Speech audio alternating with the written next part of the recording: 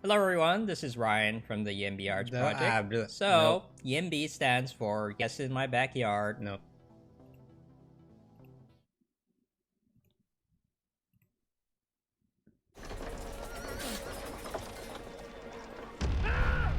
Run! Run!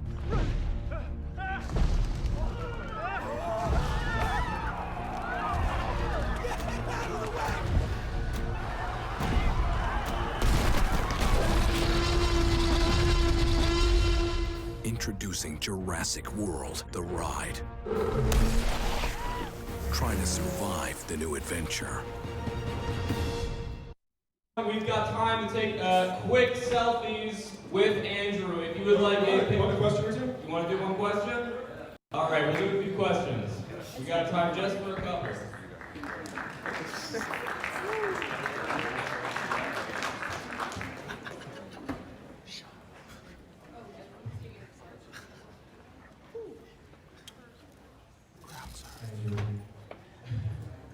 First, I want to just thank everyone for letting me run.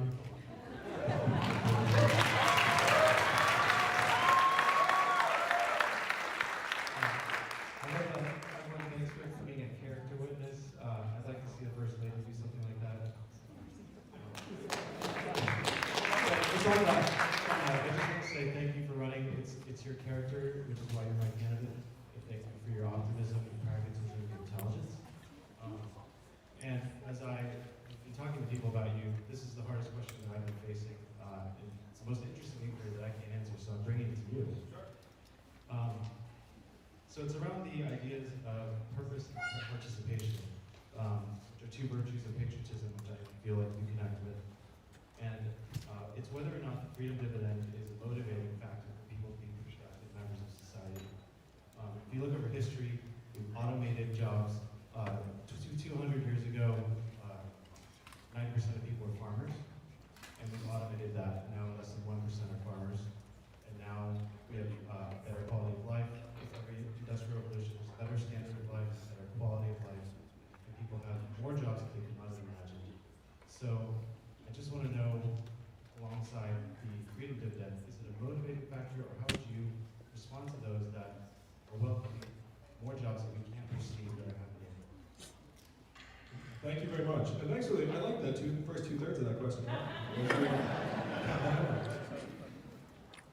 So there are actually two distinct thoughts in there, and I'll address each one. Hello everyone, this is So Ryan. the first is, won't there be all these wondrous new jobs that we have not yet foreseen as we automate away the current jobs?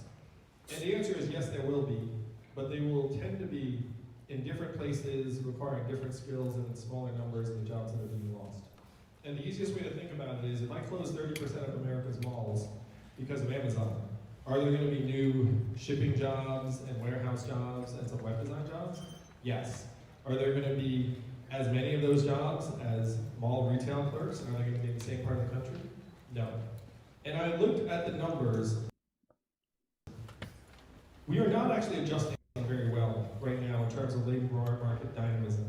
If you thought that we were adjusting well, then we would have, for example, people moving for new jobs. But Americans have been moving across state lines at multi-decade lows, which is not what you'd expect if everyone was somehow being like, I'm gonna move to Seattle, I'm gonna go get that website done. Like, that's not what people are doing in real life. The second thing is, what is the motivating or demotivating impact of $1,000 a month? And so I want you all to imagine this country, which you're gonna make real on February 3rd.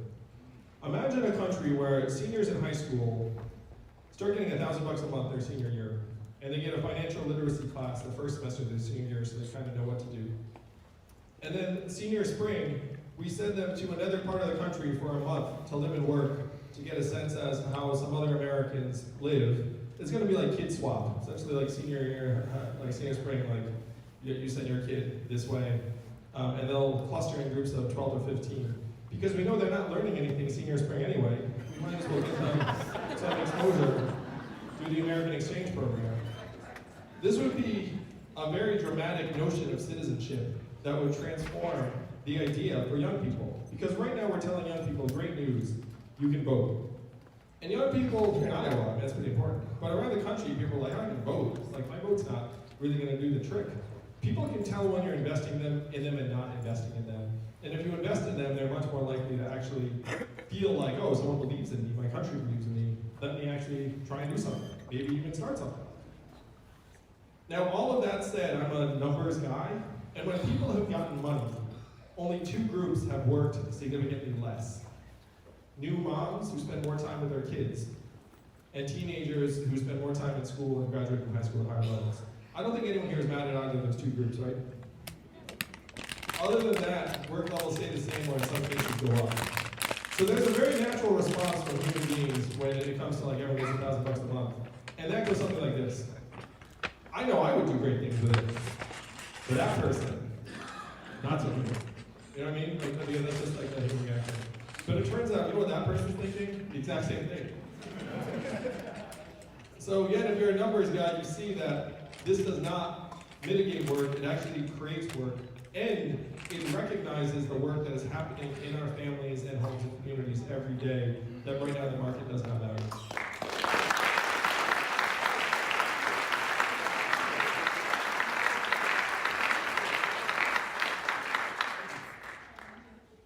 My name is Lindsay, and really I just wanted to first thank you for just taking this time out to sacrifice on behalf of all of us, and also to me. So, it's kind of a personal thing. My sister, as of a week ago, it's been 12 years since she died of a drug overdose. She left behind a 2-year-old at the time, so he's a teenager now. My mom is raising him. And that was just one of generations of that happening in our family. My grandparents raised me for a time as well. And I see this horrible phenomenon happening more and more, where people are depressed and they are helpless and hopeless, and they then go towards drugs and become addicted, and then it doesn't just affect them, but the entire generation that raised them, because then they oftentimes end up raising their own grandchildren. And for my grandparents, they were on a fixed income, and so I know what a sacrifice it was for them to do. My mom, she works in a grocery store, and she's raising my nephew. Her store that she's already worked at for some time has already gotten rid of a lot of jobs because of automation. My fear is obvious that what if it comes to her job, what's going to happen to her, what's going to happen to my nephew. So my question really is, what do you see the Freedom Dividend doing in terms of generational effects? Because in my mind, there's nothing clearer than what you're proposing to just have lasting change, but especially in terms of people who are addicted to drugs and how that affects generations. How do you see the Freedom Dividend essentially being used for them? Lindsay, can I give you a hug? Is that okay? First, thank you for sharing. I mean, that was beautiful.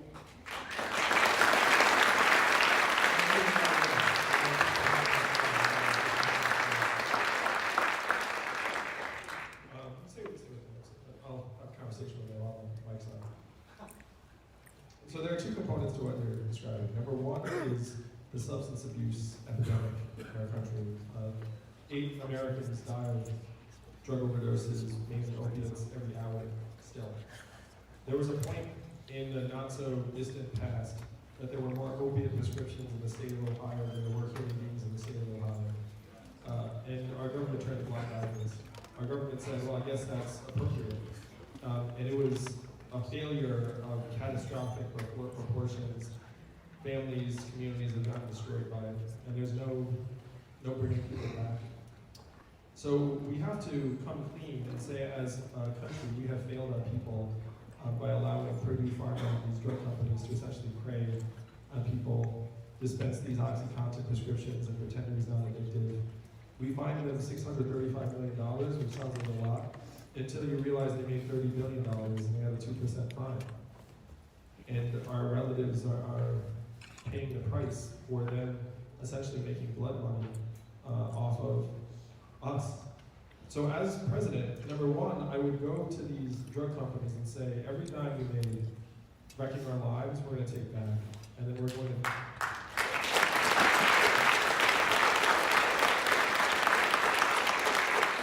And then we're going to take all that money and then some and put it back into our community so that anyone who's actually trying to get better and getting seek treatment, money should not be an obstacle for that person. Now, this is not a money problem, this is a human problem. I can't just go wave money and make it better. But money cannot be the obstacle. If we're trying to get healthier and stronger, we have to pay for treatment. Especially because the government turned a blind eye to this and let it happen. If your government screws up at that level, then the least it can do is try and give you a path back. The third thing is, because our government allowed this plague, we have to stop treating it as an individual failure. I would decriminalize opiate use on a personal level. So if you're an addict, we refer you straight to counseling and treatment and not to a jail cell. And let everyone know that's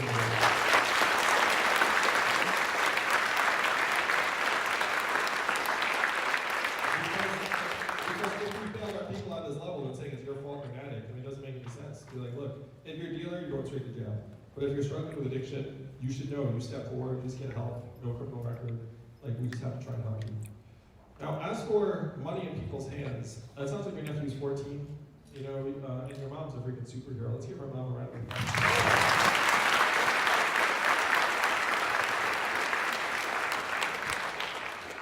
So let's imagine a situation where your mom's already getting $1,000 a month, and so her grocery store job, if it's precarious, she's not as frankly, as stressed out about it, that to the nth degree. You get $1,000 a month, and I'm sure you're be a pretty good aunt, take your nephew out to a movie or something. And then when he turns 18, he gets $1,000 a month, and so then he starts thinking, well, should I go to community college? Should I go to trade school? Should I go figure it out? He'll actually have a leg to stand on. And the problems that we're seeing in our communities, I'm going to say something that's somewhat controversial, but they're very gendered in the sense that men in particular deal very, very badly with not having a path forward. And we have a real boy and men problem in our country right now. And as a parent of a boy with special needs, I know you have the wrong boy in the wrong school that's not getting the support they need. Things can go very, very bad. And it's generally very, very bad for the boy, but it's also sometimes very, very bad for the family or the community or people around them. So, to me, this freedom dividend starts actually letting our people, letting our children, like your nephew, know that we actually care about them. We actually value them. Because kids, the biggest fear kids have is what they tell as a parent, is that they're worthless. It's like, if a kid feels like they're worthless, then it's very, very tough to somehow reverse that. And we have to let them know that they're actually incredibly valuable. They're our kids, we love them, and we will invest in them. We'll invest in them more than we invest in this corporate welfare that we're letting run amok in this country.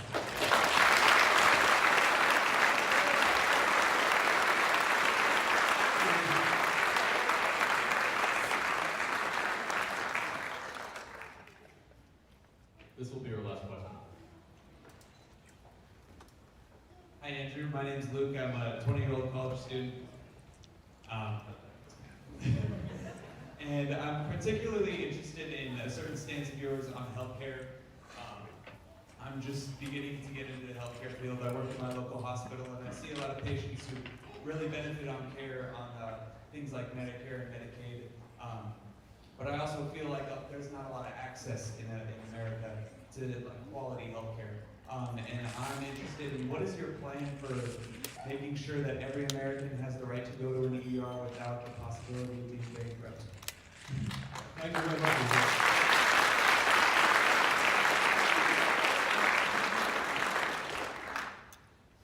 Our healthcare system is so broken. We can sense it. I'm going to share a story with you from an Iowa family doctor on the trail 2 days ago. He said, hey, when people get sick in this town, they can't work because they're sick. So they get fired, they lose their health insurance, then they file for Medicare or disability, but it takes a while, and their health worsens, they don't have coverage during that gap, and they often die before they actually get coverage again. And so what this doctor said to me was, we need to make it so that employment and health insurance are not linked.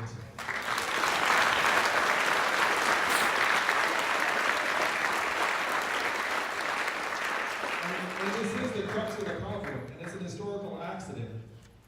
It started in World War II because we had pay caps, and then companies said, well, how can I attract workers? So they started bolting on health insurance, and that's how we wound up with health insurance associated with our jobs. It makes no sense, really. I mean, how many of you here today at least thought about changing jobs or even starting something new, but then said, what am I going to do about my health care? So if you look at our healthcare system right now, it's like the worst of all worlds. You have massive access problems, you have insurance companies trying to kick you off for pre-existing conditions, and it's keeping us locked in place. It's preventing a lot of people from making decisions that they would otherwise make if they didn't have to worry about their healthcare. So I'm the numbers guy. We spend so much on our healthcare right now, it is staggering. But it's not actually going to make us stronger and healthier. Where's it going? Drug companies, private insurers, device manufacturers. No one in America has ever gotten this letter from their insurance company. Great news, your rates are lower this year. No, they just keep on jacking it up, and it's breaking our backs. So as your president, I will push through universal health care as a right of citizenship. Make sure that we use money.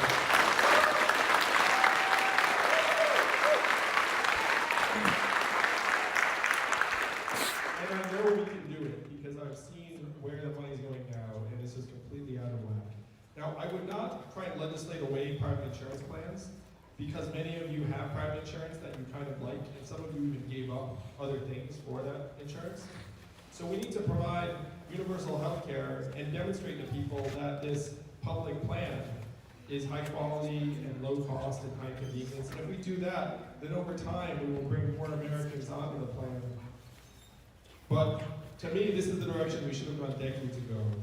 We have this hodgepodge irrational system that's been built up over decades. And just like in everything else in our country, the money's beating the people. Where these companies are profiteering at our expense. If we spent the $3.6 trillion a year that we're spending on these companies, on making our people and families stronger and healthier, you would see dramatic results very quickly. And that is what I will make happen as your president.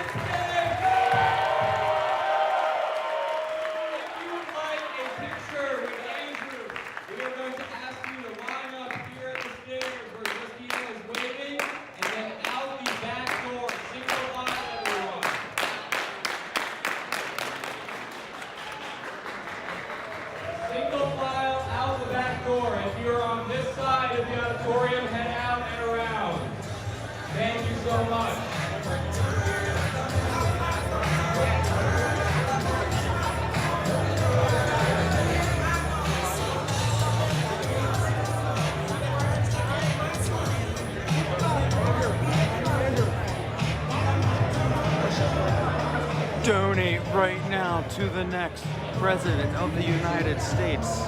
By the way, there is the stage. I mean the second floor, since you guys are all so interested in it. But donate to the next president of the United States. How much money can we raise just in this stream right now? Oh my gosh. Joshua just threw in another $40. This side today instead of on the internet. I'm watching you from this side. Yeah. I watch you on the... You watched the stream before? Yeah. Oh yeah. Hey, awesome. I think Joshua's back to the donation leader. Joshua just threw in another $40. That means Joshua is now at $600 total. Joshua is the donation leader. Thank you, Marut, for the $10 donation to Andrew Yang through the yanggame.com donation link. Thank you, Kane Noah. I don't think I said that right. For the $10 donation to Andrew Yang. Thank you, Ruby, for the $5. Shay with the $25 donation. Blong with the $25 donation. Making it rain for Andrew Yang.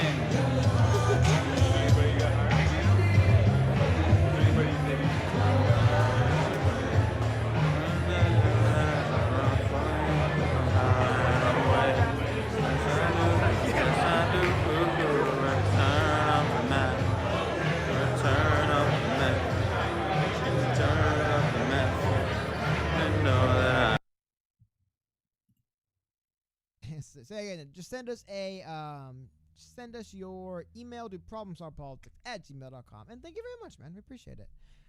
Here we go. Sorry, I just pulled it up. Also, if any of you guys are artistic out there, it's been suggested that we start having some fan art possibly highlighted during these live streams. And if it's cool enough, we might put it on a shirt as soon as we're done unloading the hats.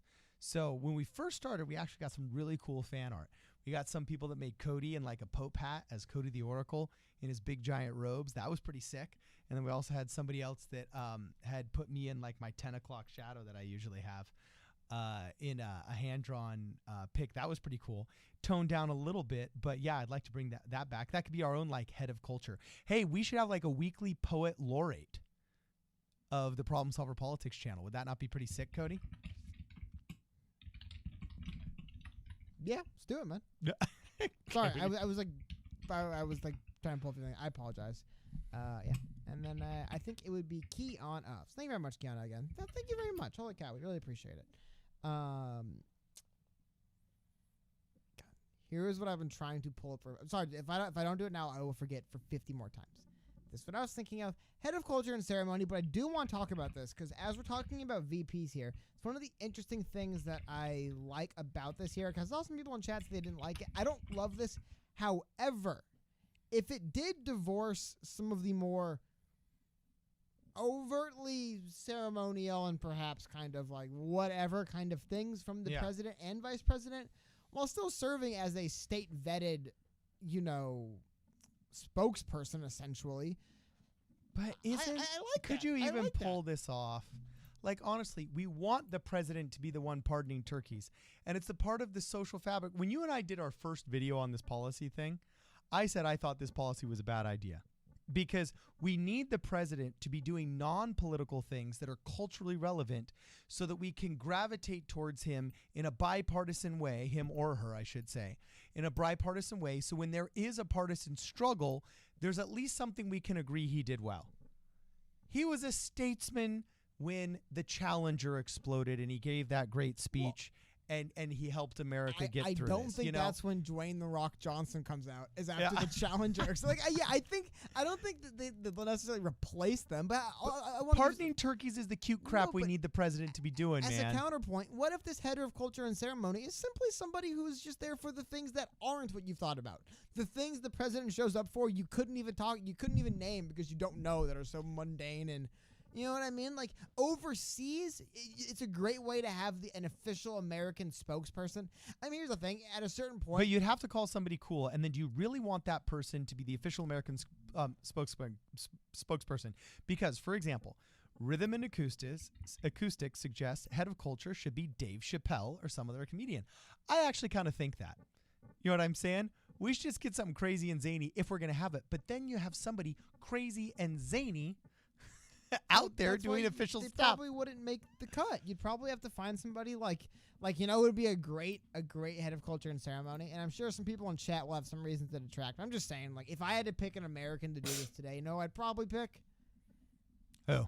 Like Tom Hanks, right? Like who is going? Yeah, that's not bad. Who is going to get up and rant and rave about how much they hate Tom Hanks? Like, Tom Hanks can go. He's very statesy. He would have to apologize for his anti-Mormon, anti-Republican comments. Oh my God! But to me personally, in the Oval Office, to me personally, okay. And then a $20 super chat from K-Boss said, "Need that dope PSP hat? What's the best way to yang someone who votes based on polls? Illinois for yang, blacks for yang." So cool. K-Boss, please, before I forget, I'm going to put the email in again. It's problemsolvepolitics@gmail.com, and we will definitely hook you up with that, man. Especially Illinois, very cool. And then really quickly, and then also, man, we're getting a lot of these hashtag blacks for yang, and I haven't seen a lot of that hashtag before, and I've never seen a hashtag, not as much as other hashtags associated with Andrew Yang. You're not looking, because I see it on Twitter all the time. Oh, well, you're more on Twitter. I'm more on Instagram. That's true. Hashtags are from Twitter. That's true. You're running the Twitter account, so that's probably just a social media platform bias. But I've never seen... Well, I mean, I've seen it, okay? It's not as prominent as, like, for example, like hashtag Paget KG, hashtag UBI, hashtag Freedom Dividend. We're always seeing those ones. But I've never seen Illinois for Yang. That's kind of cool, man. Yeah. Again, you gotta get in Twitter more. Yeah, maybe I do. Gosh. Because, well, anyway, to get to the question, though. Sorry, I want to get to the question is, what's the best way to yang someone who votes based on polls, Cardin? You know what? Okay, by Yang, I assume you mean to introduce somebody to the best policies of Andrew Yang, especially the freedom dividend, and to get them one step closer to the Yang Gang, if not in the Yang Gang, if not a supporter of Andrew Yang. Someone who votes based on polls is a very weird person. You know what I'm saying? I think what they mean is they're using polls to justify the argument of electability. I don't want to put words in K-Boss's mouth here, but I'm thinking that K-Boss is asking what's the best way to yang someone who votes based principally upon what the perceived electability of a candidate is based on polls, is I think what he's asking. And at that point, I would actually bring out polls, go deeper into the data. Just like Jordan Peterson says whenever people confront him and say, oh, well, I read a quote where you said this. He usually says, read more. What's the next sentence in that quote? So if somebody's actually making arguments against Andrew Yang based upon polling data, say, you need to read more. First off, you want to complain that he's only at 5% in the polls? He was at 0 earlier. Name anybody he was at 1% earlier. Name anybody who has gone up 500% in 5 months. You want to talk polls? Who's got the only net favorability ranking on that entire stage? Of the top 8 Democrats, assuming we're talking just Democrats, hey. With conservatives, you can actually make factual arguments based upon economic science and, Republican ideals. So I'm here for the round table. As Cody rolls his eyes and is groaning and dying in the corner. That should start in about a half an hour, so I'm just hanging out here now. Ate dinner. I had a kielbasa or something. Who's got the highest net favorability?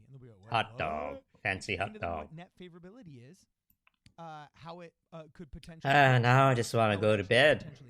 I just want to sleep now. Republicans, how it's absolutely just front runners in the Democrat Party, and how there's only one person that actually has net favorability. I'll just based upon a whole slew of polls. I'll just introduce myself and say, hey, vote for Andrew Yang. Thank you. I look at this sign and I'll just go to bed. And by the way, telephone polls aren't the only polls. Show them internet polls. Show them Google searches. Show them Twitter trends. So I don't know what to expect. Which chat are going to be in? Leon? Leon, right? Enthusiastic about him. And Leon, Cyphers, it's not a hot dog. It was like a Polish, what's it called? Kielbasa or something. So it's a little better. It's not healthy. Oh no, it's not healthy. But it was so good though. So tasty. Or was that just like a protest wiggle? I always forget that if only the world was smart enough. So I'm just watching the PSP guys, you know. Oh my god. Anyway. There was a cool town hall. Zach and Matt was streaming. Thank you very much. What are your thoughts about caucus locations changing last minute? Source. Oh yeah. So I have not been able to dig up the particular right that you're talking about yet. However, just operating under the assumption. Okay, I worked things out with CJ today. Okay, with Carolyn. Okay, well, so everything is good. Some locations are not. Okay, I told her.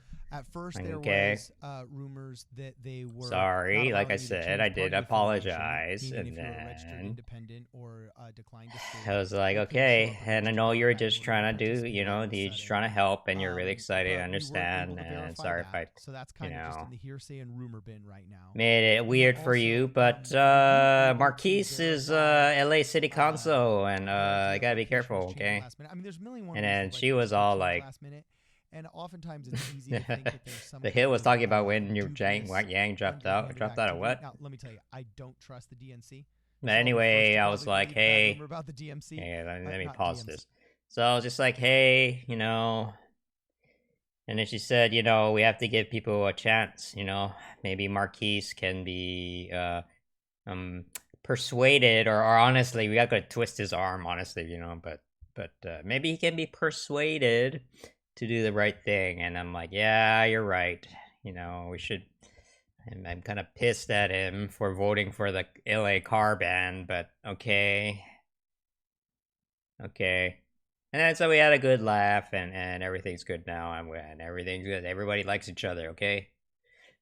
Don't spread drama. Stop spreading drama. Oh man, there's so much drama everywhere. I can't keep up, man. Oh man, I thought the Yang Gang was gonna be drama free, just the way I like it, but no, no, it's just people being people, man. Oh, if Yang dropped out, who would they go to? No one.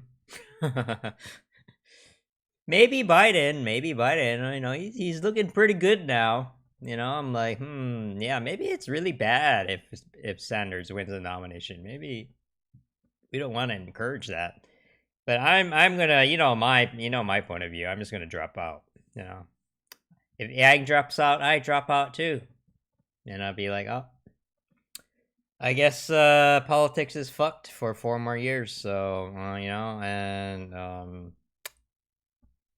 so I'm out of here.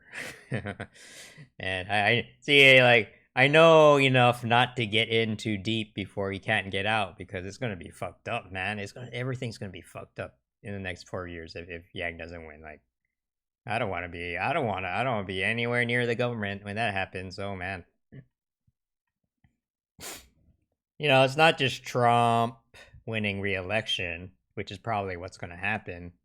It's just like also just the bitterness from the 2020 elections is just going to be so festering, right? Like if Sanders or man, even if Biden wins, man, people are going to be so bitter and angry at each other. You go to Biden since he got no shameful bills passing. I know that's like the best you can hope for. Well, at least Biden. See, they're even calling you can see where they're even calling this into question. They're like, at least Biden's not a pedophile. Oh wait, they're accusing him of being that right now. Like it's so messed up. Like, dude, Joe Biden is not a pedophile, okay? Like, I don't know why people keep on trying to make that argument, The mock caucus? Oh, wait, there's a mock caucus? Oh, wait, I want to see that. Oh, wait, it's right. Speak of the devil, it's right here. Hey, where did he go? Stop running away. It was right there. You saw it. It was just right there, and then Twitter took it away from me. That's what they do. They make you happy, and then they take it away. There it is. Okay, there. Okay. Biden, Tulsi, and Amy were not viable? What?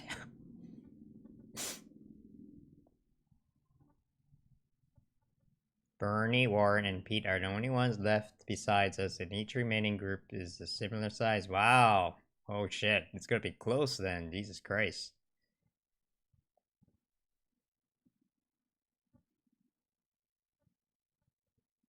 Second was 34.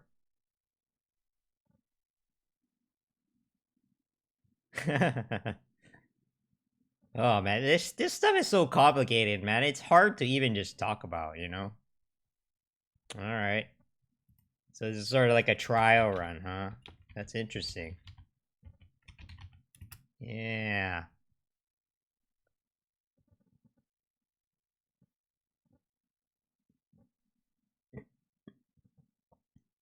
Erika got KTLA to cover. Oh yeah. I saw that. Erica's amazing, man. Not that one, but the you know what I'm talking about.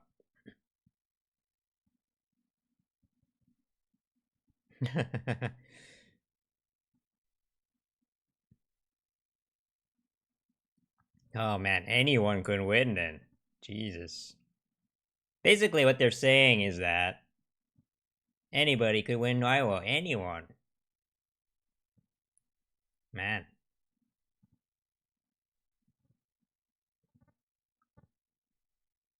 Yang are procrastinating. This is kind of true, actually. It kind of shows in the way we organize things. In a minute, like, what's going on? What's the plan? I'm like, I don't know. What's up? Just show up. We'll just show up. We'll figure it out. And you know, wait, no, never mind. Does Yang Gang like tests? Do they like simulations? I guess they do, huh? I hate tests, man. I hate tests. Hate tests so much. It's my grades was bad back in school. I was a bad student. I'm a bad student, and I'm Asian. You know, it's like, wait, yeah, but we have a chance, right? It shows like we are competitive. You know, we're living in one where we win. Yeah. I like that saying, actually.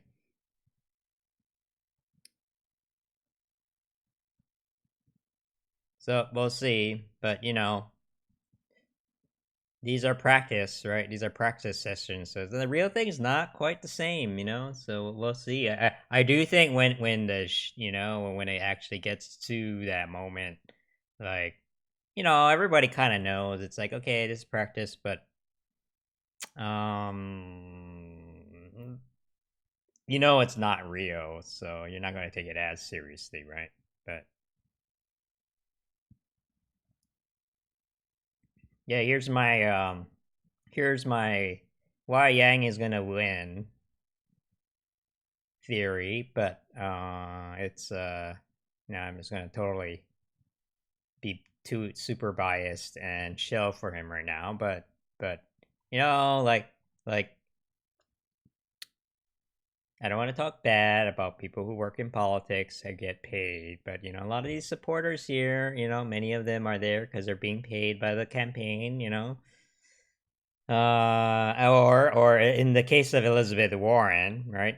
Warren has a lot of supporters who are very, very interested in working in politics in the future. So a lot of them are like, you know, I don't know, poli sci interns and so on and so forth. So you just gotta keep that in mind, right?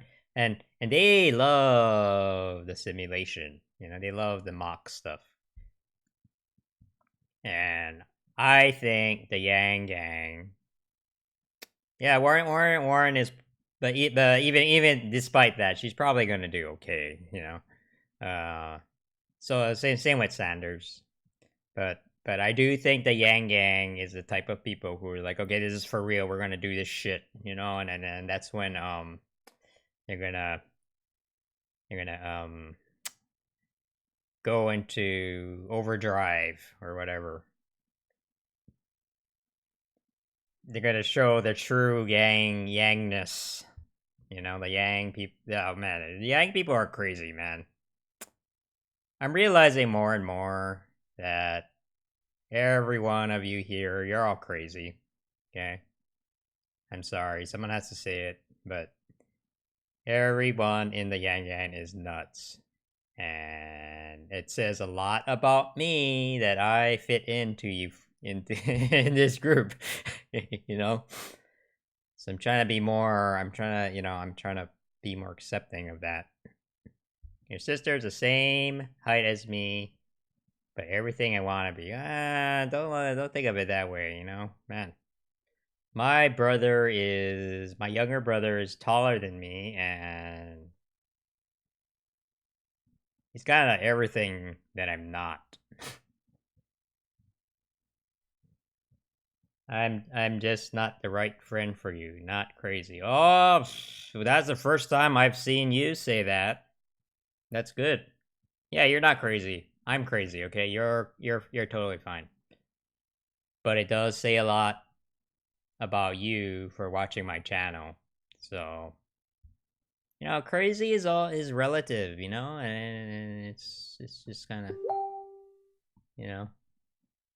And you can be totally sane today, but what about tomorrow? What if tomorrow you get triggered and then you lose your sanity permanently, right? So just be careful, okay?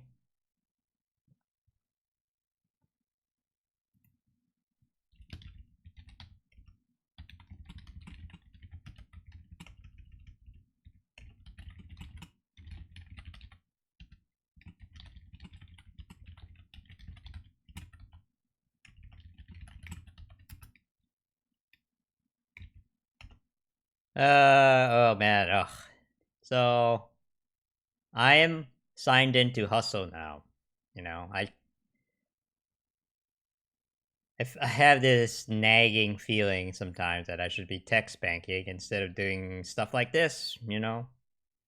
But I think I don't know. That's something I talk with a lot of creative people all the time. Like, should I make that Yang, you know, beanie doll? Should I spend 30 hours, you know, making a cute little Yang and Evelyn doll? Or should I text bank? Which is more productive, right? Hard to say. I don't know, you know?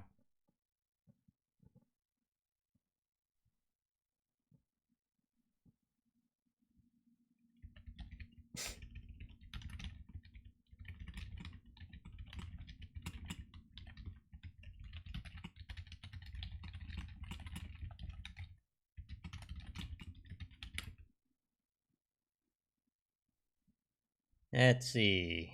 So what's going on? What's going on with the thingamajinks?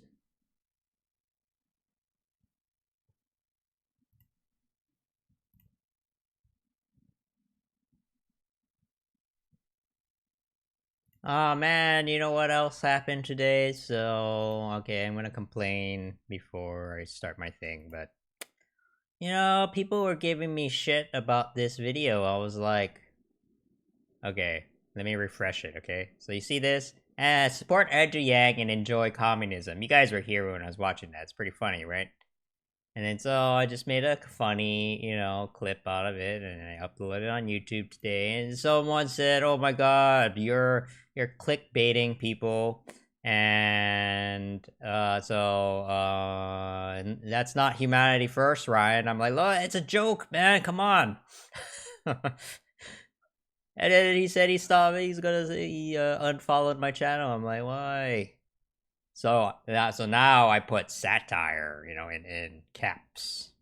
Satire. Look how bad the stats are on this thing. Wow. Wow, a lot of people were pissed, man. Like, look, 42 dislikes. Wow, that's worse than the birdie videos, man. Like, oh man.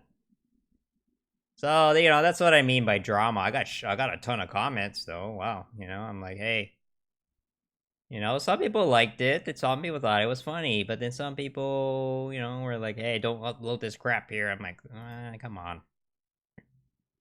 No, why is it so serious? I know people are very stressed out. Okay, I'm not taking it personally. People are just like, "Oh my god, I was coming in 2 weeks, and then you know what I'm gonna do? It's gonna change my life." You know. I know. I was like, I thought it was pretty obvious that it was a joke. Even the video I made the video itself is a joke. And the video maker even said that in the video, you know? So it's a joke of a joke. You know, it's like 2 layers of jokes, and then people are like, oh my god, you know. And this is like way over the top, man. Like, dude, nobody. You think I'm serious? Like, I don't know. Anyway, okay. I'm not gonna complain about it anymore. It's fine. It's fine. People are just stressed out, and it's not personal, okay? So the guy who unfollowed me, I said, you know, I'm not mad, okay? Just, no hard feelings, okay? And he said, yeah, no hard feelings. I'm just not gonna follow your channel anymore. I'm like, okay, that's fair. Oh man, and talk about drama. Apparently, Eliza, right, everyone's favorite lady, or I don't know what she is, but apparently she used to be a, and I can say this because she told everyone, but she used to be a human trafficking victim. Like, wow, holy shit. You know, that's some heavy stuff right there. Good. Oh my god. So bots don't know it's satire. Yeah, are they bots? I don't know. They seem Yang Gang. That guy on Twitter seemed pretty Yang Gang and pretty upset. So I think it's real. Survival advocate. See, she's for real. That's some crazy. That's crazy shit, man.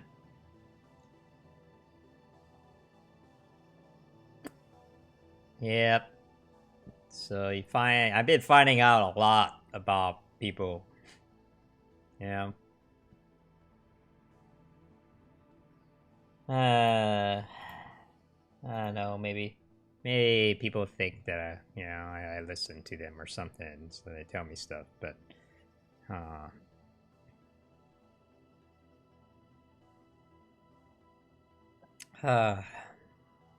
it's okay.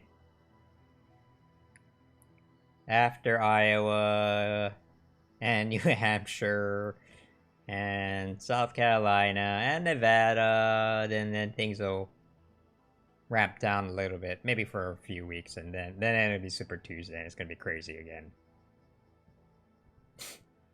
Oh man. Well, I hope you guys are ready. It's gonna be non-stop.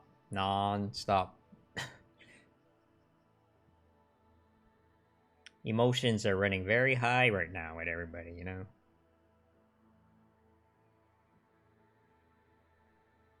Me too, but it's relative. I don't show it, but I feel it, you know? That chicken over my head.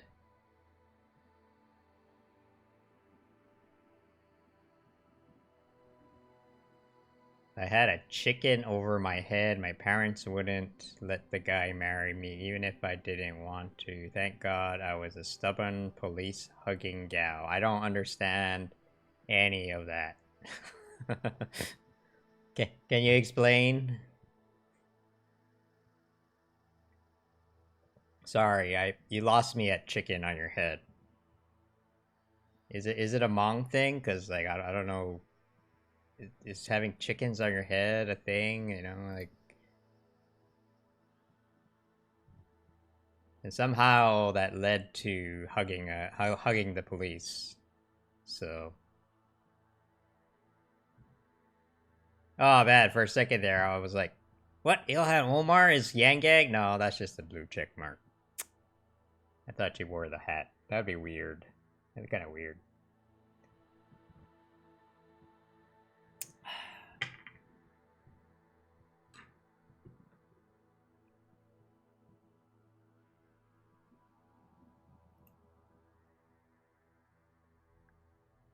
Hmong culture. Oh, you. Oh, okay. It is a culture thing, okay? That shows my ignorance, okay? Well, sorry about that. So, okay. So it's like, hey. Hey, you want to marry my daughter? And do you like chicken McNuggets? Yeah. I don't know. That's a strange custom, though. I guess there's similar things in a lot of cultures, though, right? Yeah, yours just happened to be a chicken.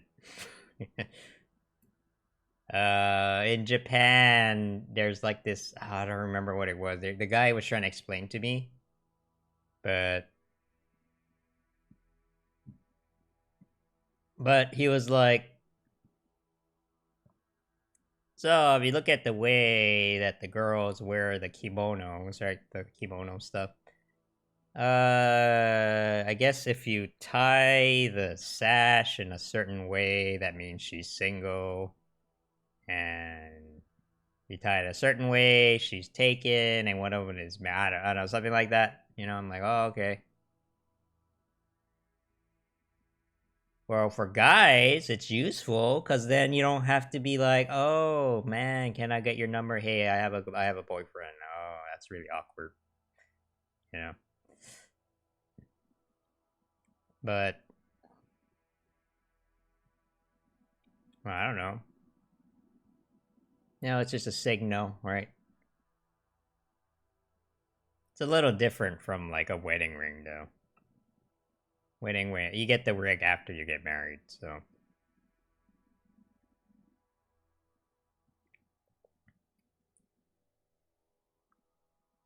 Are there anything you can wear over your head if you want guys to fuck off? You know, is like so instead of a chicken, you put on a duck or something. Do you even notice at all? Notice what? Are you talking about the kimono thing? If you're talking about the kimono thing, I was on vacation with my parents and I was not in the mood to pick up girls, if that's what you're asking. I'm not gonna be like, okay, wait, hold on here, mom. I'm gonna get her number, okay?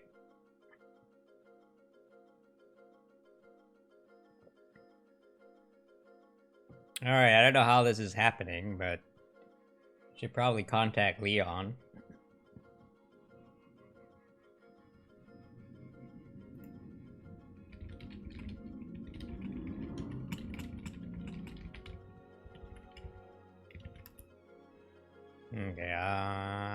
Okay, I pinged him, so...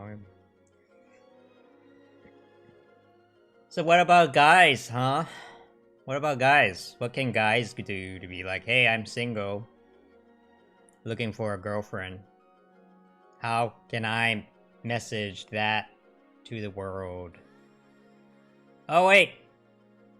It doesn't matter because guys are always looking for women, even if they have a girlfriend. So that's a dumb question. That's a dumb idea. I don't know. That's kind of bad, actually. I don't know. Are there some? Is there like I mean, I guess it's the wedding wing, right? Thing. It's just like okay.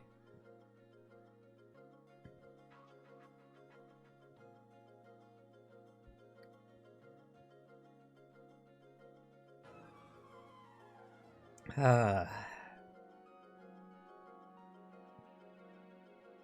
gonna try to stick to drinking tea so I sound a little bit more better.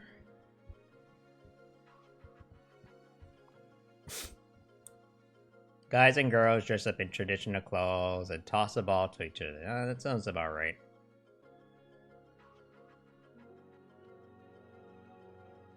Actually, the Japanese people do that too. Actually, they're like, yeah, you know, you dress up in traditional clothes and you go walk around. You go walk around and you go to the temple and you do something, and then I don't remember what you do. And then sometimes there are balls involved, you know. I don't know. Play that catch the ball on the stick game. No, that's I don't even know what I'm talking about. Okay, don't. I am not. Just for the record, I am not an ambassador to Japan. Okay, so don't let me represent my people, because that's a bad idea.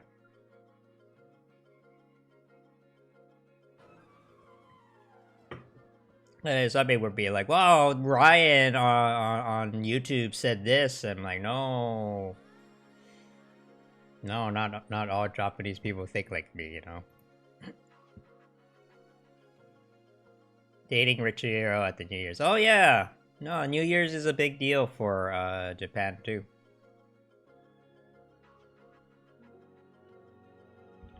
So, New Year's is like a big celebration. Stop donating to fellow Yang Gang members. I'm like, yeah, it's not wrong. Give me money, but except for me, donate to me.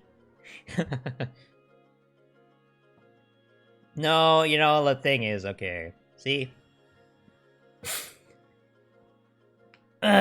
all these, you know, here's where I start turning into boomer, but all these kids getting all excited over Andrew Yang, and they're like, I really like Andrew Yang, he gives me a future instead of death, you know?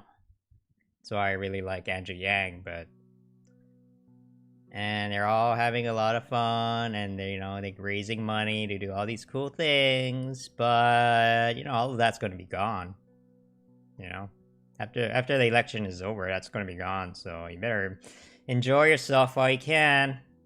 But, see, I planned ahead, and I'm making content now that, oh, Angels, I'm gonna be, I'm doing a roundtable today, so I'm talking politics with some of the, folks on Twitch. So that's why I'm here tonight. It should start in like 5 minutes. Probably later, you know, I don't know. It seems a little informal, so. So I'm here doing a, odd hour.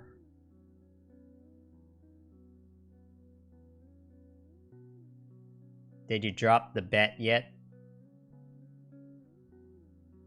Man, okay, yeah, your snarkery mark is evolving. Okay, I gotta give you credit for that, Hank.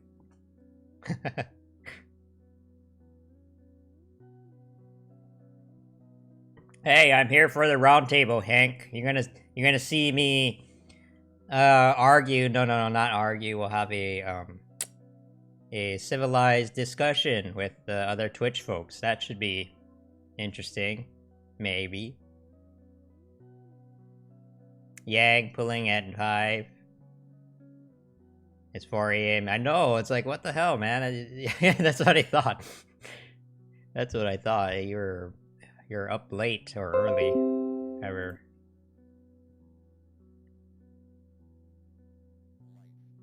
I might be canvassing next Sunday. Yeah, I did a lot of stuff. I didn't text bank yet. I set up my computer to text bank, so I'll probably be doing a little bit of that. You know, just so I'm not one of those people that sign up and don't do anything. You know, I should at least do a couple of texts. I can't broadcast that, but no, we have like 7% and we have 8%. Yeah. And then we're also qualified for the next debate, which is hilarious, by the way, you know.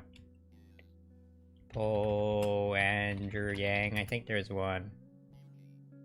You're doing it with Tampa. Huh. Yeah, so, man, I was doing a lot of stuff, man, and today I made a video explaining why I support Andrew Yang as an Asian American. You know? So I'll probably get that out maybe tomorrow, but I donated this video to this guy named Steven. Also, yeah, I made a video out of this and people are giving me shit over it. Hank, I think you'll find it funny. People did not understand that this was satire, and so media is underselling. Really, you think they're underselling the virus? Yeah, the polls don't know shit. Yeah, you're right. But anyway, we're in the next debate. Who cares? It doesn't matter. Polls are shit. The only thing it matters for is getting into the debates.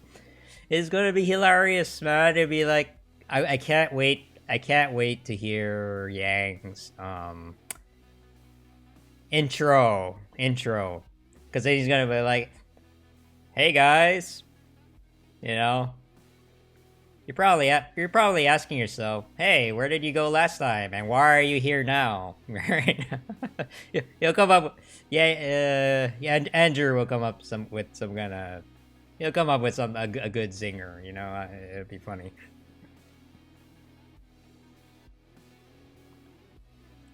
What? There's a vaccine for the virus? Neighborhood that has for okay. So you're getting direction from the campaign for the canvassing. That's news to me. Vaccine, I don't know.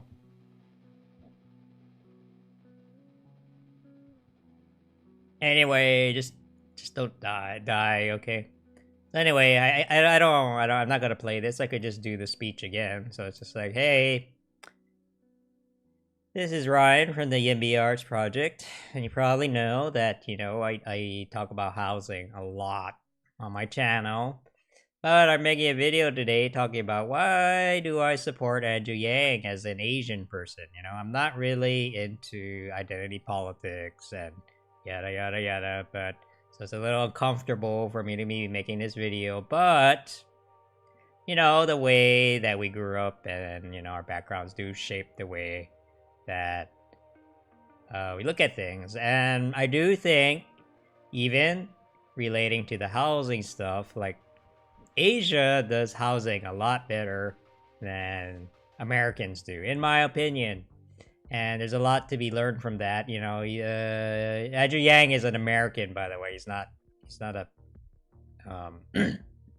he's not a Chinese government operative, okay, in case you're wondering. So that's why I support him. You know, that's why I support Andrew Yang, you know, because I do think that he's going to be good on housing, and then, you know, a lot of the good ideas in housing can be brought over from the East. Or something like that. That was terrible. This video, I was much more concise, but yeah, that was the gist of it. I'm just trying to like run my mouth off right now. Just like, ready.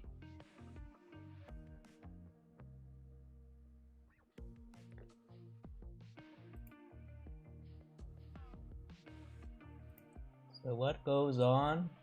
What goes on where? What? Okay, I mean, it's 10 p.m. Eastern, right?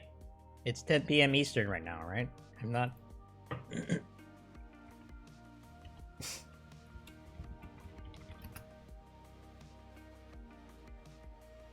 Right.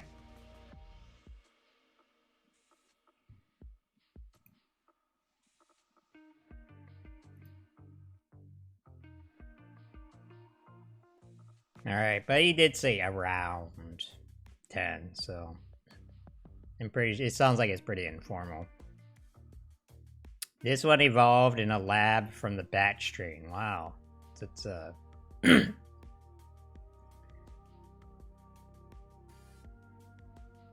So there's a virus, and then it was born and raised in the lab. And then it got tired of got tired of being tied down, so I decided to leave and then infect everyone in the world. Wow.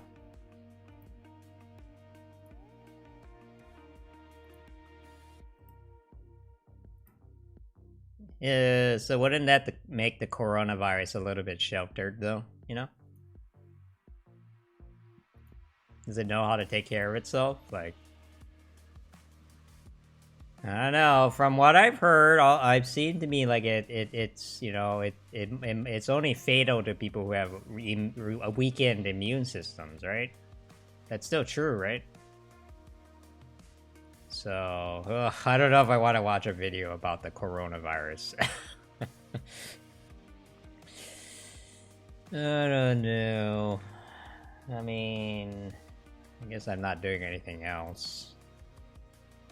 So this is going to be a very interesting video, as I've been doing a lot of research right now on, of course, the China coronavirus and the theory that it came from Chinese people eating bats. Wait, is this real? This is photoshopped, isn't it? This bat soup thing is a little bit racist, okay? Like, dude, I know Chinese people eat weird things, but don't connect something that makes you feel uncomfortable with a deadly virus, okay? Just saying. Or whatever. Which we're going to question and look into a lot. Now this is fake. I know. I know what I've seen this picture before. Interesting details surrounding a lot of the information that we're getting. Some of it. Oh yes, it was SARS, Ebola, measles, but this time. Fear-mongering, some of it we should be taking seriously, but we will be breaking all of this down on this independent media organization that is supported by clothes, t-shirts, hats, all of which you could get on our Teespring store. And by purchasing these very well-made, professional, amazing, eye-opening, conversation-starting t-shirts. This guy's an Elizabeth Warren supporter, isn't he? I can tell. I'm getting better at reading people. This is the newest one that we have right now. Yeah. You allow... Yeah. Warren loves Jack Daniels, man. Oh, yeah. Heck, you know, you'll get a kick out of this. So, I've been talking to some other people who are in Iowa right now. And the Yang Gang and Tom Steyer is sharing the same hotel. So they're hanging out with each other, talking to each other. And I think Tom is actually in the hotel too sometimes. Oh man. I know, I was making a joke, okay? It might have been a bad joke because my throat is punishing me now. Anyway, rumor on the street is that Tom Steyer is actually a drunk. So, his staff members apparently have told the Yang Gang that, yeah, Tom Steyer, when he's not on TV, he's just like drunk all the time. And I'm like, oh, really? And I'm like, oh yeah, I can see that. Yeah, I can see that. Because I guess that's why he's so robotic, you know, when he's on camera. He's just like, I am a good person, you know, vote for me. You'll see this advertisement in 5 minutes because I have so much money. But, oh, here we go. Oh, it's starting.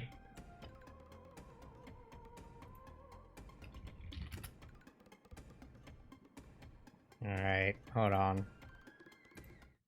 Okay, well, I won't be able to know what's going on before the virus destroys me, but...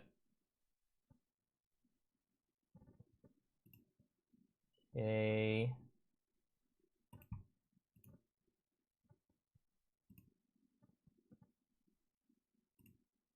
Oh.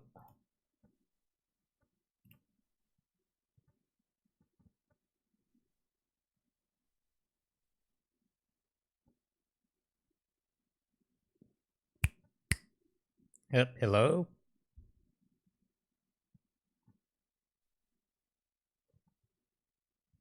Give me a sec.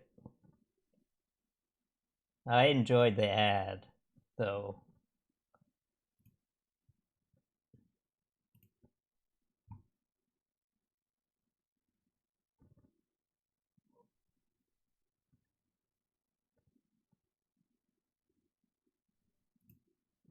Oh, there you go.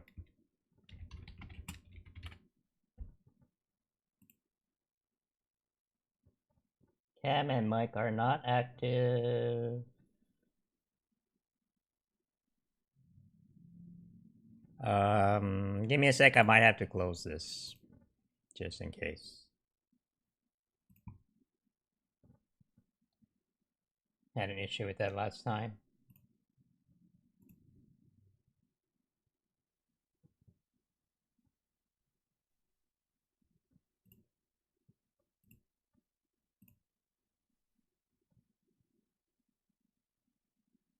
Okay.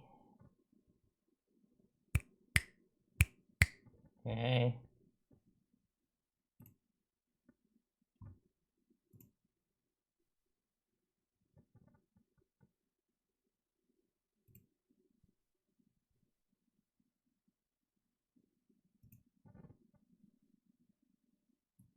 Well, here I am. I'm in here somewhere. What issue? Are you talking about the Ronde? I have no idea. I'm just here.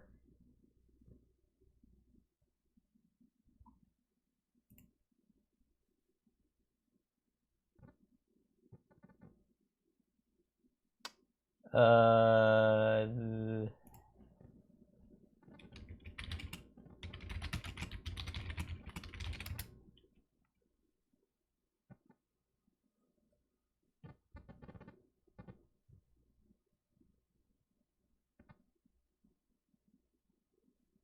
Having a little bit of issues.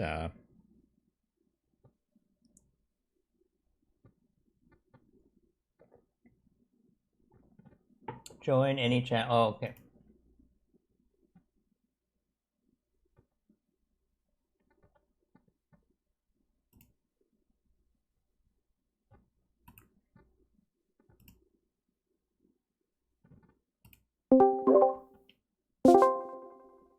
There we go. You're Hello? You're unmuted. Oh, can you hear me? Yeah, I got you. Okay, great. Thanks. Yeah, no problem. Yeah, sorry. Like, I know you reached out to me a long time ago, but I've been out for a while. That's no, it's okay. I'm not always consistent either. Oh, And I'm yeah, really yeah, bad yeah. about dropping stuff. Hey, but you've been doing this for a long time, man. I'm pretty impressed, actually. Thanks. Oh yeah, how long have you been doing it? Because as far as I know, people have been saying. I mean, "Oh, I did. I started streaming 5 years ago as like a gameplay streamer, like playing N64 stuff. But I started doing politics Mhm. stuff sometime last summer. Wow. Okay, so over a year. So, then. so, Ah. yeah. The gameplay stream, I just didn't have enough time to be consistent, so I dropped it. And Yeah. I don't have any of those usuals follow me anymore. So I kind of started over. Mm-hmm. But cool. Yeah, no, it's been fun. I like doing the yeah. social roundtable stuff a lot. No, I watched I watched your last guy stream on Friday, and I just noticed, oh wow, you're talking about housing. You know, I'm like, oh, and I think you're bringing up a lot of important issues there. You know, and I think it's important that, because you know all the stuff they talk about in the media, it's just like I don't know. My brother convinced me to like, yeah, you gotta really go, you know, because he really likes the format where it's just real people talking to real people, you know, and that's what it comes down to, I think. So yeah, thanks for the invite. Yeah, it's no problem. Yeah, I think it was Frozen Harlequin that recommended you way back. Yeah, I haven't seen him in a while. I think he's busy with school or something, but yeah, I know they're in college. Which, I mean, to be fair, that's why I stopped streaming, is I just didn't have enough time between that and college, so I made my choice. Me too. Well, I'm not a student, but you know, life happens, man, and it's hard to. Yeah, but I do think, like, man, I wish there was more politics. Like, I wish you guys had a bigger presence, you know, on Twitch, because this whole politics thing is new, right? Like, they created a new category. Yeah, a little bit. There's, I mean, you got some like really big people like Hassan and Destiny, obviously, but they don't necessarily spill over to other political streamers. Right. They're still in just chatting, I think. Kind of. I know there's actually kind of an argument about whether it's better for you to be streaming in the politics channel or in the just chatting channel. Mm. Well, like from what I've seen is like just chatting is like when you hit like 1K plus. But like politics works for lower. Like I only have like a few years, so it's always good for me to join or politics, because whenever anyone searches politics, they can come across my stream. I know, I've been #1 a few times, and that's yeah, with like 10 people, yay, you know. Oh, but like it's very easy to like sorry. get above 10 and just got chatting, which is always nice. Oh, you can cycle through the cameras too. That's Oh, sorry, is the train in the background? Oh no, I live right next to a train depot too, so. Oh, okay. Yeah, my town is well known for the number of trains in it. Like, just expected you're gonna run into it sometimes. I get mine is a depot, so I get all the screechy, breaky noises. Ooh.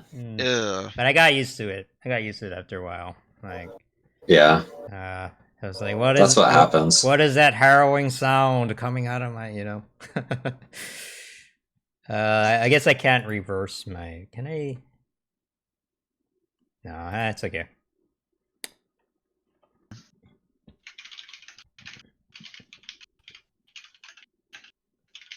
Yeah, but thanks for hosting this, Leon. Yeah. Yeah, no problem. I enjoy it. I think Freems will be joining us in a bit. It's probably better for him to have at least one night or two where he doesn't host all of it. Yeah, definitely. Because Definitely. he does a lot. I think he and I were talking. What we're gonna start doing the Wednesday and Thursday ones, because he's at a place where these are running really late and he doesn't want to stop, but he has work in the morning. Mm-hmm. So I think we're gonna have something where he'll like host it for a few hours and then I'll host it afterwards, and that'll like if he needs to leave and sleep. Yeah. Without like the party ending. And without it being like freaking 3 a.m. and still doing streaming. Yeah, which I'm at a place where I can kind of sleep in a bit, so it doesn't really bother me. Yeah, okay. That's always good. I was like that for a little bit, but then I changed my major to poli-sci, and then that messed up my scheduling. Oh What was no, your major poli-sci. Yeah, political science. I was business before. I just couldn't stand it. It's just too dry. I figured like if I want to go into business, I can just get a major in it. Hmm. Yeah, the content, as I don't want to speak bad about it, but it seems like most of the academic work is pretty straightforward, you know. In business. In business, yeah. Yeah, it really is. It might not. It's like honestly, like the first semester was like less than like reading a book. Oh, okay, yeah. I hear the same thing from people who get their MBAs, and they're like, they just you know, they just get it because it looks good, right? And I'm like, what did you learn? Nothing. Nothing. I learned how to dress nice. Yeah. Shake people's hands. It's like, oh man, there's a lot of suit wearing. Yeah. I need more suits. Everyone listens to a man in a suit. If you're gonna do if you're gonna be a politician, you're gonna have to wear suits too. Unfortunately, I like suits. They're actually pretty comfortable. You like suits? No. Yeah. I have never been comfortable in a If suit. you're in a good suit, it's comfortable, but it has to be a good suit. Okay, Like- you're well suited to your major. Okay, got it. Yeah, you're gonna do well. Okay. I work in tech because I don't wanna. Because you don't want to wear a suit? I don't want to wear a suit. They look at you with suspicion if you wear a suit. Like, no. He's going for a job. See, I don't know about this taking guy. the major. Yeah.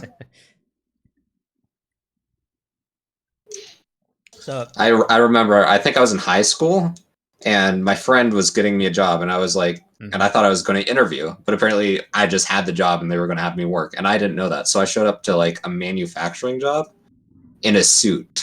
And they were just like, start working. And I'm like, I'm in a suit, dude. I'm like, this is nice. You just want me to start working? That's pretty funny. Okay, well, okay, haul that shit over there. I don't give a shit. You know, like, yeah. I'm like, okay, let me take off my sports jacket. Yeah. Like, okay. Yeah. That's a good story though. Yeah. My friend is so bad at communicating. Oh. Yeah, I had one. I showed up for what I thought was a job interview. Mm-hmm. But what it was is it was actually like a written test. Oh yeah, and sometimes they do that. They were doing a written test, which nobody told me about. So I showed up in like a full suit, ready to interview with like everyone else in like a t-shirt. I did get the job though. Hey, you care. Hey, maybe it worked. Maybe the Maybe. suit worked. Wait, what kind of job was it for? Like what? This was like it was kind of like an intro engineering job. Okay. It didn't last. They pretty much kept me on for one project, and they're like, okay, well, we don't need you anymore. Oh no, that happened to me too, man. Oh. Yeah, that's how I ended up in graduate school. Oh, what are you studying? Do you guys engineers? I actually just finished. I just finished my PhD in technology management. Wow. Well, but I'm an electrical congratulations. engineer. Thank you. I'm a little weird. Yeah, we actually.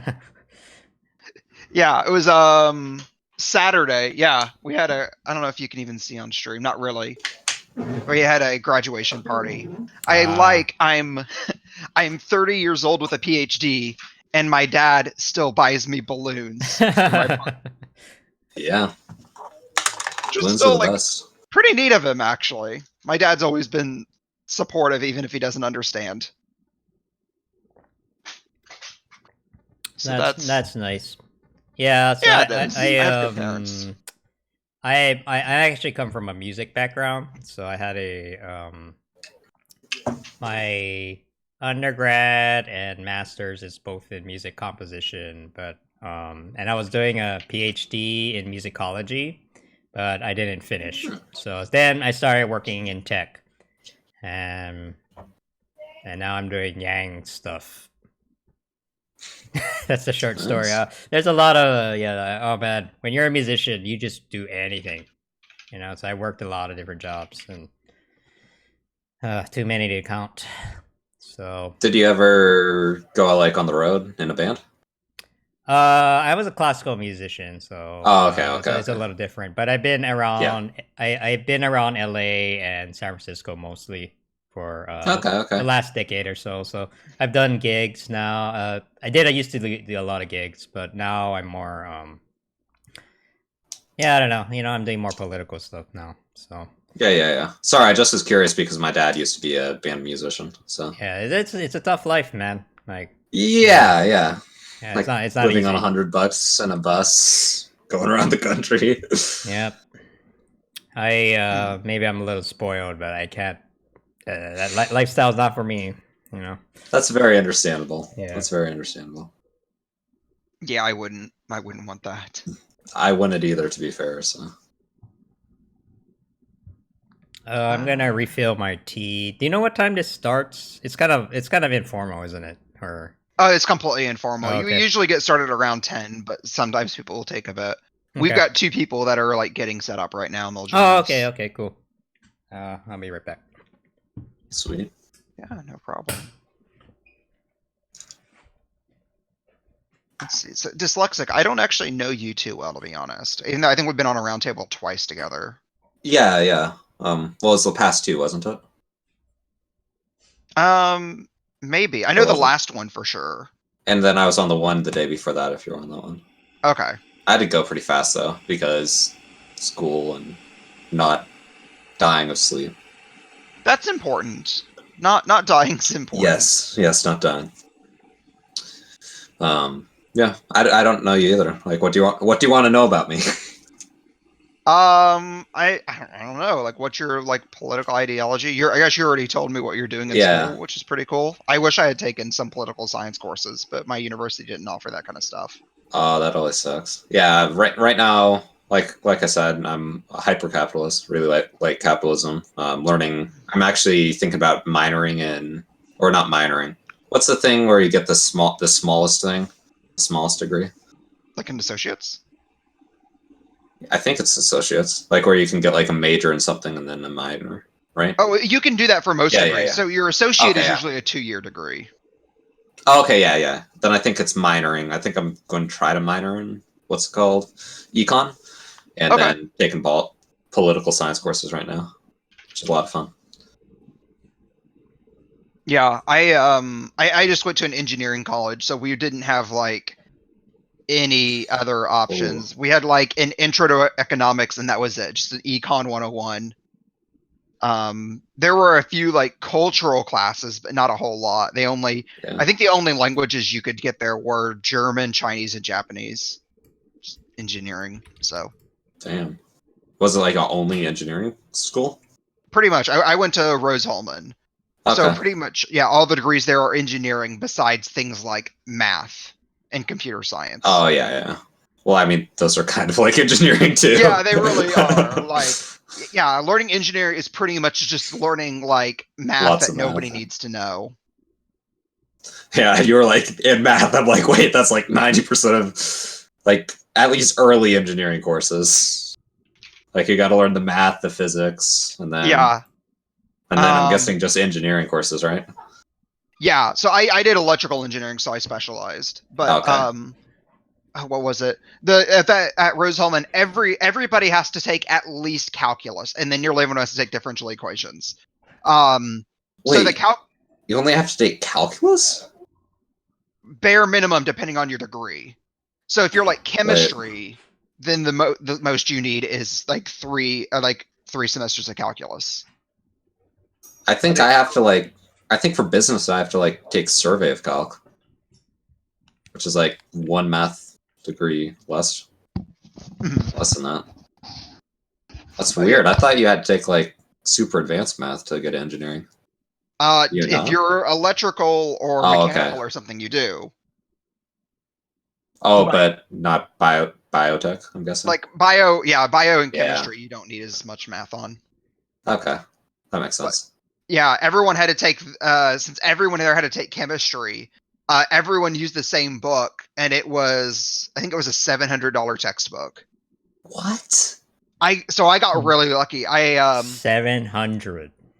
Wow. $700 for Damn. a single textbook because everybody at the university had to have it. So I had a friend.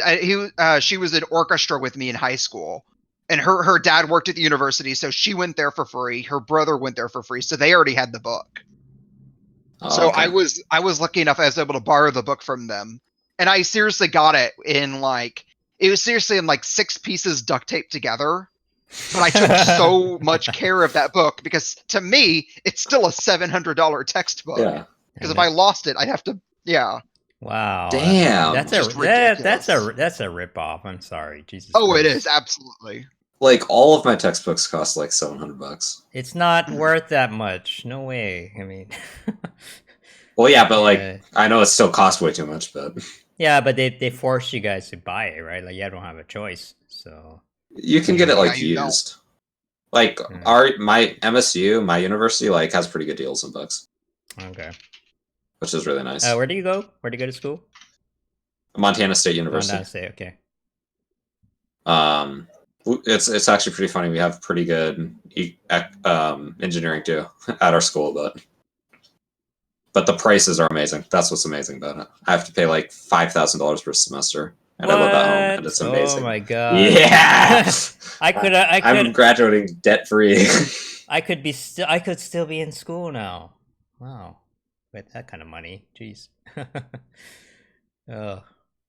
Oh man, it's terrible here in California, man. It's terrible. It's just like I went to art school, and when I was going, it's like this was a while ago, and it was like 24,000, right? And that's a lot, right?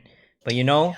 But see, here's where it gets worse. It's like now I talk to the students there. How much you paying? Over 50K. So it doubled Per semester? It doubled in the last like 5-6 years. That's insane. Like, wait, is that per semester or a year? That's annual, I think. Yeah. Oh, okay. But still, that's like yeah. It costs twice as much. Like, yeah, I don't know. Like things are out of I control. can probably get my master's for that. Mm-hmm. Yeah. Yeah, I can. You can. Let's see, 4 years. Yes, I can do it for less. Yeah. Oh god, everything's so expensive. I wish I had free schooling. Yeah, maybe we should be talking about that today, huh? Free college. Yeah. So I've got a few like topics we can talk about, but otherwise, like I said, this is just completely.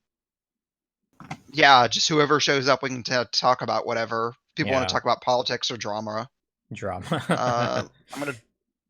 Let me go. I'm dragging someone else in. Okay.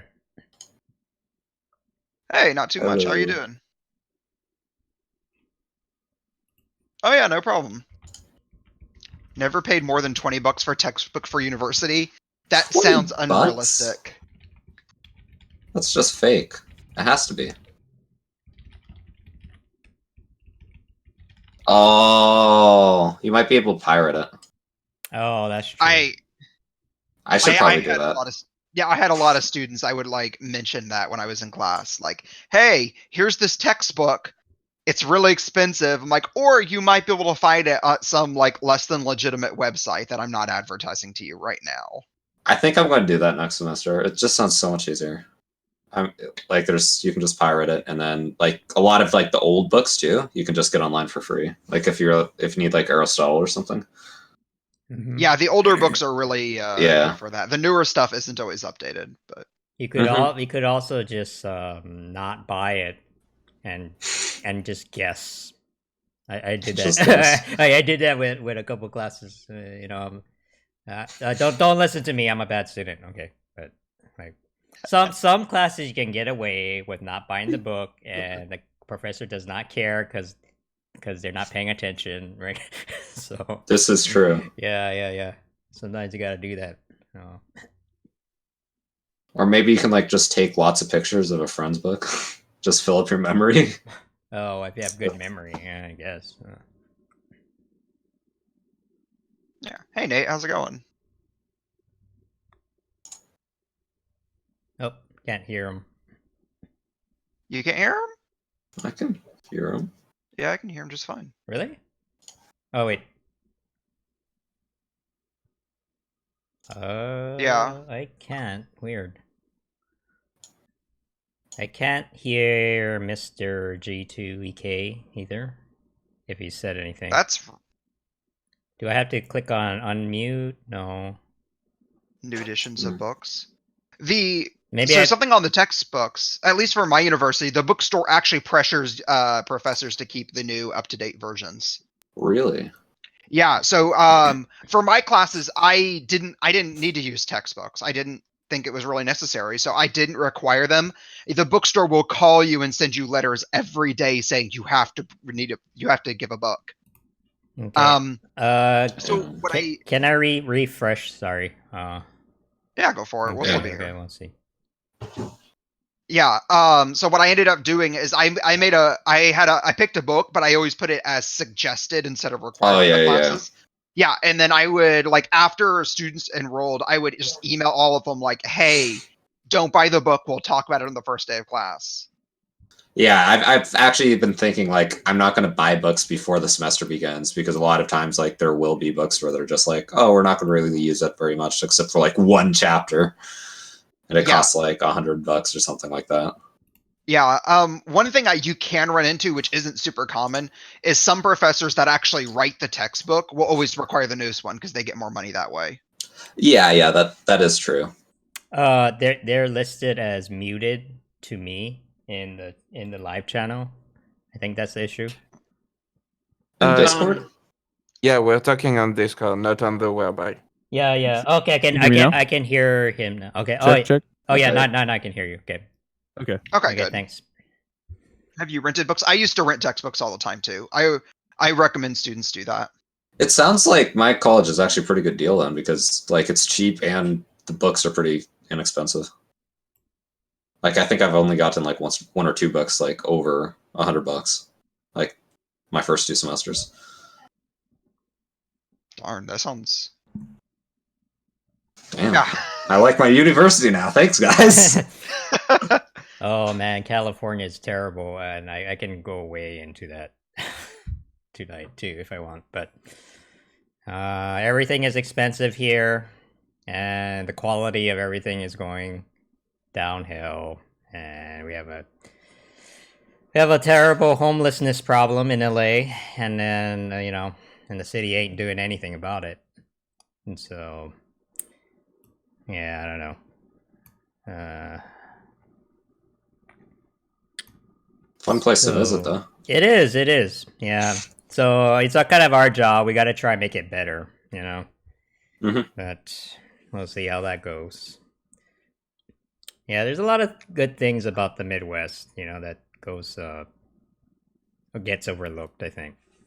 I used to go to I went to University of Illinois in my undergrad, so I have some idea what that area is like. But yeah, it's definitely very different. It's like going to a different world when I go to LA. yeah, where are you from originally? Montana.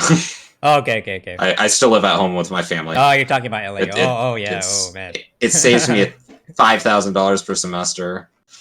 Oh no, I did that through my master's. Even the start of my PhD program, I was still living with my family.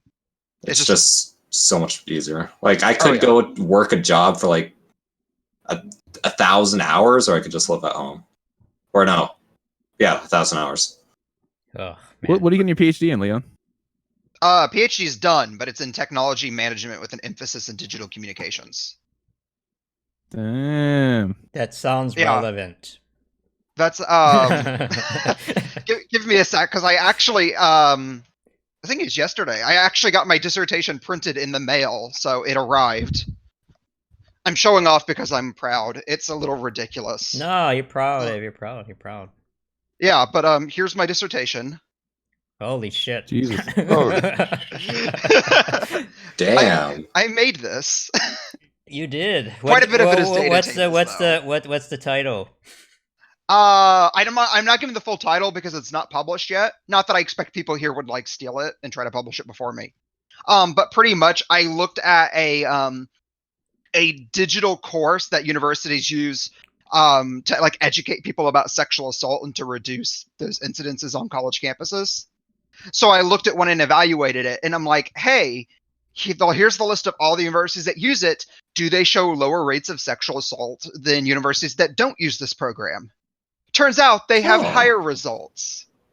Really? Really? Yeah. Wow. Damn.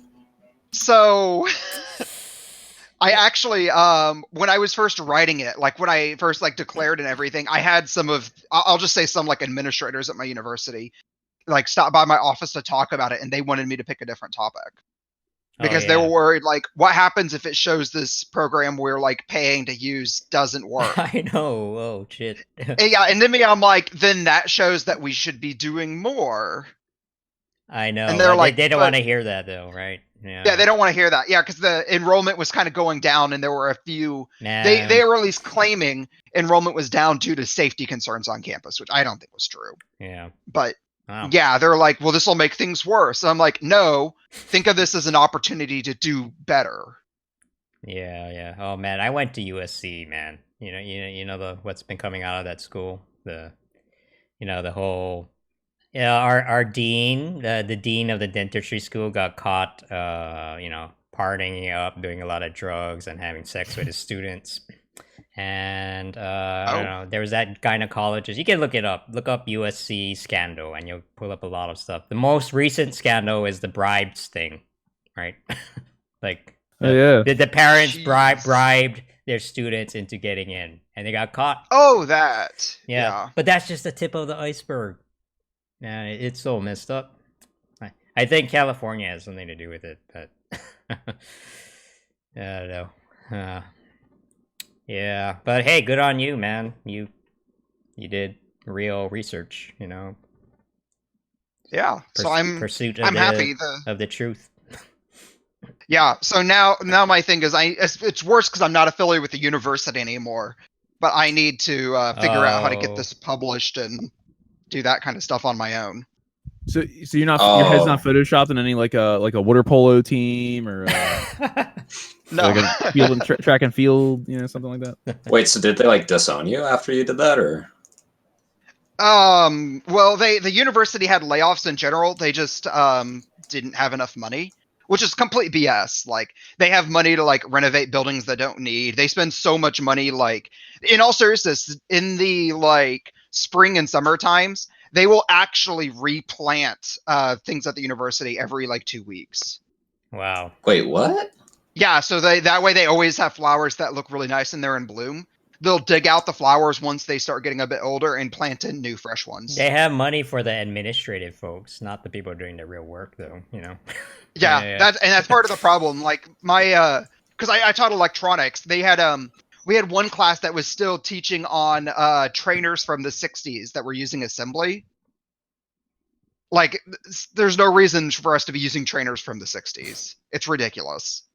But they just don't have enough money to do anything.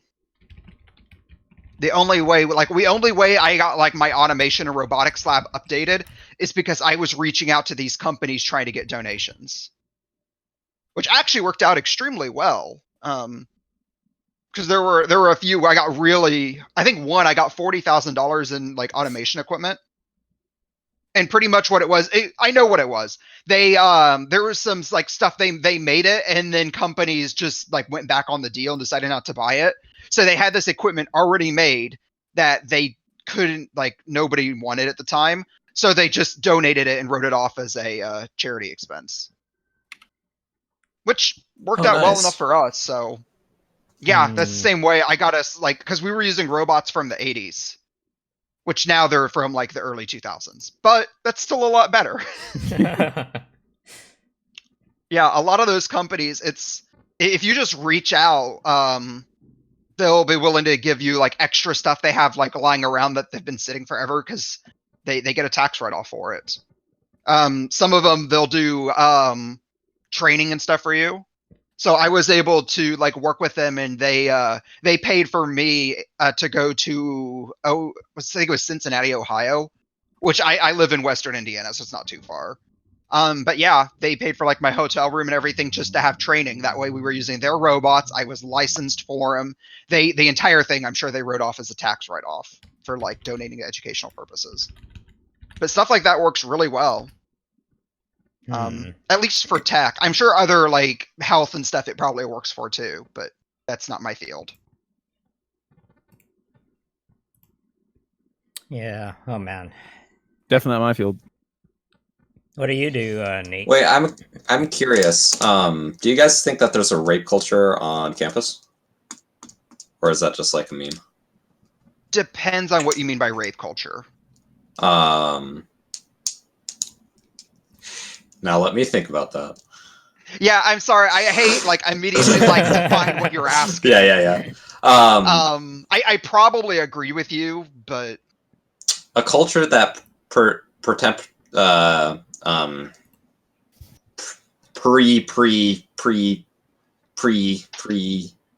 more. Yes, preempts more, gets more, causes more rape than outside of the school of the same age group. Well, I mean,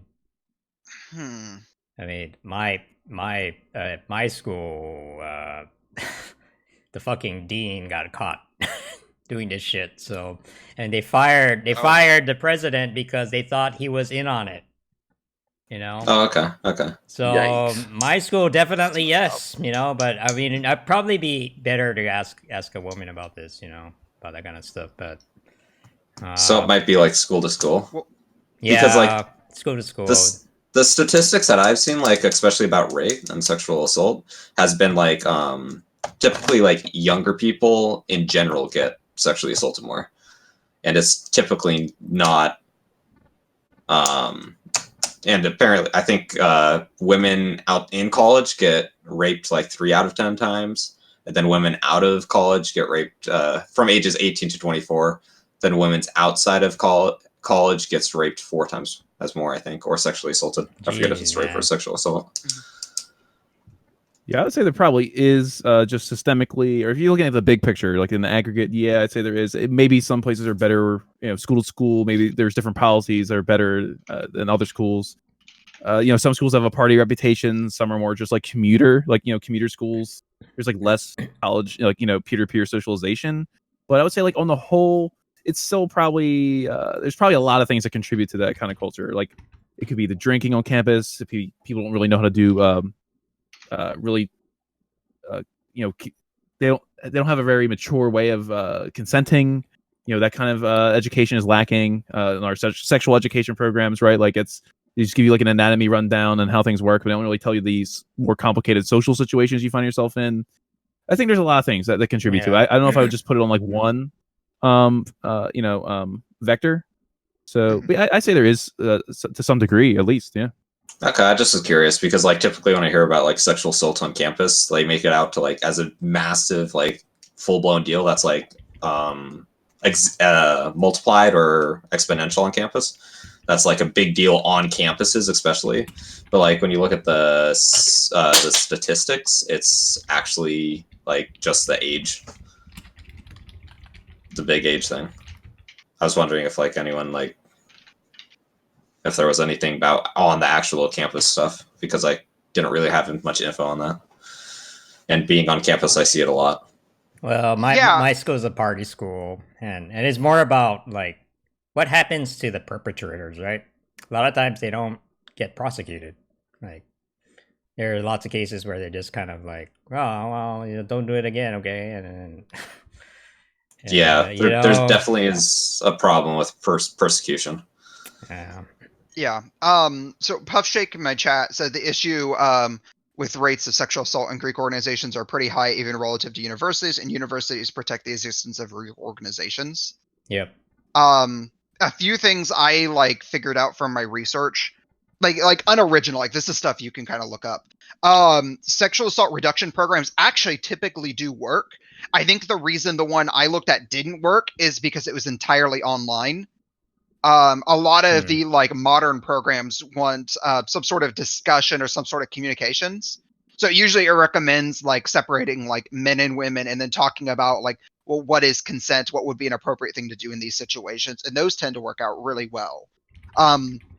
Some universities that I've seen, when they do utilize these programs, some require all students to take it, some don't require any, and then some will specifically target their athletes in their Greek organizations especially.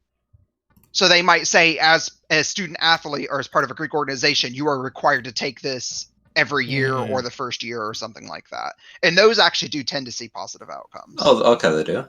Wow. Got it. Yeah, so yeah, this kind of behavior modification can be really good. One thing I found, this is original. This is stuff I'll talk about if I ever get it published more. But certain types of universities, for instance, private universities tend to see much higher rates. And what is it? Oh, population. So obviously I took into account populations because you would expect bigger universities to have more incidences. That's true, but not the way you would think. Is it per capita or no? Oh, no, okay. It's per sex. If you look at the number of women at a university, there is no correlation. But if you look at the number of men at a university, completely irrelevant to the female population, sexual assault goes in with more men. Okay, yeah, that makes sense. Damn it, guys. So, yeah, so like my engineering university, which I didn't look at them specifically, given that it's like I think it's still 4 men to 1 women. It's a 4-to-1 ratio. It probably has really higher rates of sexual assault per student, like per 1,000 is how it's usually measured. Really? That's surprising. I thought that they're like later, or I'm not quite sure about like freshman year because freshman year there's a lot of guys, but like at least at my school, like when you start getting in the later years, there's a lot more girls. Yeah, so in education in general, I think there's more women in higher ed than men. Okay. But yeah, when you see higher rates of men, you tend to see higher rates of sexual assault. Seeing higher rates of women has no bearing on that.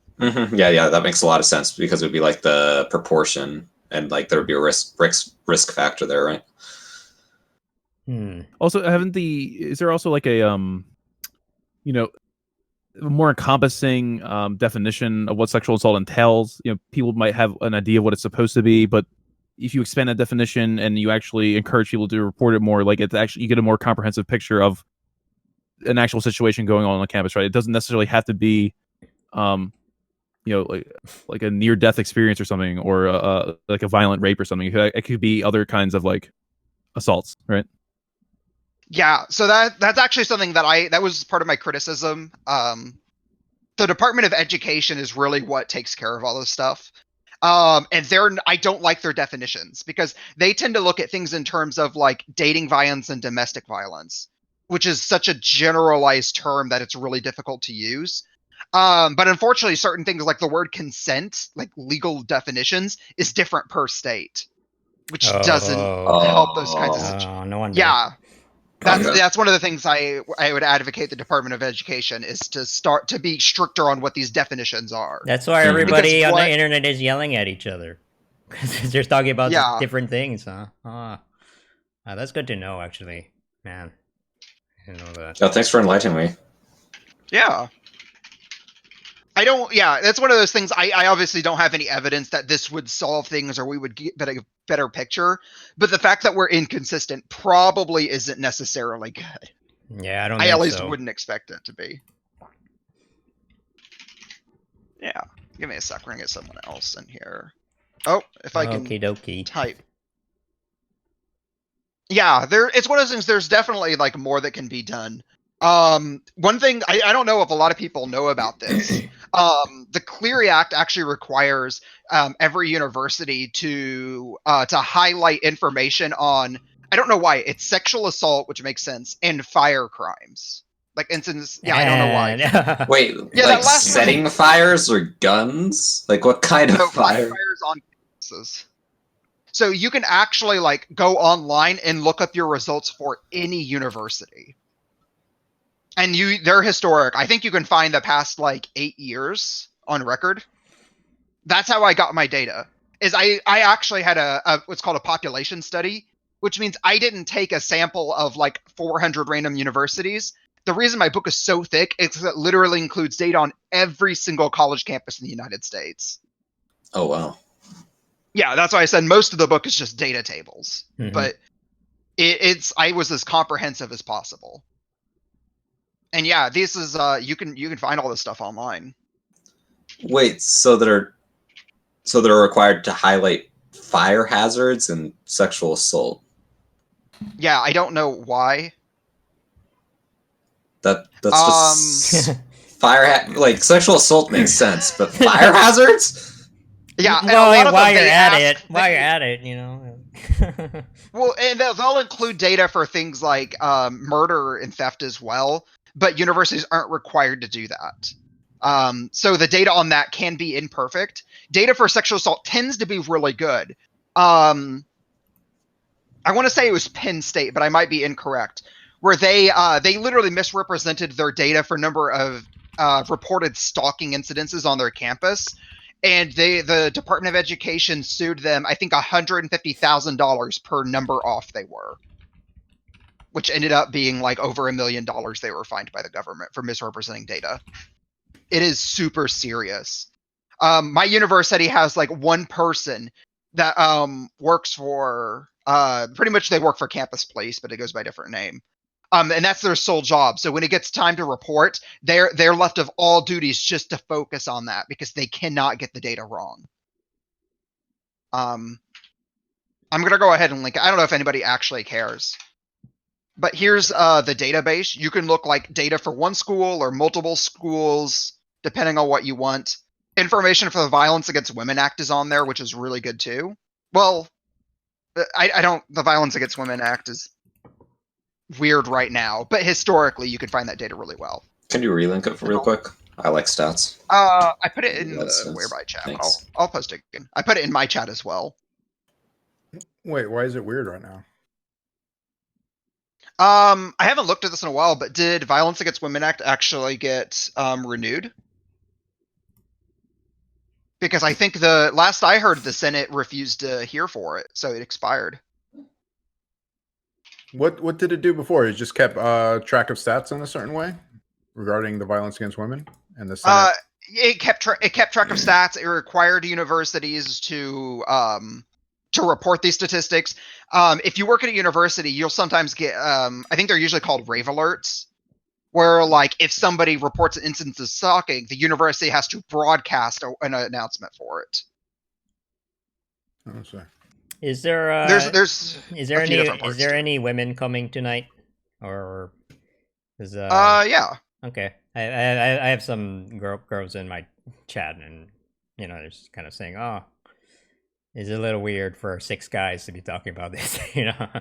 Oh, sorry. No. It's, it's it's your research, you know. I understand, but yeah, I was going to throw that out there. Like, I'm not a woman, but I am kind of an expert on this. If any of them are streamers, they're welcome to like join as well. Yeah. I'd just like to hear like what how they feel about it. Frames. Oh, it's frames. Frames. Frames. Hey, frames. Hey, Grimace. Hey, Vivian. Frames. Oh. Fuck off, frames. Wait, what? I'm fucking countries up on Civ 6 right now. Basket. Oh, we need to play that sometime because I need to play before other people get in and I embarrass myself. Are you in that group now too? No, the server's full, but I'm gonna play. Leon, are you Yeah. okay if I start my stream now? I was gonna yeah. stream later, not? but like if I'm doing this, might as well.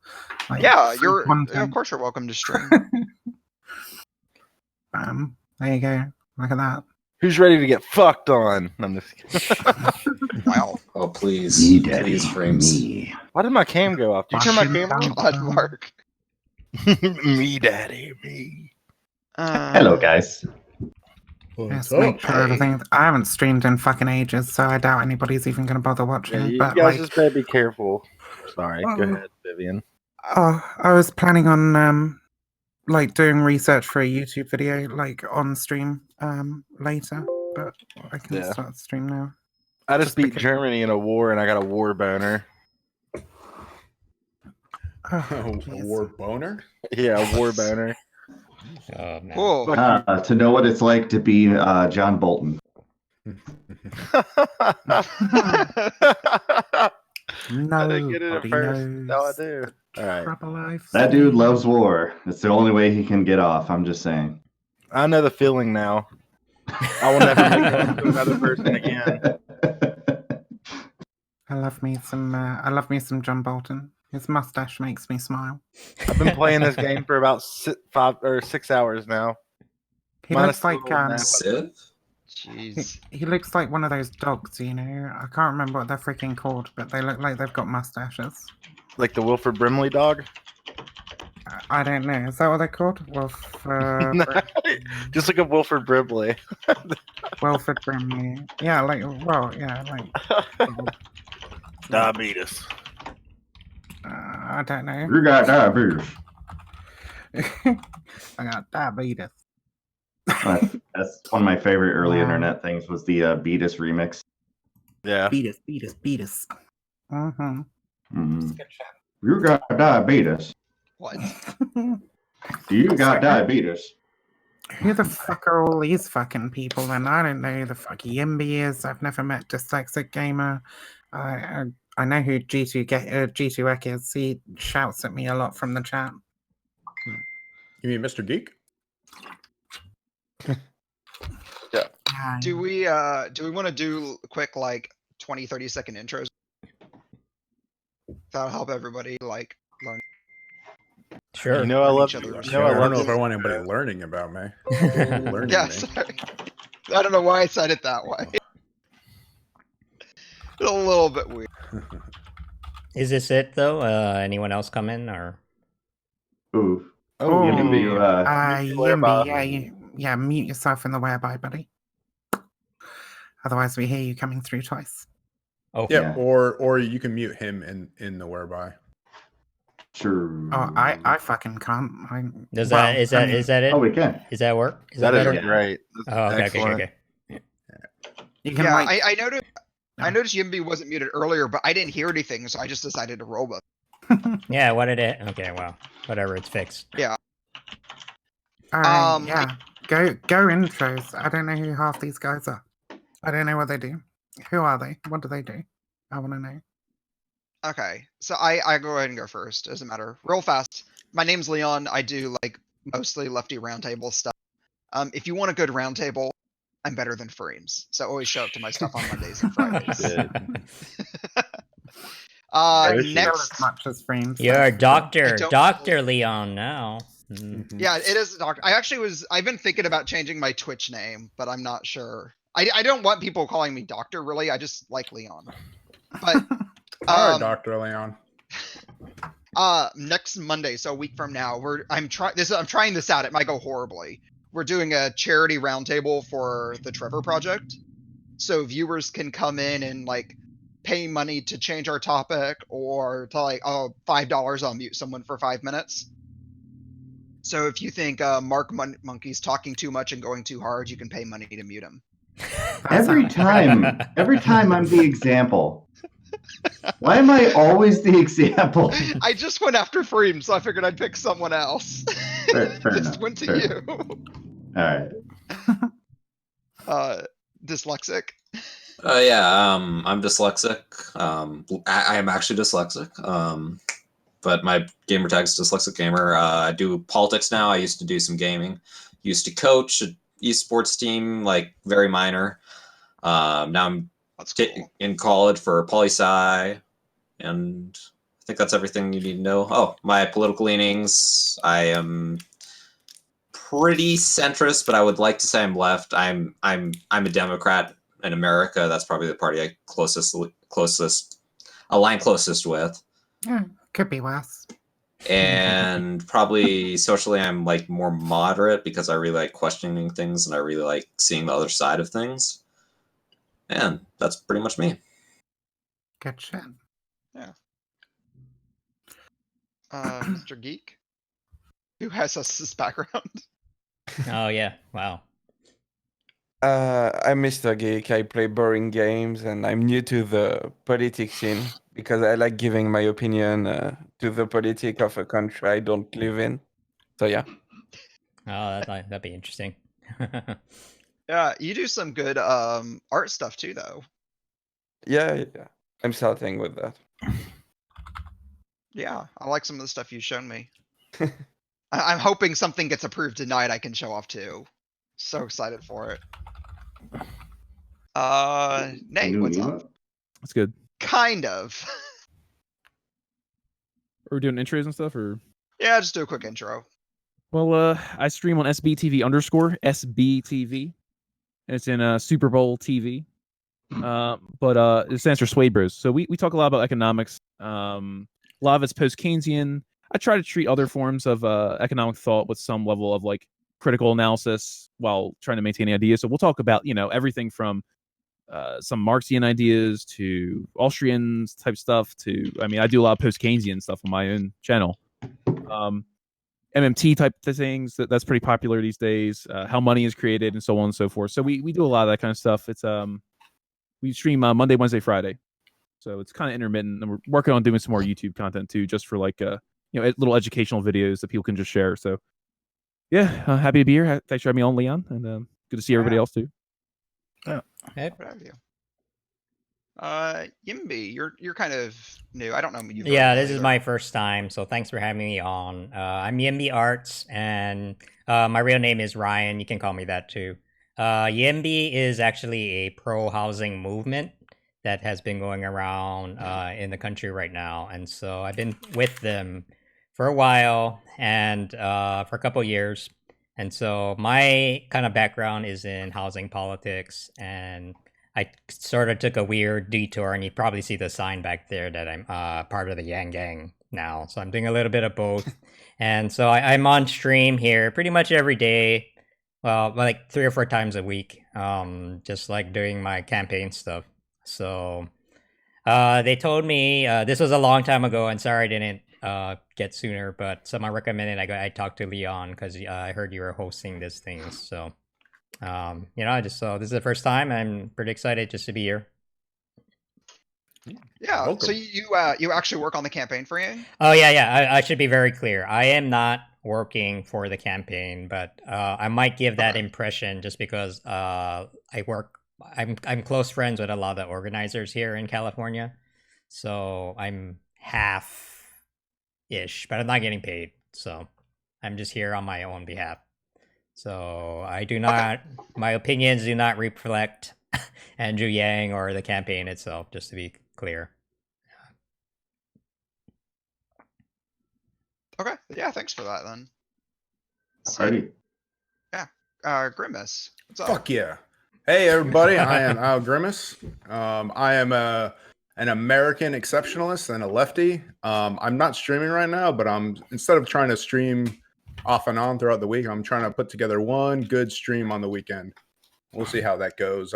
Also, I've been working out for 2 straight weeks now since New Year's resolution. I gotta say, everybody else who's not working out right now, get in the fucking gym. You'll feel so much better just to fucking run a mile. It feels great. You are looking pretty hot. Yeah, dude, look at the muscles coming in. Look at that. They're coming in. Wow. But yeah. I guess that's it. Follow me or don't. I don't care. Do you Do or okay, do maybe not. on There view, is no try. Yeah, exactly.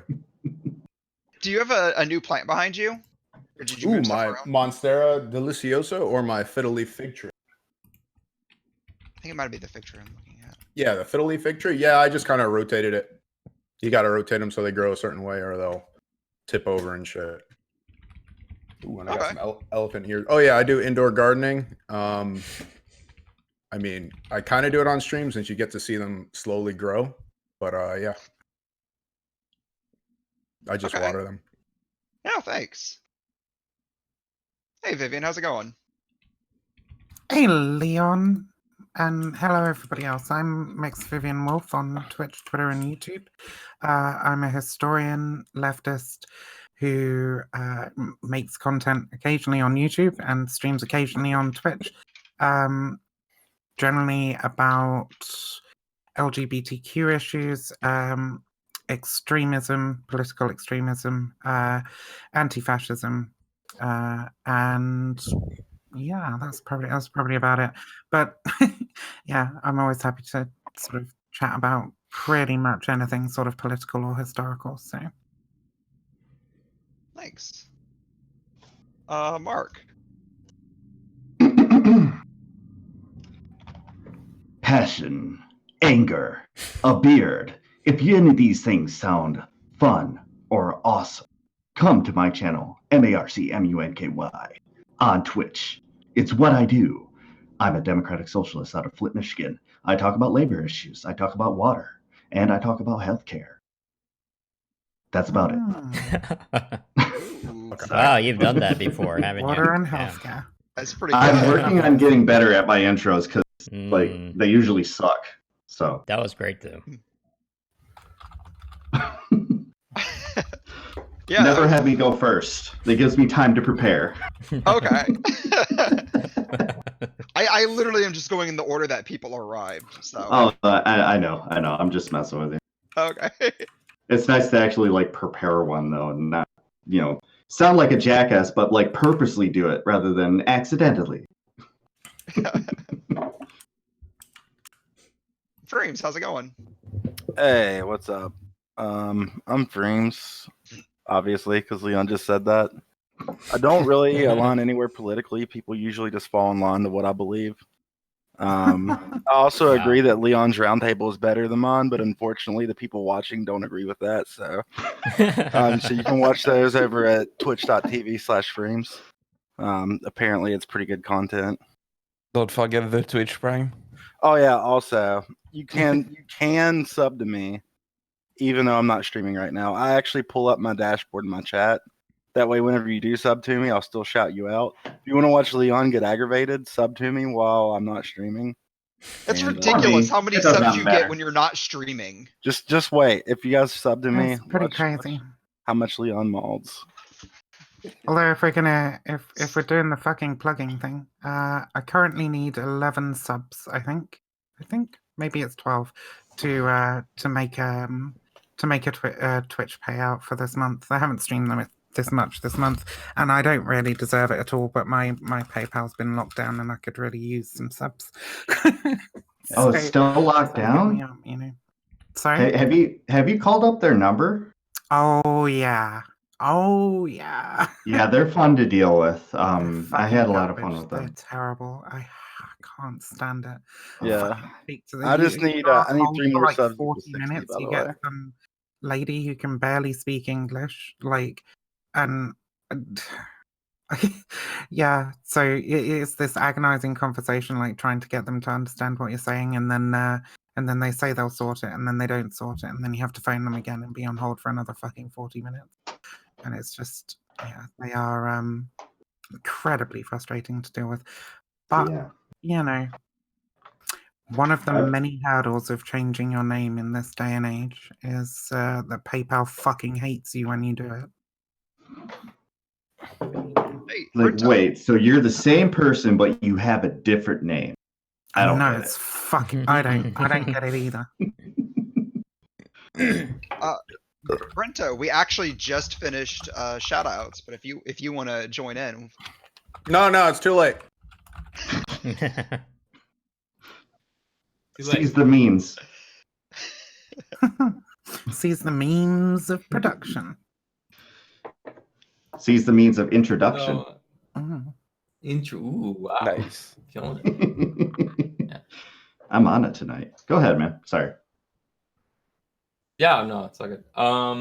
Hey guys, I'm Brentobox. I stream at Twitch on Twitch TV/Brentobox. I do politics and news, and usually talk philosophy, news, anything anybody wants to discuss on roundtables or with anyone who wants to come hang out. So tonight will be one of my first nights streaming in January, and January is almost over. But I actually have my stream going up tonight too, so I got some of my tech stuff figured out, so I can actually stream and talk to people and appear in at the same time. So, nice. So that's it. Hey, party. Yeah. Was there anything like anybody like wanted to talk about getting started? Goddamn coronavirus. I don't know. Just while I've got Brento box here, I've got a thing that I need to send him. Unfortunately, I can't get access to the full article because it's behind a paywall. But just after what we spoke about before, I want to DM you this article. You can, at the very least, read the abstract, which gives you sort of the methodology, results, and conclusions. Which should be a thing that you'll find interesting given our previous conversations. It's on suicidality in trans youth pre and post post puberty blockers. So we don't really have to talk about that because I know we talk about that shit a lot, but I just thought I'd. Yeah, I saw Aiden was talking about that earlier today too. There you go. I'd just give him a heads up before I slid into his DMs, No, thank you. Anytime. It's all right. Someone says something about the virus. Is that Grimace? Yeah, the coronavirus. We got a case here in Seattle. I'd love to talk about it. Oh, you got a case of corona? Fuck, really? That was the first place in America to get it, wasn't it? Yeah. The guy's in robot. Yeah, he's in Everett right now, which is the city north of Seattle. I got people in my chat trying to normalize the word terrorist. I can't even.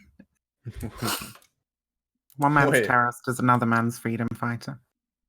That's all I've got to say on that topic. Grimace, yes. What's up? Coronavirus. Let's fucking go. Yeah, it's crazy, huh? No, not really. I mean, this shit sort of like happens every few years. We had SARS, we had BSE, we had foot and mouth disease, we had, we had the avian flu. It seems to be a pretty regular thing that happens. And like, don't get me wrong, it's worth keeping an eye on. People have died. I don't want to downplay the awfulness of that. But every time we get worried about one of these pandemics, it never seems to come to fruition. So I think like it's definitely in very early stages. Like it's not worth getting super panicked about right now. The swine flu in 2009, didn't that kill like 4,000 people in the U.S.? Yeah, that but, was like, excessive. There's like 1 million people that die every year from mosquito bites, True. I mean, there's 4,000 people dying in the US. That's horrible. That's awful. But like, it's still not a global pandemic that's gonna like wipe out. Like the predictions from some people are utterly ridiculous and completely like alarmist for the stage that we're at the moment. As it could end up wiping out 60% of life on the planet, but it's probably not going to. Let's be honest. That's not You're true. right, Nate. But like, if the they're just beginning if of- there turned out to be like some new mosquito hurting people, would care though, right? If what? Sorry, Bente. Well, he just said mosquitoes kill people, and that's true. But if there was like some new breed of mosquito that turned up that was killing people, that would be like a big problem. Oh yeah, sure, probably. I mean, like all that. There's all those diseases coming out of the permafrost. Who knows if we have any kind of immunities to Yeah. them? I mean, sure. Think of like Spanish flu, right, or influenza, that came around right after World War One. That killed millions and millions and millions of people all around the world. But it killed people who were the reason why it was strange because it killed people with strong immune systems, because it was actually the immune response that was killing the people from the influenza. You actually end up drowning in your lungs from like mucus and froth and blood. and kind of Pneumonia, generally, right? Yeah, but the people who survived that one were actually babies and older people because they had worse, weaker immune systems, so the response wasn't as strong. This time around, I think it's still pretty only crazy. killing people who are older who have compromised immune systems already so far. Now, could it get worse? Yeah, sure. We have a long history with these kinds of flus, these kinds of strains of viruses going between, like, say, like birds, pigs, people, livestock. So it's common. I mean, it's been around for a long time. But yeah, we could blow up any second. I gotta say, I kind of object to the like it's only killing like people with weakened immune systems, because that's like a massive portion of the planet that have weakened immune systems. There was I forget who it was now. I saw some shit on Twitter the other day where some girl was saying, oh, she's not gonna buy a mask in the Philippines because like it's only like unhealthy people that die from it, and it's like the point is, like, you put these quarantine protocols in place, or you take precautions so that you don't spread it to other people, and especially with things like influenza, symptoms don't show up until sort of like about 2 weeks after you contract the infection, and you can be a carrier and you can be spreading it around before you even show any symptoms. So it's like, yeah, if I lived in the Philippines right now, for example, I would be a lot more like worried. I'd be like, I'd be taking precautions. I'd be washing my hands everywhere. I'd be wearing a mask, all that sort of stuff. But What was the big disease in 2014? 2014? Yeah. Was that the bird? No, Was that the bird the flu? one in Brazil, right? No, it was the one that like they were flying in from Europe, I believe, and like there was like cases in Florida, and everyone thought it was gonna like kill everybody. Zirka. No, this is Ebola. virus. Yeah. Ebola. Yeah, it was Ebola. From Africa, right? That was pretty Yeah. bad. Yeah, Ebola's from Africa. It's I Right, think it right, was a right, right. bat to human. Right. Yeah, West yeah. Africa. I think. But, like- Wait, isn't coronavirus supposedly bat to human as well? Aren't bats just like fucking trying to kill us? Oh no, Yeah. bats I are don't so blame 'em. good. I read something that they thought it was probably a snake. Like, it's fucking ridiculous. I heard it was a Okay. hoax. Someone just made that up. Can we talk? Yeah. Can we talk about Alright, like sick. maybe the like wave of sort of like anti-Asian racism that's like come out of this though? Like, because that's Oh, the has shit there that I been? see all the fucking time on Twitter. It's like China, stop eating all this shit, and yeah, all the fucking China memes. Like, that drives me up. Is it racism? though? I think there's definitely like a degree of like yellow peril, like Chinese barbarians look at the awful things they eat. Like, Really? I mean, it's perfectly like you can eat can see bats and that. cats and frogs like pretty fucking safely. Shit, people eat frogs in the southern United States, you know. Like, Yeah. And in France. yeah. As fuck. Well, What do they call it? Like swamp chicken or something? Chicken of the bayou? well, as an Asian person here, it's a little complicated, but and I'm not Chinese. That's the thing. So, right now we're kind of competing, right? Like a lot of people in the United States are, kind of afraid of the China. They're kind of growing in power, especially like economic power, right? And so a lot of that turns into political propaganda, and it's hard to say if it's like racism or is it really just China bashing, right? I don't know. Have you Yeah, it depends. personally experienced any sort of like anti-Asian prejudice? Because I hardly imagine the average bigot is going to be able to tell one Asian person from another. So Well, I mean, it depends on where you live. I live in California, so it's very, very liberal here, and I don't Yeah. really have an issue. But You know, the funny thing is, when I was in Japan, when I was a little kid, they made fun of me because I was too American for them, even though I looked the same as them. So, Yeah. so there's always like, you know, kind of like a tribal, you know, humans are very tribal, you know, and they don't trust outsiders.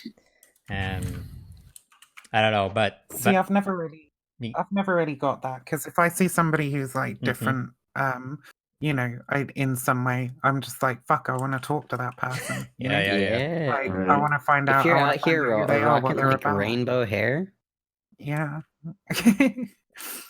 But just like I really wish there were like more black people around where I live, because there just fucking aren't, you know. And I like to talk about like racial issues with regards to the shit that I've read from the United States and so on, but I can't. I literally had to like scour the internet for like black content creators from the UK to like speak to get like a better perspective on race oh, issues. you're from England.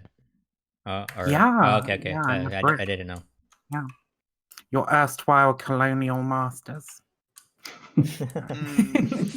Wow. Okay. So far there has Should been have been part of the Commonwealth. Things would have been better. it's okay. But no. She's just salty we won. It's okay.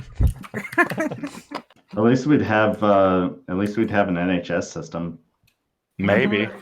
You can't prove that would have happened if they would have True. if they would have won. True. We could have dragged him down. And why did you leave? Because in typical fucking American fashion, you didn't want to pay your debts for us bailing you the fuck out.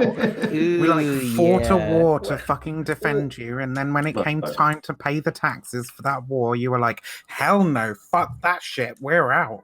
Like, I mean, we're not a country at that point. American We're to still me. British. We're still a fucking British colony at that point, right? So it's Well, you. wait, yeah, weren't we still Britain? Yeah, Wait, we did you were. not care about us? What the fuck? We gotta recognize tea is fucking delicious. Okay. No. I'm all for Now that. there was a Yeah, reason I we like dumped tea. so much of it. It's okay. It's the reason we threw the tea over the frickin' in the harbor. We wanted coffee, okay? No. Well, anyway, enough of We're doing the this. American English memes. We all know the UK's better, so there's no point. That's a hot really take. going on it. You know what? My hot take on the Encourage coronavirus. the 1v10. Oh, sorry. Go ahead. Well, I appreciate the courage to 1v10. I got you. It's awesome.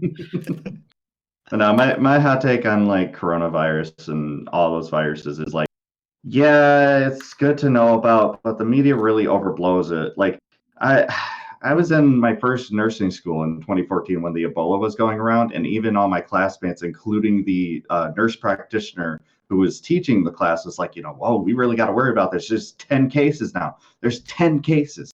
And I was just 10 like, cases in the whole of the United States. I was like, in 2 months, you'll never hear about it again. Guess who was right on that?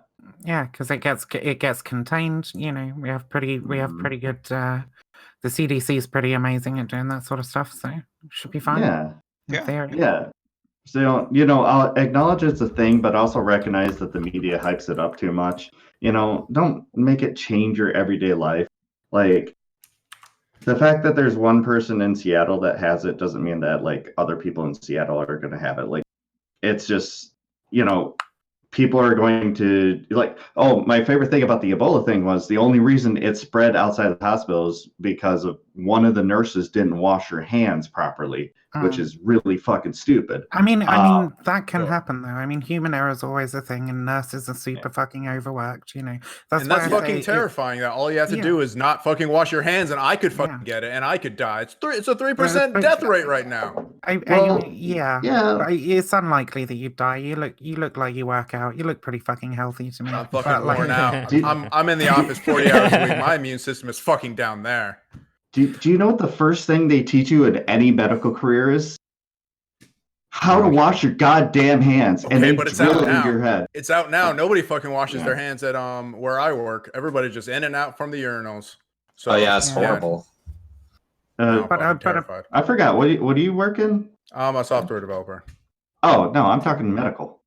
They teach you how to wash your Fucking hands. IT people. But that's why. That's why. Both my parents work in IT, and I just hear horror stories of the fucking people in IT. That's why I say it's worth keeping an eye on, though, right? Because, like, you know, shit could hit the fan. It could get a lot worse. But, like, there really is no point panicking about it right now. Because, like, an event like this kind of happens pretty fucking regularly, actually. Especially in countries that we never fucking hear about. The only reason we're hearing about it right now is because it's China, right? But, like, outbreaks, fuck. There was an outbreak of plague, I think, in 2015 in Africa, right? But nobody fucking talked about that. Absolutely nobody. Nobody was worried about the bubonic plague, right? No, they did, and they were. I mean, they weren't worried about it in terms of it spreading, right? Because we just hit it with a course of antibiotics and we're fine. The reason it was a problem in Africa is because they couldn't, you know, they didn't get the antibiotics, basically. Yeah, but it's just that it's like you're like, well, it's not a problem. It's like it's not a problem if we like commit massive resources to it and contain it and become like incredibly careful about it, right? But we're doing all that because it is a problem, because it is incredibly like, it could be something, you know. I mean, we can do something about it, but and it's a virus, right? And then we don't have a vaccine for it. Like antibiotics aren't going to work on it. Could get really crazy. It could be spread completely among us right now, and the CDC is not saying anything. Yeah, I mean, we should have a vaccine inside of about 3 months, and then we'll be fine. Because it's influenza, right? And we make influenza vaccines all the fucking time. It's just like it's another strain. Is it influenza? Yeah. I mean, so But there's long always as the they, chance. Well, there's always the chance that like it could be a strain that we might not be able to vaccine for, right? Because there are a few of them that we can't. Mostly it's because they adapt to the vaccines. Well, yeah. Like the thing that we always run into with the flu is like there's like type A through D or more every year, so they pick kind of one to concentrate the vaccine on every year, and they just kind of hope it's the one, and as it goes on they'll adjust it to see if like, oh, the cases got worse, so like, oh well, we need to change it up. So like there's a lot of things that can happen with it being like a flu virus, but it sounds like they if they're able to give it like a specific name like the coronavirus, like I mean coronaviruses are a group of viruses, right? Saying it's influenza is actually kind of inaccurate, but like I'm essentially saying it's like it's a similar kind of virus, and we develop vaccines for that kind of thing all the time. It's an upper respiratory infection, I believe. So yeah, but the problem. I'm trying to read up on it real quick. Upper respiratory infection, much like influenza.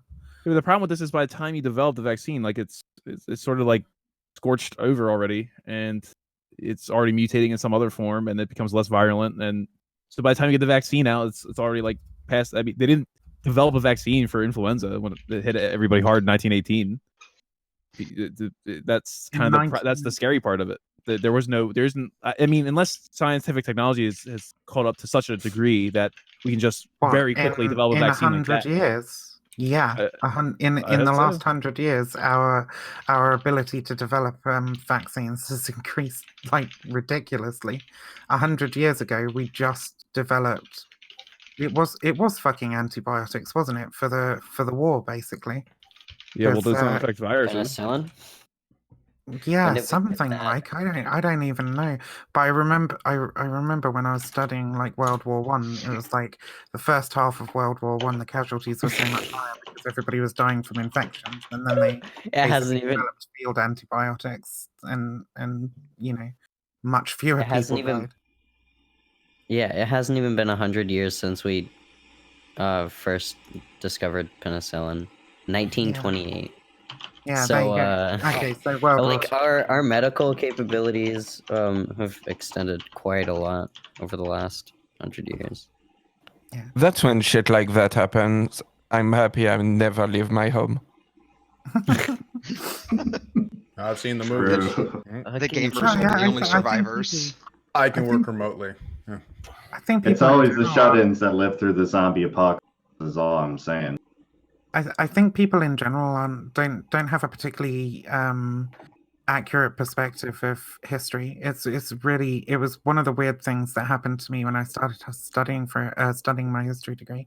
Was I realized just how little time has passed since like we were ridiculously like less technologically advanced, like fucking I mean, you guys know, for crying out loud.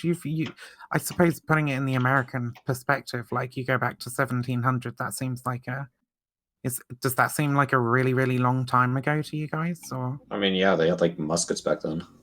Yeah, dude. yeah, Right. but it's only 300 years, dude. Like that's literally like you could have 3 people, like yeah, you could literally stack 300-year-old people like next to each other in the timeline. That would be it, right? One person's born, Right. they die. Another person's born, they die. Another person's born, they die, and it's now. Like, Well, I'm that's more really not shocked. very Well, long I don't. period of time. I'm more shocked by Maybe electricity. now, but The electricity, like the advancements that come after electricity and like the Industrial Revolution in like the past 100 years, like Yeah. nothing has like compared to that. I mean, it's unbelievable. It's been Yeah, insane the last few hundred years. nah. Like 100 years, like bicycles were the big thing. Like 100 years ago. Bicycles are still a big thing. What are you talking about? Well, yeah, but it was a new big thing. Okay. Haven't you heard there's like 10 million bicycles in Beijing or something? 10 I'm pretty sure there's probably million, more than wow. that. I'm pretty sure there's way more than that, but that's what the song is, isn't it? I'm pretty sure it's like 10 million. Hey, Leveler. What's up, True Hey, Lover? Leveler. You're taking away my Brit cred, buddy. What are you doing? Oh yeah, the better British ASMR.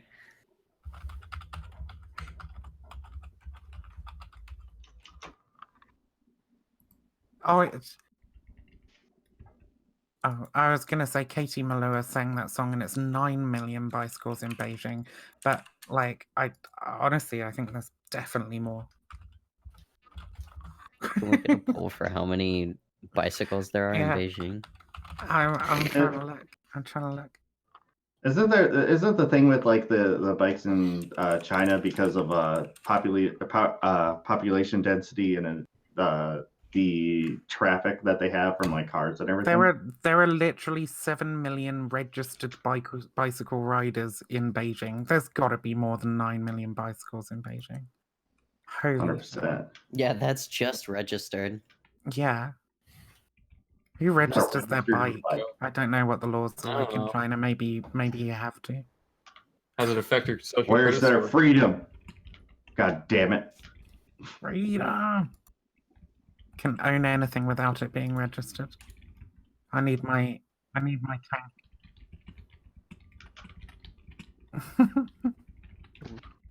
You're gonna fix the problem?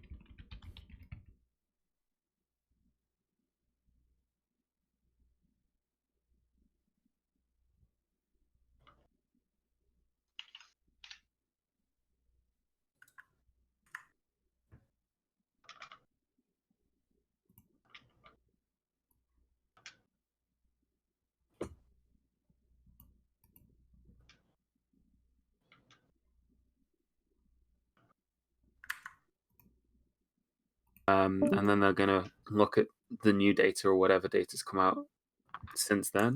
But it looks like at this stage they don't think that it's quite that bad. They don't think that it's quite on that level that we all need to, start getting into our bunkers and preparing our tin meals and all that kind of jazz. I don't know. Well, I thought maybe that'd help some people worry about it less. Not really, because if they wanted to keep the public calm, that's the exact. Even if it was really bad, that's the exact same reply they would have, right? Well, Exactly. because They're the lying World to us. Health Stop Organization running to the lies. bunkers. Listen up, sheeple. The WHO advises Sounds states. coded. Listen up, sheeple. Where we go one, we go all. Okay. Yeah, but here's the other thing, One day Grimace. you got If that were the coronavirus, truth, though, next day you're gay. that's also what they'd say. Yeah, it's like the frogs. Oh man. Gonna be gay like the frogs. Like in the Vampire past, pot they- belly in the past, goblins. They declared other things as being this designation. So they did it with swine flu in 2009, the Zika virus in 2016, Ebola, Ebola again in 2018. So they've done Ebola twice now. But yeah, I don't know. I don't think that they would hide information just to keep people calm, or at least the World Health Organization wouldn't. I don't know whether the same can be said of the Chinese government. I mean, obviously, but Yeah, I mean, that's kinda definitely. It's That's kind of in their definitely a best lot- interest to tell the truth on it. Sorry, because like the thing about disease is it can get through rich people too. Yeah, but unfortunately, you do have like an authoritarian regime over there who's very interested in maintaining their power on the world stage, and being able to prove that they can deal with this on their own is like one of those things that would help immensely with that. It was one of the reasons. It was one of the reasons Chernobyl was such a big fucking problem, right? Yeah, I mean, because of those authoritarian structures with a bunch of people not really knowing what the fuck they're doing and everybody trying to like save face, like yeah. But there are reports coming out of China that are unverifiable at the moment. But Chinese citizens reporting that the government is sort of covering up just how many people are sick yeah, and I mean, dying in Wuhan. the World Health Organization can only make its determinations based on the information that it has, and obviously, if the Chinese government are withholding information, they can't really do much about that. But like I say, they are kind of monitoring it, and we'll see what they say next week, basically. Or they might even meet sooner if they think that it's serious enough. They said that they'd reconvene like immediately if they needed to, so we'll see what they say. But I mean, it is also just like independent experts and people like that. Like they're not really people with a vested interest to say one thing or the other. They're just gonna say it as they see it. So I'm kind of interested to see how they fall on this eventually. I don't really have much to add beyond that though, to be honest. Yeah. Hey, thanks for the Twitch Prime. I appreciate it. Hey. Well, I actually did some Googling because people said that we have really advanced technology.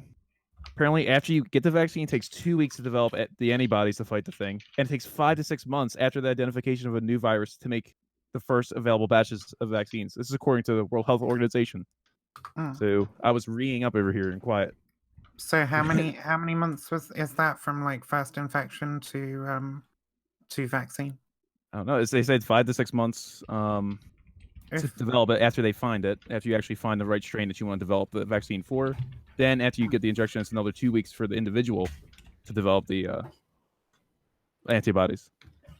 Yeah. I heard someone talking about it the other day. I figured they also said have to that produce like it. usually it takes around this amount of time. But like when it's a high priority issue. But I guess it depends on can how do it a lot fast quicker. the influenza itself is going to mutate and how quickly it jumps around, right? That's really the limiting factor. I don't know how many viruses don't tend to mutate quite that fast. Not on the same level as like, you know, when you play Quarantine or watch a zombie movie. Like it doesn't quite work. Yeah, that it takes quickly. like years and multiple strains for you to Yeah. get there. Yeah. Oops. Shit. Sorry. I mean, Mark knows more about this than I do, so I probably should shut my ass up and I mean, let the medical expert speak. Well, not that much. Like, I know a little bit about that, not nearly as much. Like, I didn't know that about like developing the vaccines. Like, I'll fully admit that. But like, you know, I just usually stick with like they're going to come up with something for it a lot easier. And while you need to be aware that it's a thing that's happening, and if a case comes near you, definitely react to it. But other than that, like, just acknowledge that it's a thing, and the media is just going to overblow the rest of it. because that's what they Well, do. I'm looking at this. I'm looking at this situation report from the World Health Organization because they publish these reports as stuff happens, and the latest one's from the 26th of January, so 2 days ago. And they're saying that from the 26th of January, there are about 2,014 cases reported internationally. And of those cases, 1,985 of those were in China, including Hong Kong and Macau. So, I mean, yeah, like there have been cases reported in the United States, 2 cases reported in the United States, apparently. Yeah. 3 in France, 3 in Malaysia, 4 in Australia, 4 in Singapore. So it's not exactly spreading yet. Maybe maybe we'll find out that it's getting worse. But yeah, 56 deaths have been reported to date as well, apparently. Oh wow.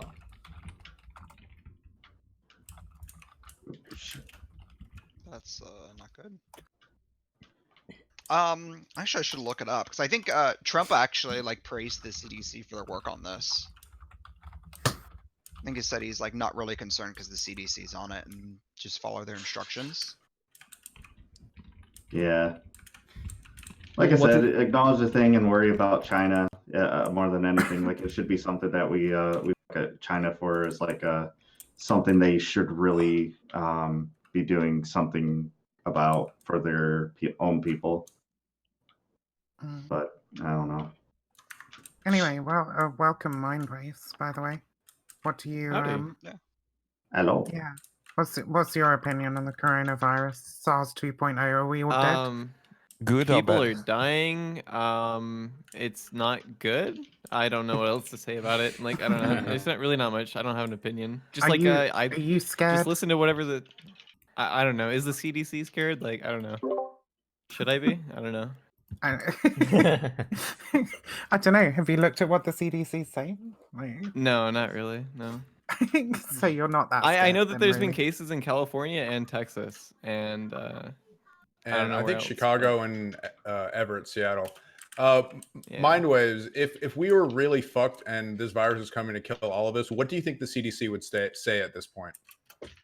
I don't know. They probably wouldn't tell you, would they? I don't know. I think they'd be issuing much. I think they'd be issuing like much harsher precautions, right? They'd be telling people to wear masks. They'd be telling people when we had fuck, what was it over here? Foot and mouth.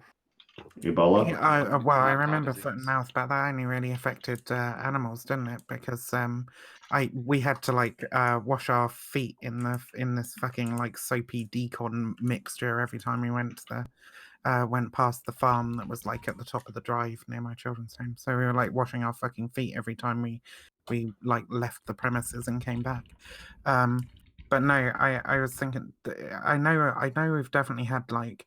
There's been basically no fucking advice from the CDC, right? There's been no like major announcements on the news. Oh, you must do this, you must do that, right? It's just like, oh, these are like the symptoms. If you think you have them, you should probably go to the doctors, and that's about it. Yeah. Whereas, I don't think like, it's that big of a deal. yeah, when you have If a you're proper outbreak, they'll be paranoid- telling people to wear masks. They'll be telling people to wash their hands. I mean, all the yeah, time. they'll That's a tell big hit on everyone. the economy.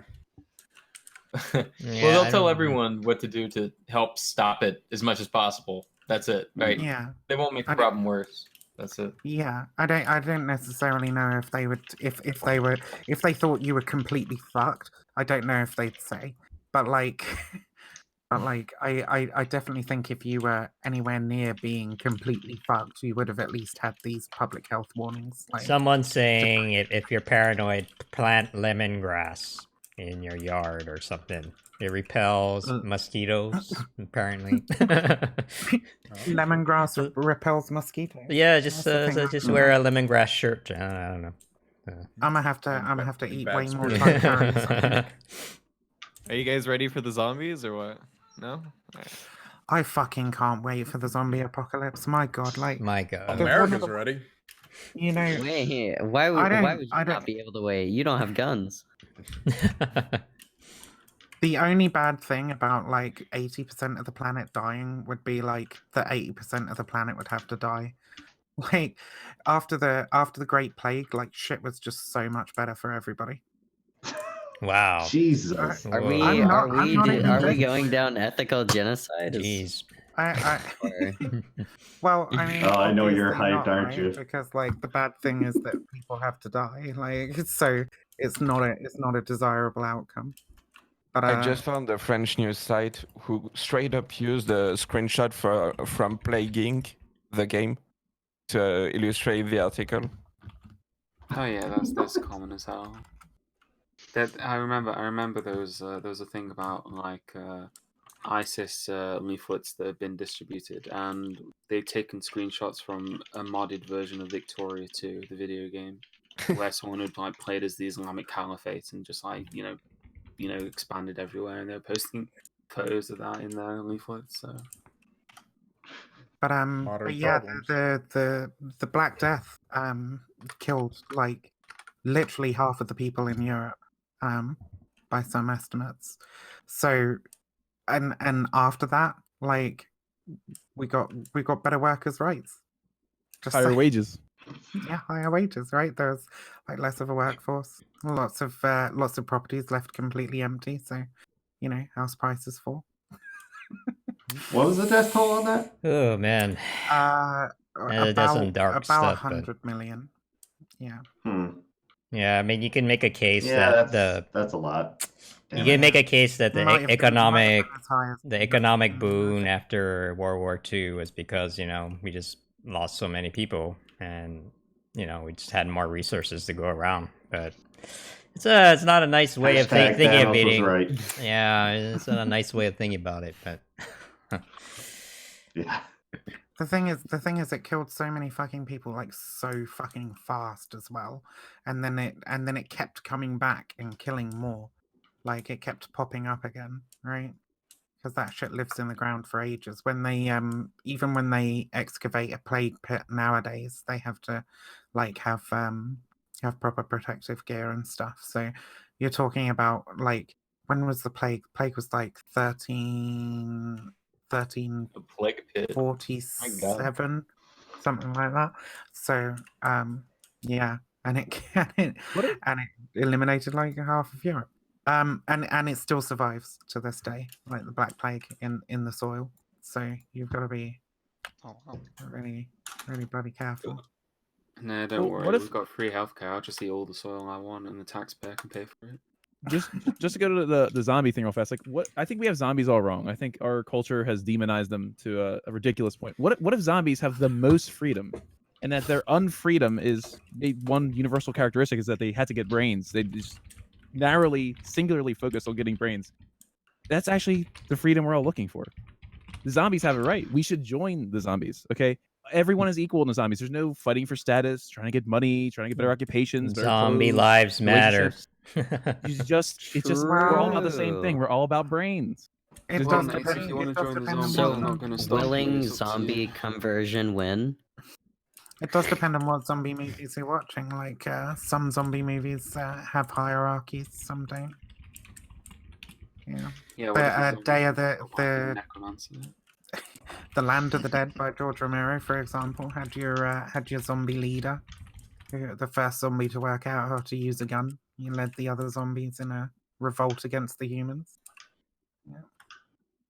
But is it an unjust hierarchy, though? That's the question, Shit, right? huh? If it's just, then it's. Was it's it, was it just or was it Yeah. How come no one hooks a zombie up to a wheel and like makes it turn something for free energy? They just never run out, man. Just like put like a brain in front of it and have it walk in a circle. True. There's no Oh, zombie my God. Minecraft. Like no one's doing this. I stuff. honestly, I don't know why they haven't done that in The Walking Free Dead. zombie hamsters. They use Zombies zombies for don't have everything in human The rights, so Walking it's Dead. fine. Like they use zombies to repel other zombies. They use zombies to like execute people. They keep zombies for like fucking entertainment. Why the fuck haven't they like hooked them up to like hamster wheels? I don't get Wait, it. this is the future. We discover a virus that makes people zombies. At the very end of people's life, we turn them into zombies. Free power forever. Yeah, There you it's go. like see, Shaun of the Dead had it fucking right? Because like at the end of the Shaun of the Dead, they're just like doing all the menial jobs, like they're pushing trolleys and stuff. For humans left, but hey, They're working the Robot checkout. workers? Right. Man, we truly live in a society. You guys really want to be scared? Technically, we do have virus that causes zombieism. It's called rabies. Oh yeah. Rabies doesn't cause zombieism. The fuck out. It gets pretty close. In the UK. We don't have rabies in the UK. I don't need to worry about that shit. You have can the get rabies in what's the it? 28 days later, the rage virus or something. That's what you guys got over there. Yeah, it was Great. That's awesome. and that was an offshoot of rabies. Yeah. Well, yeah, Rabies because fucks you up, right? everybody's afraid of the rabies, right? Because rabies fucking kills you. If you don't get an injection within the first 12 hours, you're fucked. You're dead. There's literally only been one person that's ever survived after not getting that vaccine, and it's because they put them into a medical coma by freezing them basically, and their brain damage was like incredibly severe. So it depends on what you mean by That's fine. survived. So I thought they rabies just murders you. I thought they just gave you like 27 shots if you get rabies for too long, or is that if you get it at all? Well, yeah, but like you can get the rabies shot, and then you should be okay. But like, if you don't get the shot within the first 12 hours, you're fucked. You're dead. Yeah. Basically. Yeah. Once your brain Because when I've swells up heard of- and your tongue swells up, you're pretty much done for. Oh, okay. Wait, so when you initially get rabies, is it the 27 shots? Like all the shots to the stomach?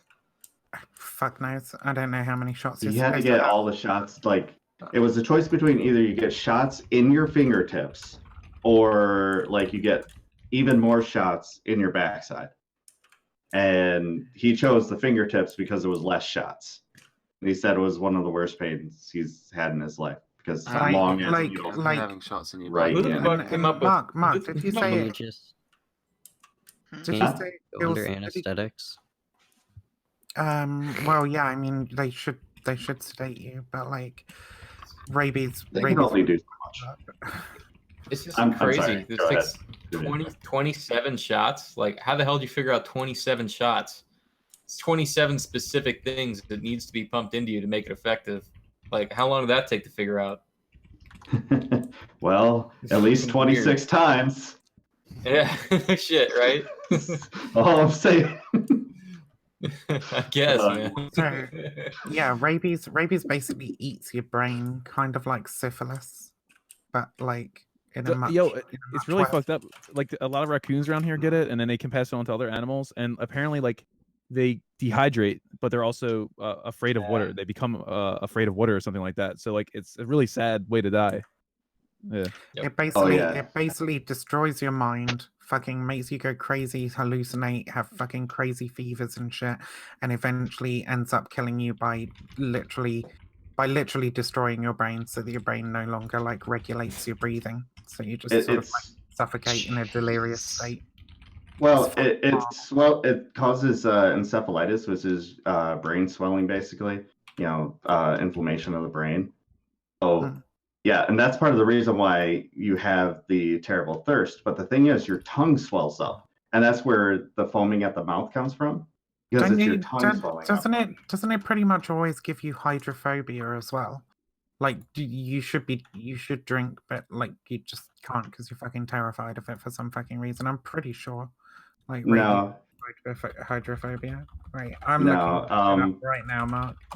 Okay. The thing with the water is that they can't drink because their tongue swells, but they should be drinking water. Yeah. Hydrophobia is literally the historic name for rabies. In the later Really? stages of an infection, the person has difficulty swallowing, shows panic when presented with liquids, and cannot quench their thirst. I'm sorry, Mark. I keep contradicting you. I feel like an asshole. Oh no, it's fine. It's fine. Hey, I would much rather be right than anything. But Yeah, like, Mark, can you say something they didn't get into that when I did my report on it. Like a while ago. Because I'm absolutely afraid of rabies now because of having to do a fucking report on it. Everybody should be fucking scared of rabies. Rabies is a fucking terrifying disease. There are a few things like more scary than rabies in terms of like epidemiology anyway. Like probably honestly, the only thing that I can think of like a worse way to die than rabies is probably radiation poisoning. That's Rabies is actually an interesting example Rabies is actually an interesting example of really early like epidemic disease control because like the Victorians were fucking terrified of it. So they had these massive like in the Victorian era in Britain, they had these massive like public health campaigns to deal with rabies, and by like the 1910s there just wasn't rabies in the UK anymore except for like a handful of people who traveled from somewhere else and then come back to Britain. So yeah, they basically eradicated it by controlling dogs and all these other kinds of things. There are countries that just don't have it now, pretty much. There are like I was looking it up earlier. I think it said like 60,000 deaths per year from rabies, which is like still way too fucking many when we can can basically stop it. That's I incredible. mean, from all of the stories that I've heard of people that have gotten rabies, is like normally they go into the doctor, they get all of the shots, and they hate the shots because it's a lot of shots, and then they're all good. Like that's the story that I hear. It seems to be in India. It happens a lot. Tanzania, fucking developing countries, I guess in general. Apart from India, I don't know if I'd call India a developing country. I suppose it has like provinces which are less developed than others. The only thing I can think of that's worse than rabies is wages, where you work a very long lifetime of low employment and die from not being able to get treatment that is readily available in most other countries. That's probably... Wow, that sounds terrible. Is there a cure? Imagine being a fucking wage cuck, honestly. Be careful now. You can't call it slavery. Otherwise, there's only one thing that means. Oh, let's not go down this route, please. Fucking. It's a little bit slavery. Let's not re-litigate this argument. We can move on to a different topic if we're done talking about rabies. Yeah, maybe we should. It's definitely not the same. You can't compare it. It's not the same as like fucking chattel slavery. No. Probably, I think it probably minimizes the horrors of chattel slavery to call like wage slavery. Yeah, that's what our media said about an old essay from Bernie Sanders writing about wage slavery. It was like, he compared it to black slavery. It's like, well, no. He pointed out that like black people will be affected by it. When he was young, I mean, I know he's been relatively consistent in his views, but like he's pretty fucking radical. I could definitely imagine Bernie Sanders having written some really controversial shit when he was like in his teens at university. You know, I wouldn't be surprised. Talking about how Stalin was really fucking awesome or something stupid like that. I could definitely see that being the case. Bernie the tanky. Oh, that'd be awful for his campaign, but also funny. Yes. They're like, see, he's a tanky. Like, if you want to talk about like actual fucking slavery, Bloomberg just got outed for using prison labor, right? Wait, he stopped doing that? I hadn't heard about this. He stopped doing it, so he was like, "Oh, maybe I shouldn't do that anymore now that I'm caught." You know, he would have kept on doing it if he didn't get caught, probably. But, couldn't that happen to a worse piece of shit? Oh man. Yeah. He literally. So I mean, Hillary Clinton also used fucking slave labor. Wait, so he used them to make calls for his campaign? He literally used them to call voters. Like I know. I mean, actually operated call centers out of state jails. You know, he's not kidding around when he says, "Let's get something done," right? Like, man. Oh wait, out of still jails? It's like the most billionaire solution to a problem I've ever heard in my life. Wait, I have to look this up. This is crazy. Oh, you didn't know about that? Wow, really? Oh man, it was all over the news. Like, there's a parts of me that like. I actually like Bloomberg on some things, Matt but Elliott. I'm like, Matt Elliott, a I want to hear spokesman. Oh, sorry, go.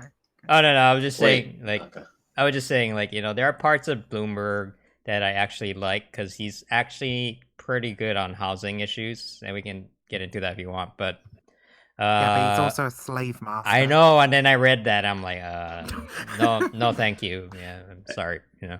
Yeah, I mean, let alone stop and frisk laws. Okay, Yeah, I'm gonna yeah, have a yeah. hot take. If I was running for office, I'd be completely fine with using prisoners as my workers. Okay. Wow. Okay. That is a really But- hot take. wait, Why? How did he get access to that? Wait. You want to use prisoners for your workers? Yeah. Would you pay them a fair wage for the work and give them a choice as to whether they want to do it or not? I'd give them a choice. Wait, don't they have a choice to do it or not? Or wait, maybe not in some I states. mean, quite often not. Aren't they convicts? Presumably, Bloomberg was also happy with it. You know, he was also. The thing is, completely fine with it. what do you call a choice, right? Because these guys are being paid $1.45 an hour, according to the Oklahoma Department of Corrections. Yeah. And $1.45 an hour is better than no dollars an hour, Yes. and Okay. might be able to buy you some shit from the commissary or whatever. But like we basically define slavery as working for below the minimum wage, right? Like that's in the loosest sense in the United States. No, we I don't. don't think that's actually. No, that's like the definition of slavery in the Wait. fucking United States is like, Working below minimum wage is not quite the definition of slavery. Not in the United Right. States, especially. I'm Is looking it- it up, this boys. is like- is this a Servers legal work That's not quite being definition? generous. minimum wage. So the Department of Corrections website lists the maximum monthly wage for the incarcerated at $20 a month, but another public document says that there's a maximum pay of $27.09 per month. I mean, I don't know. That sounds like slave labor. yeah. Little bit. I don't. They're not getting paid. And How then- pervasive is it? Is there more? Are there other companies, private companies, firms, other people have used it too? I mean, he couldn't have been the first one. There has You been, know, like, Kamala got in widespread trouble for that, right? Kamala Harris got in trouble for that because she was when she was I forget what her position was in California, but she was using prison labor to put out fires. You know, I mean, I kid you not. Emily. Okay, wait. I'm curious. That looks So kind of just like that looks the really game, bad, would you know. Would Yeah. you pay these guys? Would you pay these guys minimum wage at least? No, Yeah. screw that. It's cheap labor. Do you know what I would? Do you know what I'd advocate? You guys would probably like this because this is going to be like some communist I stuff. thought you were. or Wait, no. leftist stuff. You said you were like a centrist lefty. Yeah, I am. This sounds Okay. a lot more like a What's your goal, dyslexic? Okay, my Sounds goal. like utilitarianism to me. If I'm going, what we should do with the prison population, if we're going to have them work, is we should have the state exploit their labor, okay, and then sell stuff via the state market, okay. This is not a lefty fucking position. It's not even No. fucking close. That does sound a little like slavery. It's not This very is cash like- money. But California has done mean- it. Okay, what would you You want to know? do with prisoners then? What would you want to do with prisoners? I'm for reforming them.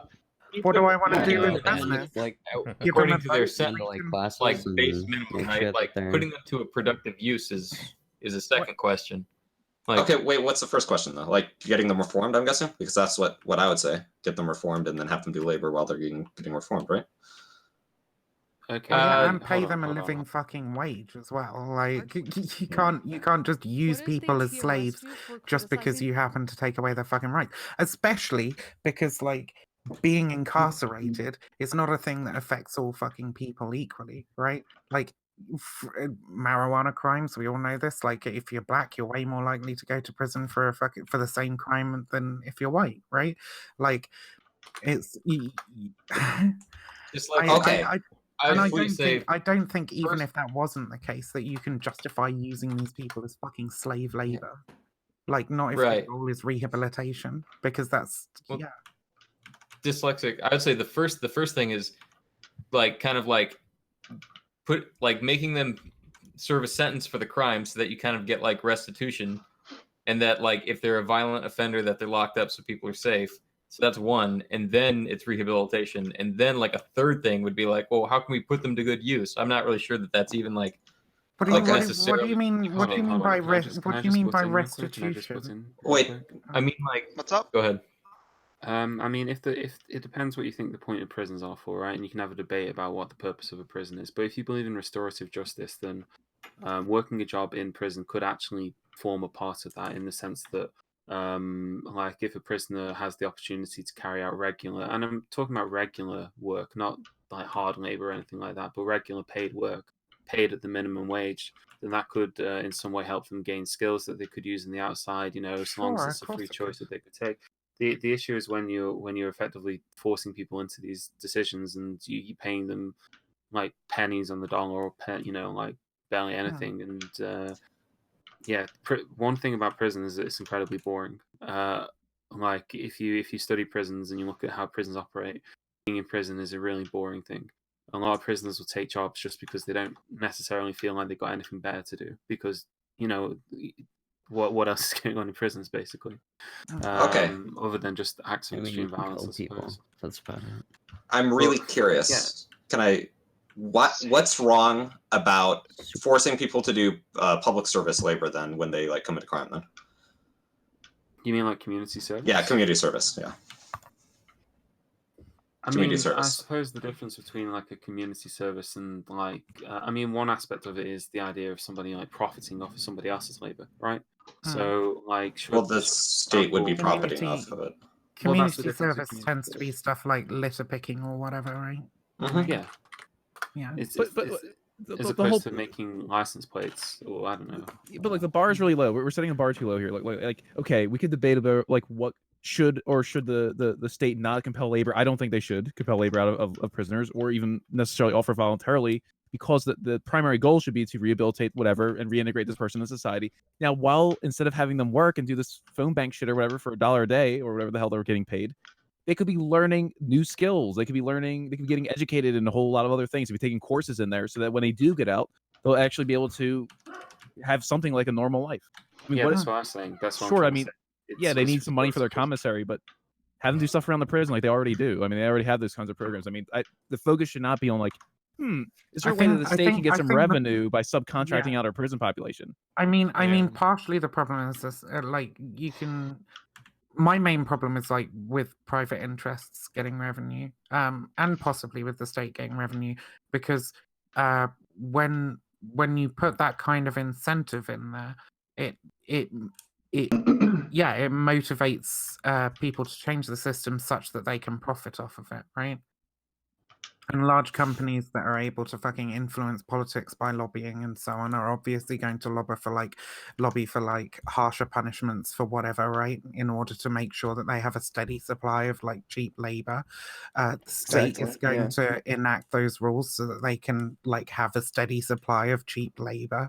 It's essentially legal. It's essentially legalizing slavery because it's going to affect policy. If you're going to go this like radical, like you can just say like any business getting any money from anyone is basically slavery, like since people have to have a job, or like taxation is slavery. Like these are the same things. We're just saying that we don't want to create an additional monetary incentive to continue imprisoning people. That's like a weird way to build the prison structure. It's different with a prisoner, because a prisoner is denied their rights because they've committed a crime. So I'm curious. So they have to. If we make it, let's say like in a theoretical realm, and we make it so then prisoners get justly convicted 100% of the time, would you be okay with some labor exploitation? No. Not when you put it as exploitation, no. Okay, labor utilization. Also. Oh, well then. Yeah, we got the new Wait, tweet what? now. That you changed the word. Wait. Also, I don't really understand I like the it a lot point more of now. that. How Orwellian. I don't really understand. Can we call them freedom workers? Freedom workers. They're working for their freedom. Yeah. Well, I don't know. You guys can't provide any like point why public service is bad or community service is bad. Because So I'm it's fine. not public service. The Because it's not community public service community isn't service. benefiting the I individual. just gave you one example of why. It's not public service. It's incarceration. It's different. It's not the same thing. Well, when you break a law, you're typically forced to do public service or get incarcerated. Yeah. Incinerated. Wow. Incinerated. I'm dyslexic, okay, guys? I'm dyslexic. That's fair. I wasn't gonna. I don't know I if am that's for dyslexia or a incineration, Freudian slip, but to be honest, not given the exploitation. other things that you're saying. Jeez. Okay, Well, wait. Can I no, give like a? Jesus. Can I give like a? There's a difference between incarcerating someone and then taking a step to try and rehabilitate them, and then if you want to say like giving them purpose or an opportunity or something like that, but then to like force them to do work to generate value while they're incarcerated, that incentivizes incarceration because you're basically gaining like essentially slave labor, right? Yeah. So then you gain more value from people being in jail than being out of jail. That's happening already. Not you know? for everyone, but to a large degree. That's why private. Oh, okay. That's why private prisons are really unpopular right now because we're creating these weird incentives where the jailers have this incentive to jail as many people as possible because they're like, "Well, man, more labor, right?" Like, I don't think You that's get free labor. Yeah, I don't keep think that's a them very there. helpful. What's the point? What's the point in rehabilitating prisoners when you can not rehabilitate them, chuck them out on their ass at the end of the fucking prison term? They'll be fucking homeless, jobless, and unable to fit in Yeah. with society, and just end up right back there as a further source of I think free the labor. incentives need to be aligned correctly for this to work. You know. Yeah. Like I'm thinking of like end game, and you guys are kind of like thinking about like right now what we need to do like for advocacy. I think Well, because I like mean, right now I yeah. think we need to abolish the private prison system, right? Why? Why would you Hmm. abolish the private prisons? Holy shit! I thought you were like super cool with it so far. No, because I'm leftist. Okay. I don't. But don't think still, you are. forcing I anybody don't to think do you're labor Yeah. doesn't seem like something we should Well, I'm do a capitalist, at all, so ever. Doesn't capitalism force people to do labor anyways? Yeah. Yeah, but in a I'm not so leftist, direct but I'm way, a at least. capitalist. But you get money. I mean, you So can it's easily be fine. By homeless the way, right now guys, I do and get politics, so I'm very money smart. from me. I guess you Like have to labor beg. with Is that extra working? steps. Fuck me. Begging I'm sorry. is working, I get really upset when people say that they're a leftist and then they say, Okay, "Oh, I'm I a like Democrat. Okay. capitalism," though. Like, I'm a So you're Democrat. a Okay? lefty. I'm a You're United a States lefty. Apparently, leftist. Okay. it's okay. It's No, okay. It's some no. gatekeepy shit. All right. Apparently, we Yeah, can't it's say we're super leftists. We're gatekeepy. lefties. Okay. So Yeah, Got it. we I- gotta I- change since- like 2 letters, and they're okay with it. Can I be a Look at the leftana? full definition now. you can be a leftist, buddy. You can totally be a leftist. I see it in your. I've actually been waffling on like socialism, fucking capitalism shit because I'm not sure if I should be able to prescribe or like I think socialism like tries to bridge the Izot gap, which I think is really dumb. But at the same time, I think something like that's so Can you explain not that to intrinsic, me? but Why? like Why in our does it- community. Can you explain that to me? Why yeah, does like- it I don't know what the try gap to is bridge you're the talking about. Izot gap? Right. So Oh, well, the Izot gap Izot, is- right. So the Izot gap, basically socialism as a system tries to encompass more than just economics, right? And that capitalism as a system only encompasses economics, and economics really only gives a descriptive claim, right? Which would be the is. And whereas socialism would try to give the ought, right? What ought we do? Well, we ought maximize the well-being for people, right? Like that will be the main argument for socialism. By giving them independent liberties and like control in the workplace, whatever, right? So I mean, it hold on, bridges hold on. the is-ought gap. So, but what By No, I don't. It putting doesn't bridge descriptive the claims and saying, "Hey, It doesn't bridge the is-ought gap because the problem with the is-ought gap is saying that you can't get an ought from an is, i.e., you can't say like Right. so is one way, therefore it ought to be that way. But like this, but socialism is as a philosophy, it's a philosophy that encompasses both ises and oughts.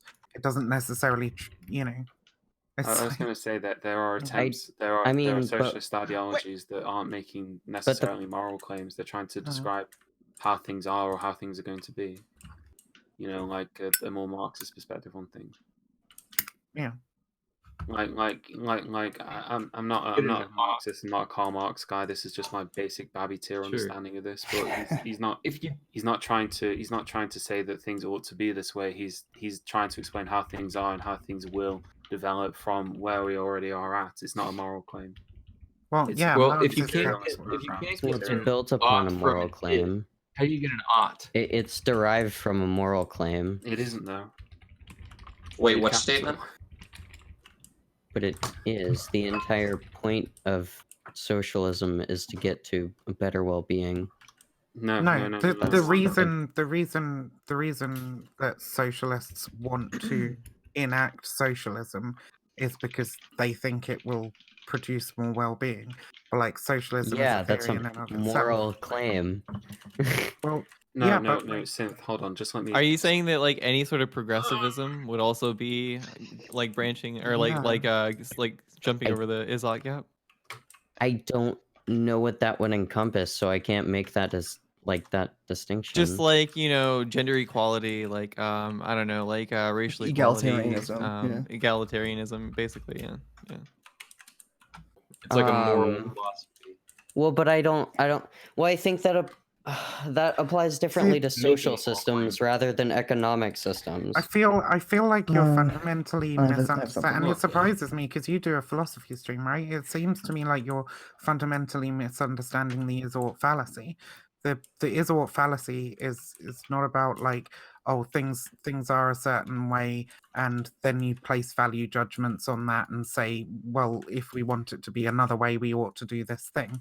The Izort fallacy is essentially kind of like the naturalistic fallacy in that it's saying things are this way and therefore that's why they ought to be this way. That's the Izort gap. Look, can I finish what I was saying? Sure. Please. Go for it. Look, I was saying that there are conceptions of socialism and conceptions of Marxism that aren't even based in any kind of necessarily moral language. So when you look at what Karl Marx was trying to do, he was trying to examine capitalism and describe it, right?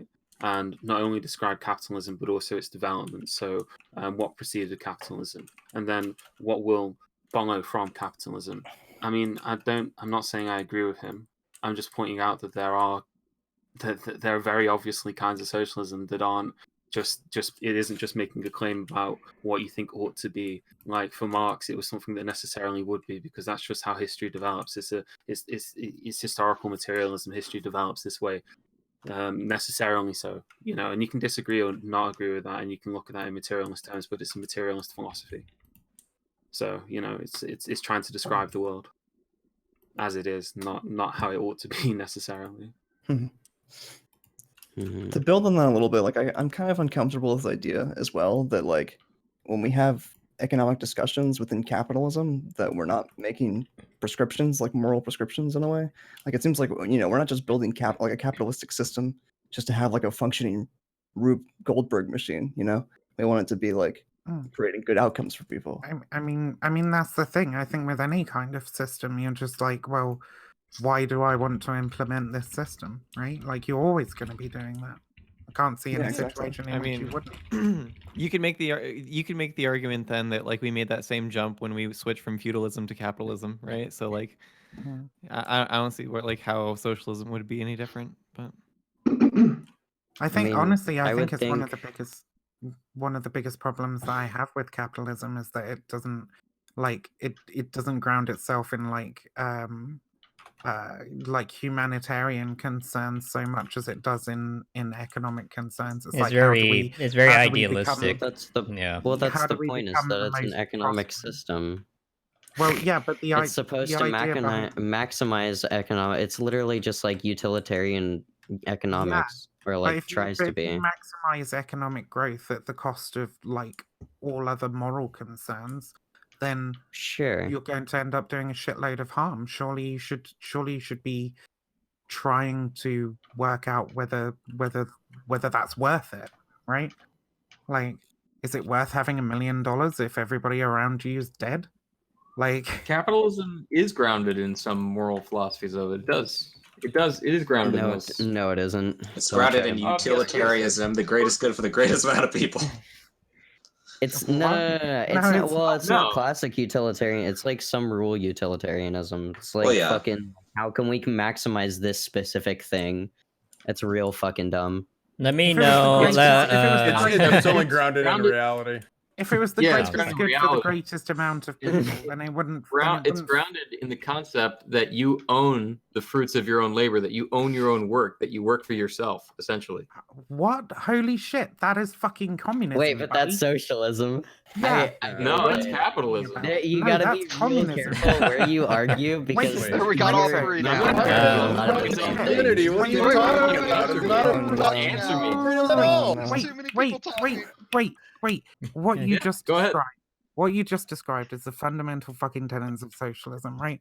Is literally right. You should own your labor, okay? The No, problem. the wait, socialism is that Brento, let me finish. Let me tell you why capitalism doesn't do that, right? Because the main criticism that socialists have of the capitalist system is that you don't own the fruits of your labor. That the fruits of your labor are to some extent extracted by your employer. Right, by your boss. But only to the degree that I negotiate with them and enter into a contract. Sorry, go ahead, Grimace. Yeah.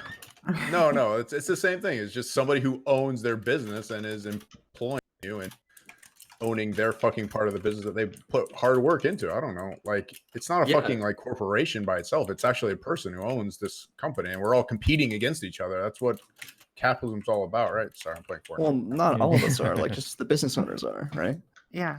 No, But there can't. I mean, there necessarily can't be like Yeah, more fucking anybody can be a owners than business owner. workers, right?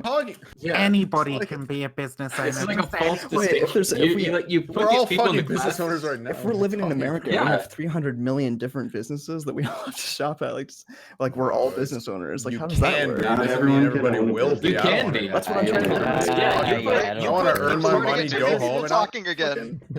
Well, you put people that own businesses into like a separate category in your mind, and then you're like, oh, well, we're against them. And it's like, no, I'm not against No, them. I'm just saying, like, if we're trying to work from I think I'm interpreting this correctly, like an act utilitarian framework. Like, we want the greatest good for the most, greatest number of people. Like, not most people are not going to be business owners. Wait, Sure, but that's like fine. it's a It's not different purely if it's a different utilitarianism. It's not just well-being because that is like traditional utilitarianism is like just Yeah, it's maximize real well-being, but like utilitarianism. Okay, fine, but like if we're working from it's real that framework, utilitarianism. like well-being is most people are defined not as going to be in this sort of like desirable class maximum of being capital. It's business not. owner. Yeah. It's not. well-being That's is not the defined framework. as the maximum capital, like created by a nation or by the world, I suppose. Okay. But it says nothing about how that capital is distributed. It says nothing about like making That's sure the market.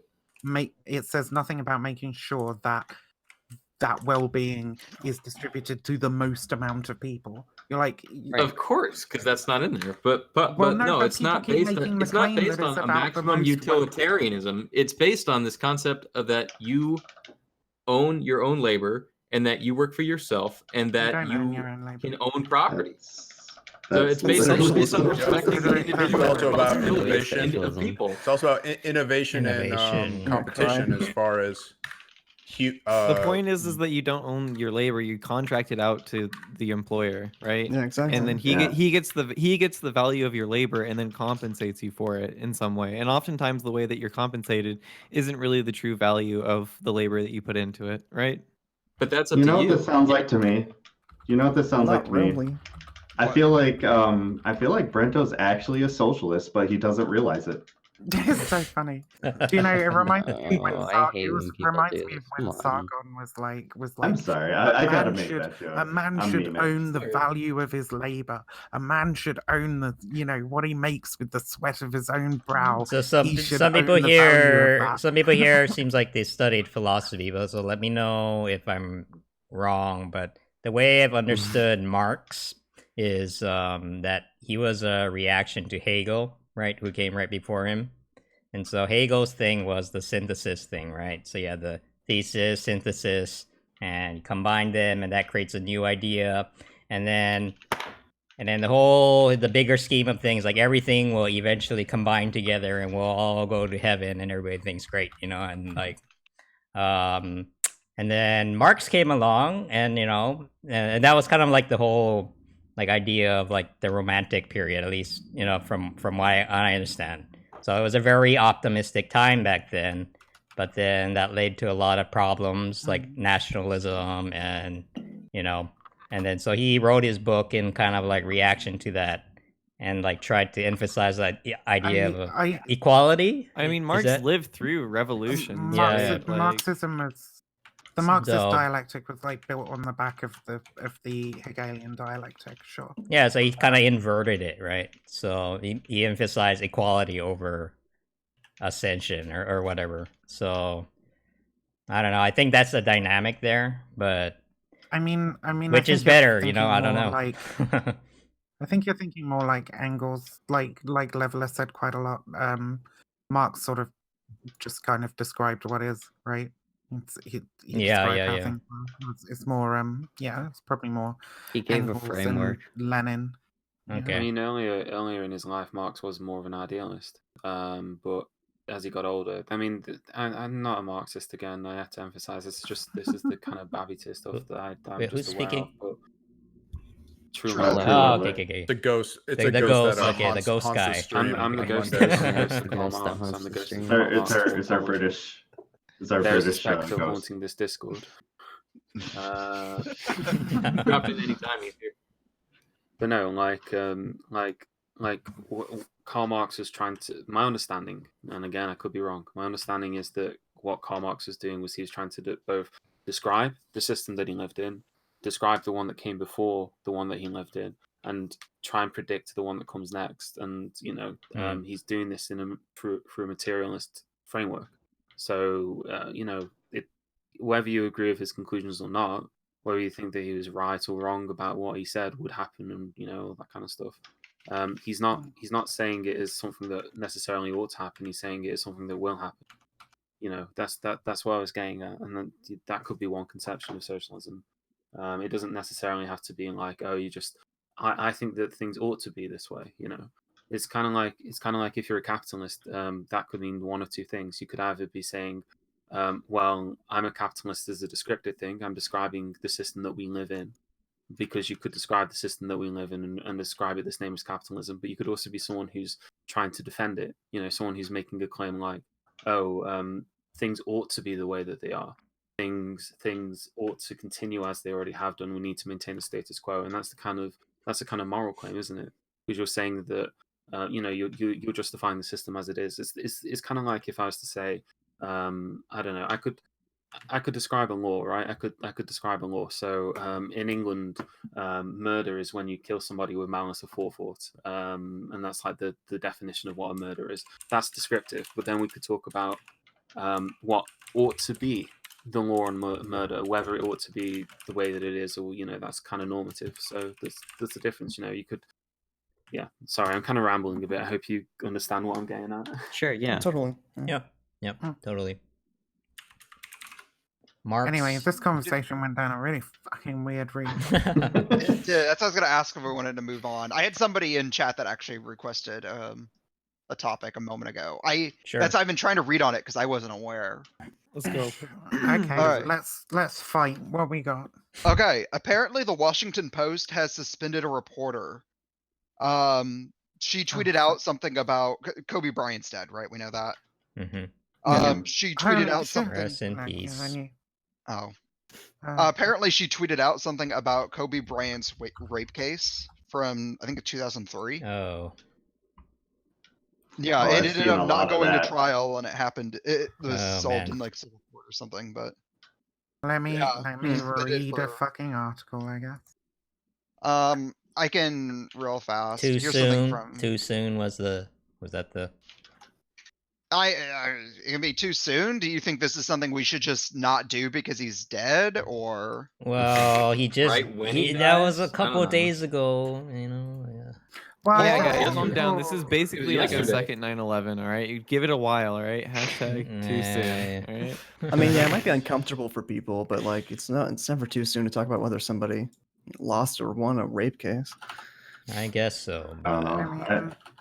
I think you got to at least wait for like the body to be cold for a little bit before you do that, because they were Nah, doing that- it the that's what day of. Republicans say about war and shit. What do you mean? Fuck It's that. like on top of a mountain right now. I mean, It is probably the cooled pretty case quickly. is the case done, or is it still in session? They settled. Oh, okay. Yeah, the it's, case in it's old 2003 was news, settled. and it's not For like, time what, 15 sensitive. million or so, something like that? You know. Okay, yeah, that's fine. I would just say don't like it's not stuff where very there's- smart of her to do that. I don't. I kind of feel like it's like when when fair. David Bowie died and people were like, "Hey, remember that time that him and Imam kidnapped a girl?" It's like, yeah, okay, but like can we just like be okay with the idea that the person is dead, and if you were a fan of them, it's okay to be a fan of them, and like, yeah, sure. I don't agree, Mark. I mean, I remember when Margaret Yeah. Thatcher died and people were fucking doing fireworks on the street. Well, Who yeah, was but, that? but Good we should riddance. we should have done a little Well, dance when Margaret she Thatcher, fucking yeah. died, to be honest.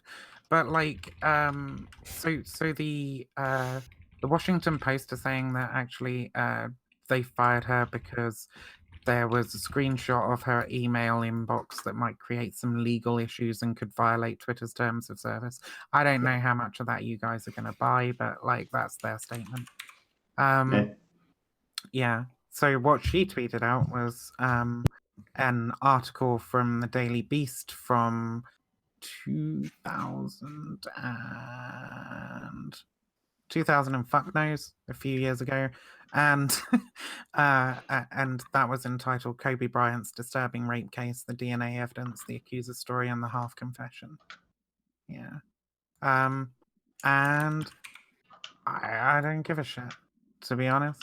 If you think that the guy was a rapist, maybe we shouldn't be like, oh no, he's dead. Oh, it's terrible. Oh, what a hero.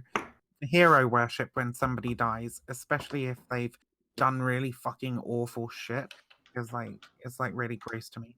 It should be. Oh yeah, I agree really with fucking that. sad that a wife lost her husband and daughter in the same day. That's the Yes. really fucking sad thing. Do you know what's the really, really fucking sad thing? That thousands of people are suffering in extreme pain right now. Well, yeah, I know. Wait. No, I mean, don't get me wrong, right? Like, you can do the whole fucking like edgy thing of, well, who gives a fuck about like one dead celebrity when everything's getting really fucked, you know?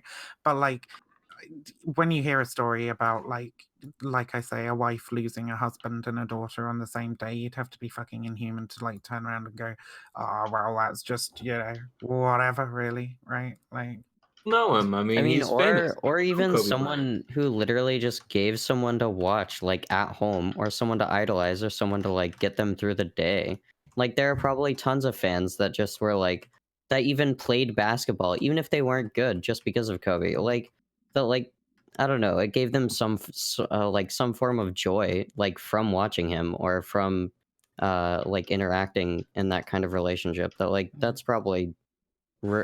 That's probably And, comparable, or it's probably worth something. somebody posted in my chat the statement from Kobe Bryant on the case, which I remember somebody else mentioning earlier today, actually, in which he essentially does admit to having acted inappropriately that night. I don't think he outright says that he raped her, but he did say.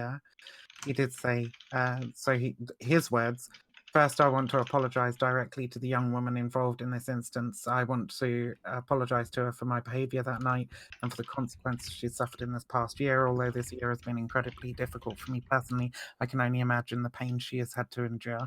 And it goes on like that. So, I mean, although I truly believe this encounter between us was consensual, I realize now that she did not and does not view this incident the same way that I did. So that's the thing. So, I mean, yeah. It sounds like he thinks he did nothing wrong. I mean, he wouldn't apologize if he didn't do anything wrong, or if he thinks he didn't do anything wrong, right? I mean, to settle a case, he had to release this letter. You guys don't remember this? I guess y'all were kids. Holy shit! He I don't like, even know. It was like, I mean, I'm shirt, 30, but I literally don't give a shit about basketball. So. yeah, part of the deal was that he had to release that statement and give her like $4 or $6 million. Oh wait, I kind of remember that. Oh, yeah. yeah. Okay. Yeah. But you know what else sucks? Not to totally change the topic, because like his daughter did die too, a bunch of other innocent people. Yeah. You know, he wouldn't have had to take that stupid ass helicopter if we had high speed maglev trains running throughout the country and actually invested in this fucking hellhole called America. Wait, wasn't it Things like fall over, Actually, like, good segue. a set of mountains they had to Transportation. fly over? Public We could have transit. good let's transportation. give some money to Elon Musk. They the whole thing crashed because he got special approval to fly in terrible flying conditions. Like most other like flights were grounded at the time, like helicopter flights and things like that. Yeah, but I mean that's like over like a national park, right? We don't want trains running everywhere, right? I don't care, dude. Everywhere people need to go. We're gonna get trains everywhere. Okay. Even places where they don't Trains belong. are great. I mean, have you seen Trains the are bumper to great. bumper traffic in LA? I mean, it's not very efficient as it is, but maybe if we could speed that up with some trains or some shit, you know? Oh man. I mean, he could get a fucking helicopter, right? Like, he could have driven. Yeah, Listen, the reason why. So apparently there was an interview a long time ago. He said that like the reason he flies the helicopter is because he trains and then like he takes a helicopter to go like pick up his daughter from school or some shit. Wow. And then, I don't know. Badass. I mean, is it Yeah, badass? apparently or to is like it spend just more fucking time with her. nauseating? Wonderful way to It's waste actually money. it's actually very dangerous. You know, like riding a helicopter is really dangerous. And so he was taking that risk every day. You know, and I don't know. I don't even. I have a friend who knows someone who rides a helicopter, and she would not trust the guy. He's like, oh yeah, I have What's mechanical problems all the time. What's more dangerous, a motorbike or a helicopter? I don't know. That's because you're on the road with other cars and stuff. But Yeah, like the helicopter is probably more like. I mean, it could doesn't malfunction. really. That doesn't really matter, does it? Like, I'm talking. Like, Yeah. what are you more likely to die on while commuting every day? Like, obviously the Motorbike. cars are a hazard that the helicopter doesn't have to deal with. But like, which one's more dangerous? Which one are you more likely to die on? A motorbike is more dangerous, but it's just like you could be in a well, I guess the motorbike is the answer to your question, but the fact is like a motorbike is not it's dangerous on a motorbike because other people are dangerous. A helicopter is more dangerous on its own. Just I don't know. you're more I likely think to go people who down. drive I don't think motorbikes can also be pretty fucking dangerous. Like, Yeah. yeah. Can Like helicopters Weaving are between- dangerous. weaving The only between thing they should be being used for is dropping money from them. Like people like Andrew Yang should be given helicopters, dropping cash for people to spend. Okay, That is what we use helicopters for. not I'll let him transportation. know. I'll let him know, right? Especially after his fall off the skateboard, he should really something a little safer. Wait, did he do So- that? Yeah, Oh man, I can't keep up. I see that Yang Gang tag in your background. Yes, there, it's Yumi. backwards, Yeah. but it's there. Oh, it's, and- it's forwards on our stream. Yeah, it's forward for me. It flips. It flips on. Wow, on the really? side. Okay, good. Yeah. Okay, good. I don't Pretty feel handy. too silly then. Wait, no, is it forwards on? Yeah, it is. It's forwards. It's on not. the It's not stream for as me. well. Everybody except for me for some reason. So. Yep. Yeah, it looks fine for me. Just how whereby works, it flips your camera. So dumb. So fucking dumb. Holy shit, it's so dumb. I fucking hate how my camera keeps getting flipped from left to right all the Would you time. guys ever take a helicopter ride? Like ever? Yeah, Fuck yeah. I think once. Yeah, that was enough for me. definitely But Helicopters are cool. they I are wouldn't cool. skydive though. They are Skydiving is cool. fucking no way. I wouldn't live my life in one every day though. Yeah. I'm yes. curious, what kind of transit would you want if you're like building a city? Because like I went to Seattle and their transit was Oh my like, God, that's amazing. my I don't know, thing. like, how What? they could What did you say? You went to Seattle and our what? Seattle? What was amazing? Just from my experience. Oh, You mean- God. wait, transit, It like takes you had me a bus 2 stop every hours. 30 minutes. Bicycles and underground. That's Okay, I probably mean this what is I my really need. topic. This is my topic. So I do housing politics in LA, and I know it's a terrible city for transit. And so there's a bill coming down. So if you live in California, it's called SB 50. Please support it. But basically, the way to solve the housing crisis is that we need to build more housing near public transit centers. And this is exactly what this bill does. But we get a lot of pushback from a lot of the wealthy neighborhoods that really hate it. So, okay, so that's just my spiel. But like Makes sense. it's if you look in Tokyo, right? And Tokyo is very affordable right now. You can get a 1-bedroom apartment for like $300 if you look hard enough. And the way they do it is exactly that. They build housing near the train centers. And a lot of the times the train companies actually own the land to build housing, which is kind of interesting, right? So we have to do more of that in Los Angeles.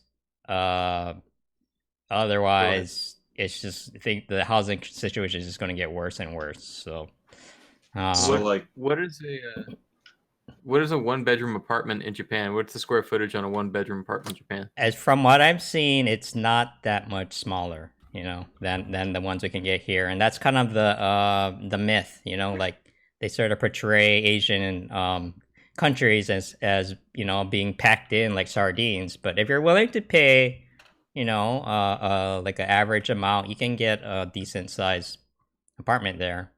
And if you go, and it's very obvious when you go to like Tokyo or Beijing or any of the big cities, it's very, very dense.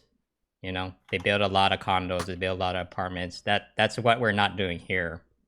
We love our single family homes with the yard and the dogs and shit, and so but there's just not enough land, we got to build upwards.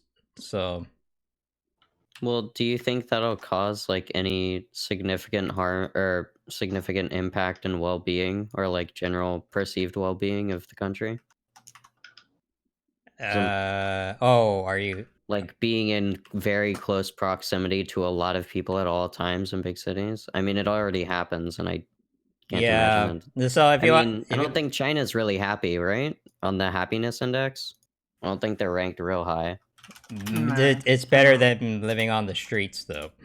I gotta say that. Like in Tokyo, It's better living on the streets, but you know how you could, you could actually solve that, right? You could like, instead of trying to build up and up and up and creating these like poverty-stricken fucking tiny fucking apartment buildings, what you could do is like invest more in rural areas, invest more in.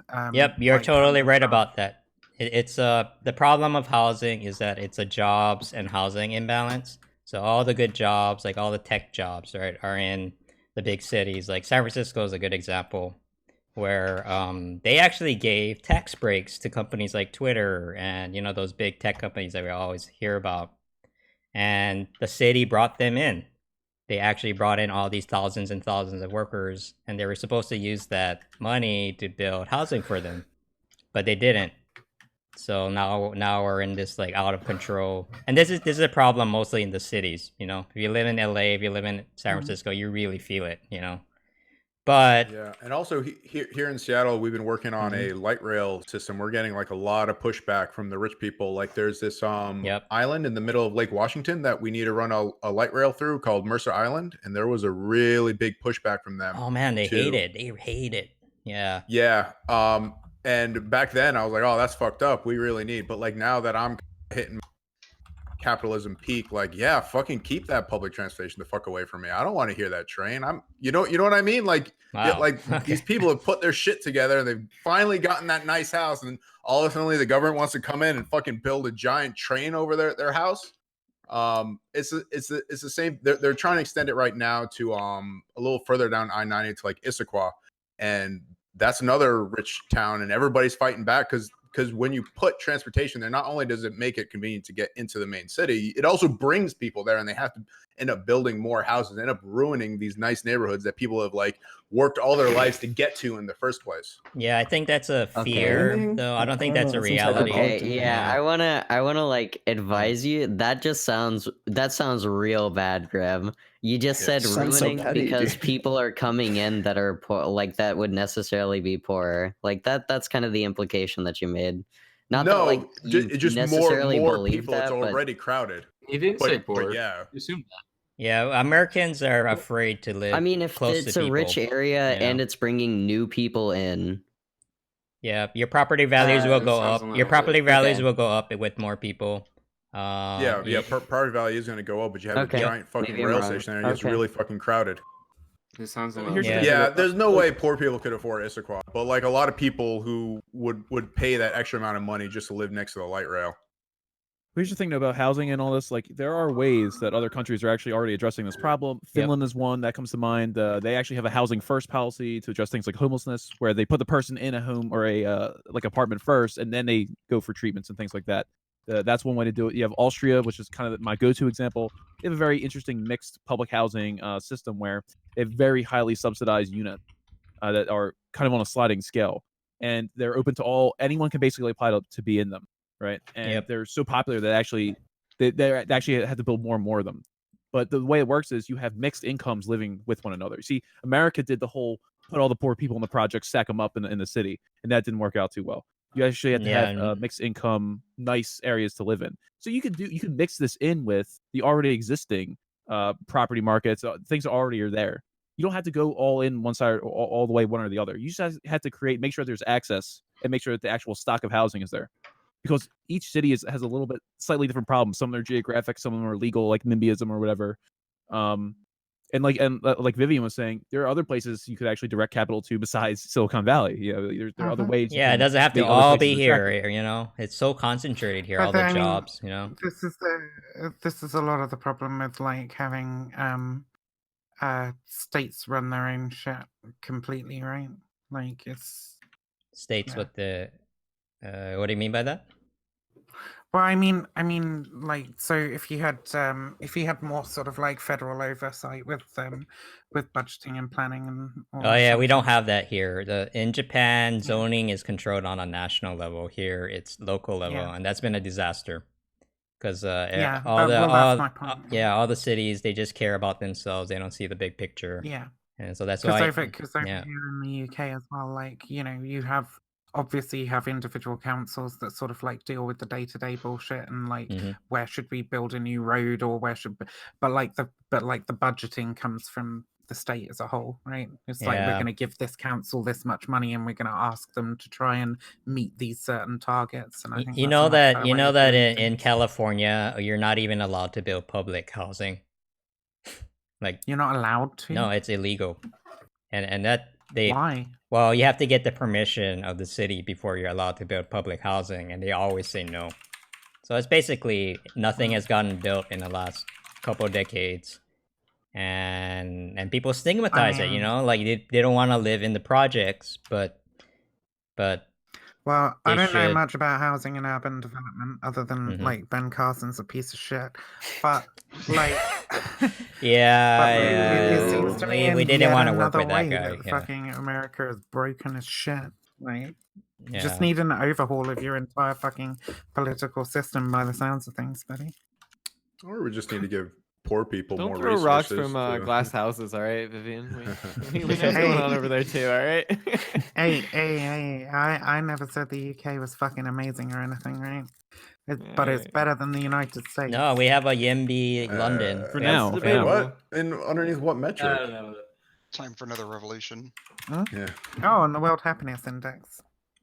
The only fucking metric that really matters, like how. Yeah, but what about the military index? How much wealth? What about that one, buddy? Wait, how many helicopters do you have? How many guns exactly. You don't care about happiness. You care about like GDP per capita, and unfortunately, that GDP is like funneled up. How many helicopters per capita? Best, okay? In the best index, we're the best. Okay. I don't care. What about the freedom index? Fucking right, Graham. The number one index. Actually, on the freedom index, you're pretty fucking low down. Believe it or not. I know. If that freedom index wasn't created by us, I don't trust it. Yeah. Yeah, right. American freedom. I just want to say something. Right, hold on. In England, we don't even have the freedom to stream like this. Just as an English person, though. Just as an English person. Thank you, Nate. One English person to another. I'm, like, yeah, you can say we're really high up on the World Happiness Index, but I'm only happy when I'm unhappy. I thought that was part of being English, so. Like, the worse things are, the better I feel. I don't know. Yeah, I know what you mean, dude. It's just like, it just feels weird if someone's like, well, someone made an index of happiness and you're not really high on it. It's like, give a fuck. Or you like put me on some index of happiness, like, so you're wrong. Like, it doesn't matter. I don't give a shit. Like, that's not about. What about freedom and God? Where are we at on that index? I think Actually, God index super high on it. I think we're pretty high on the God index. Yeah. The Fundy index, yeah. I think Americans have a really fucking bizarre concept of freedom. Why don't you do what you do with sports and just invent You your own would. index and have nobody else compete in it?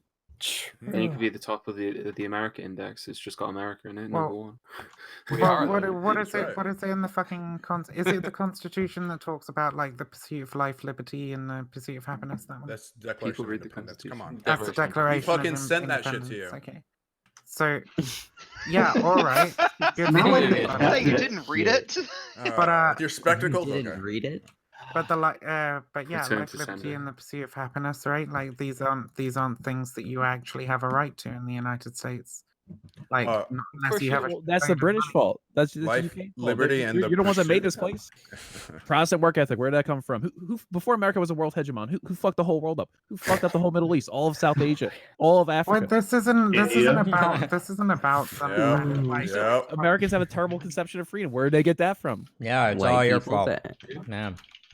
Raised by the boomers. I of the don't know, imperial buddy. world. I thought you guys like fucked off from the like Western countries to like get away from the persecution and shit. Yeah, it's to actually be true. more To free. Denmark and then the United States. No, yeah. we just Yeah, don't want to you're be right. taxed So if you're saying- without if you're saying- representation. We also made that pretty clear. Free If you're and saying that we Christian just gave and you our American values, and then why the democratic. fuck did you leave in the first place?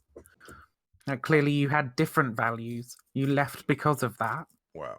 It was the taxation. Remember? Taxes. We had a whole These fucking people can't slogan. No, fake no, taxes. no, not the fucking Civil War. Taxes in this country, they can't fake it. I'm talking about the settlers, the fucking, you fucking pilgrims to the. Yeah, New can we World. just blame Calvinists and move on?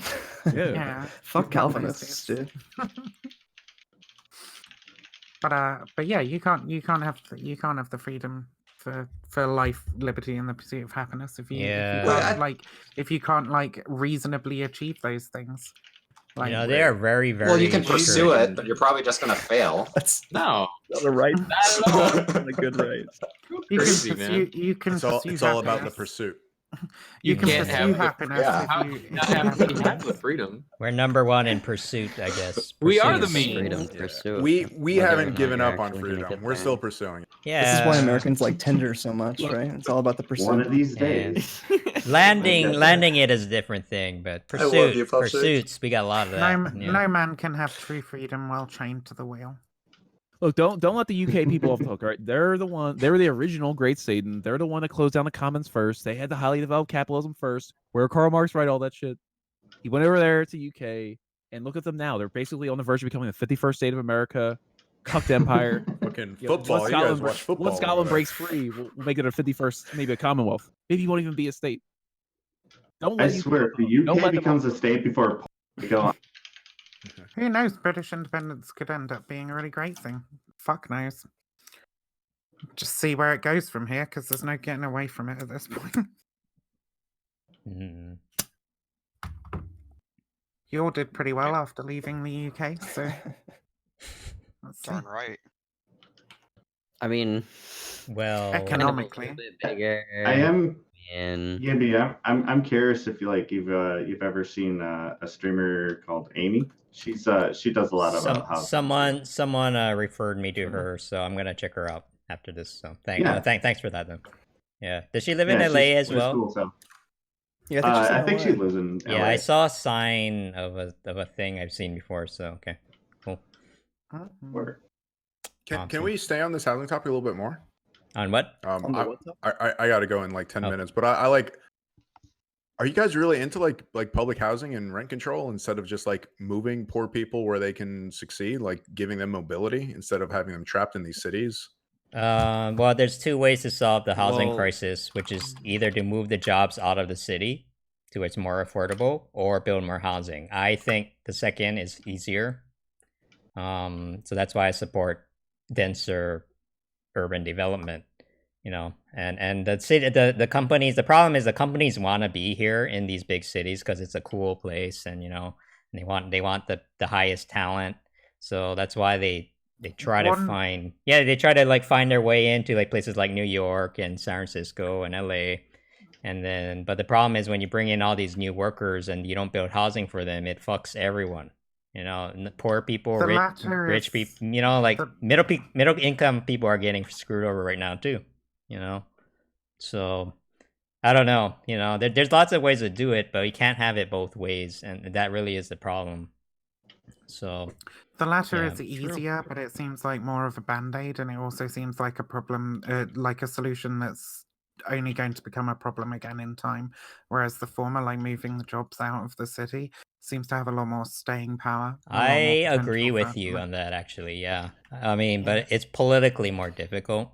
But yeah, you know, cuz the thing is if we do that, you're going to still create this rural urban divide, right? And that's usually not good for politics. So if you can try to even out the jobs, but Yeah, for sure. yeah, but who, you know, you gotta have to convince, I don't know, Jeff Bezos, like, hey, you want to open up a factory in Kansas?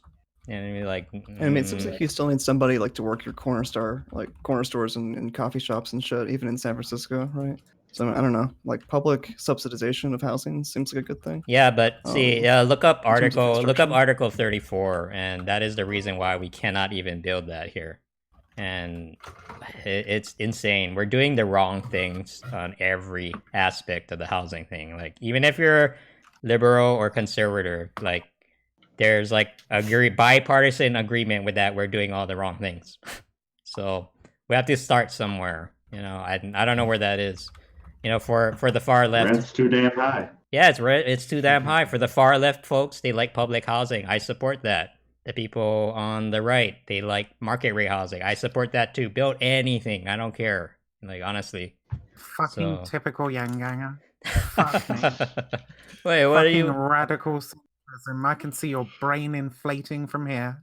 Oh, But let's reframe it though. Like, why? It's kind of answer some of all Grandmaster's questions. Like, why are we starting with the bar down at like, you know, moving poor people somewhere else, relocation? Why aren't we trying to think of it more proactively? Like, why not design cities or help retrofit them or invest in the required infrastructure or capital to make them more livable, more affordable? Yeah, if do rent that controls too. Are a part of that. Do it might everything. work. I mean, it could help for that.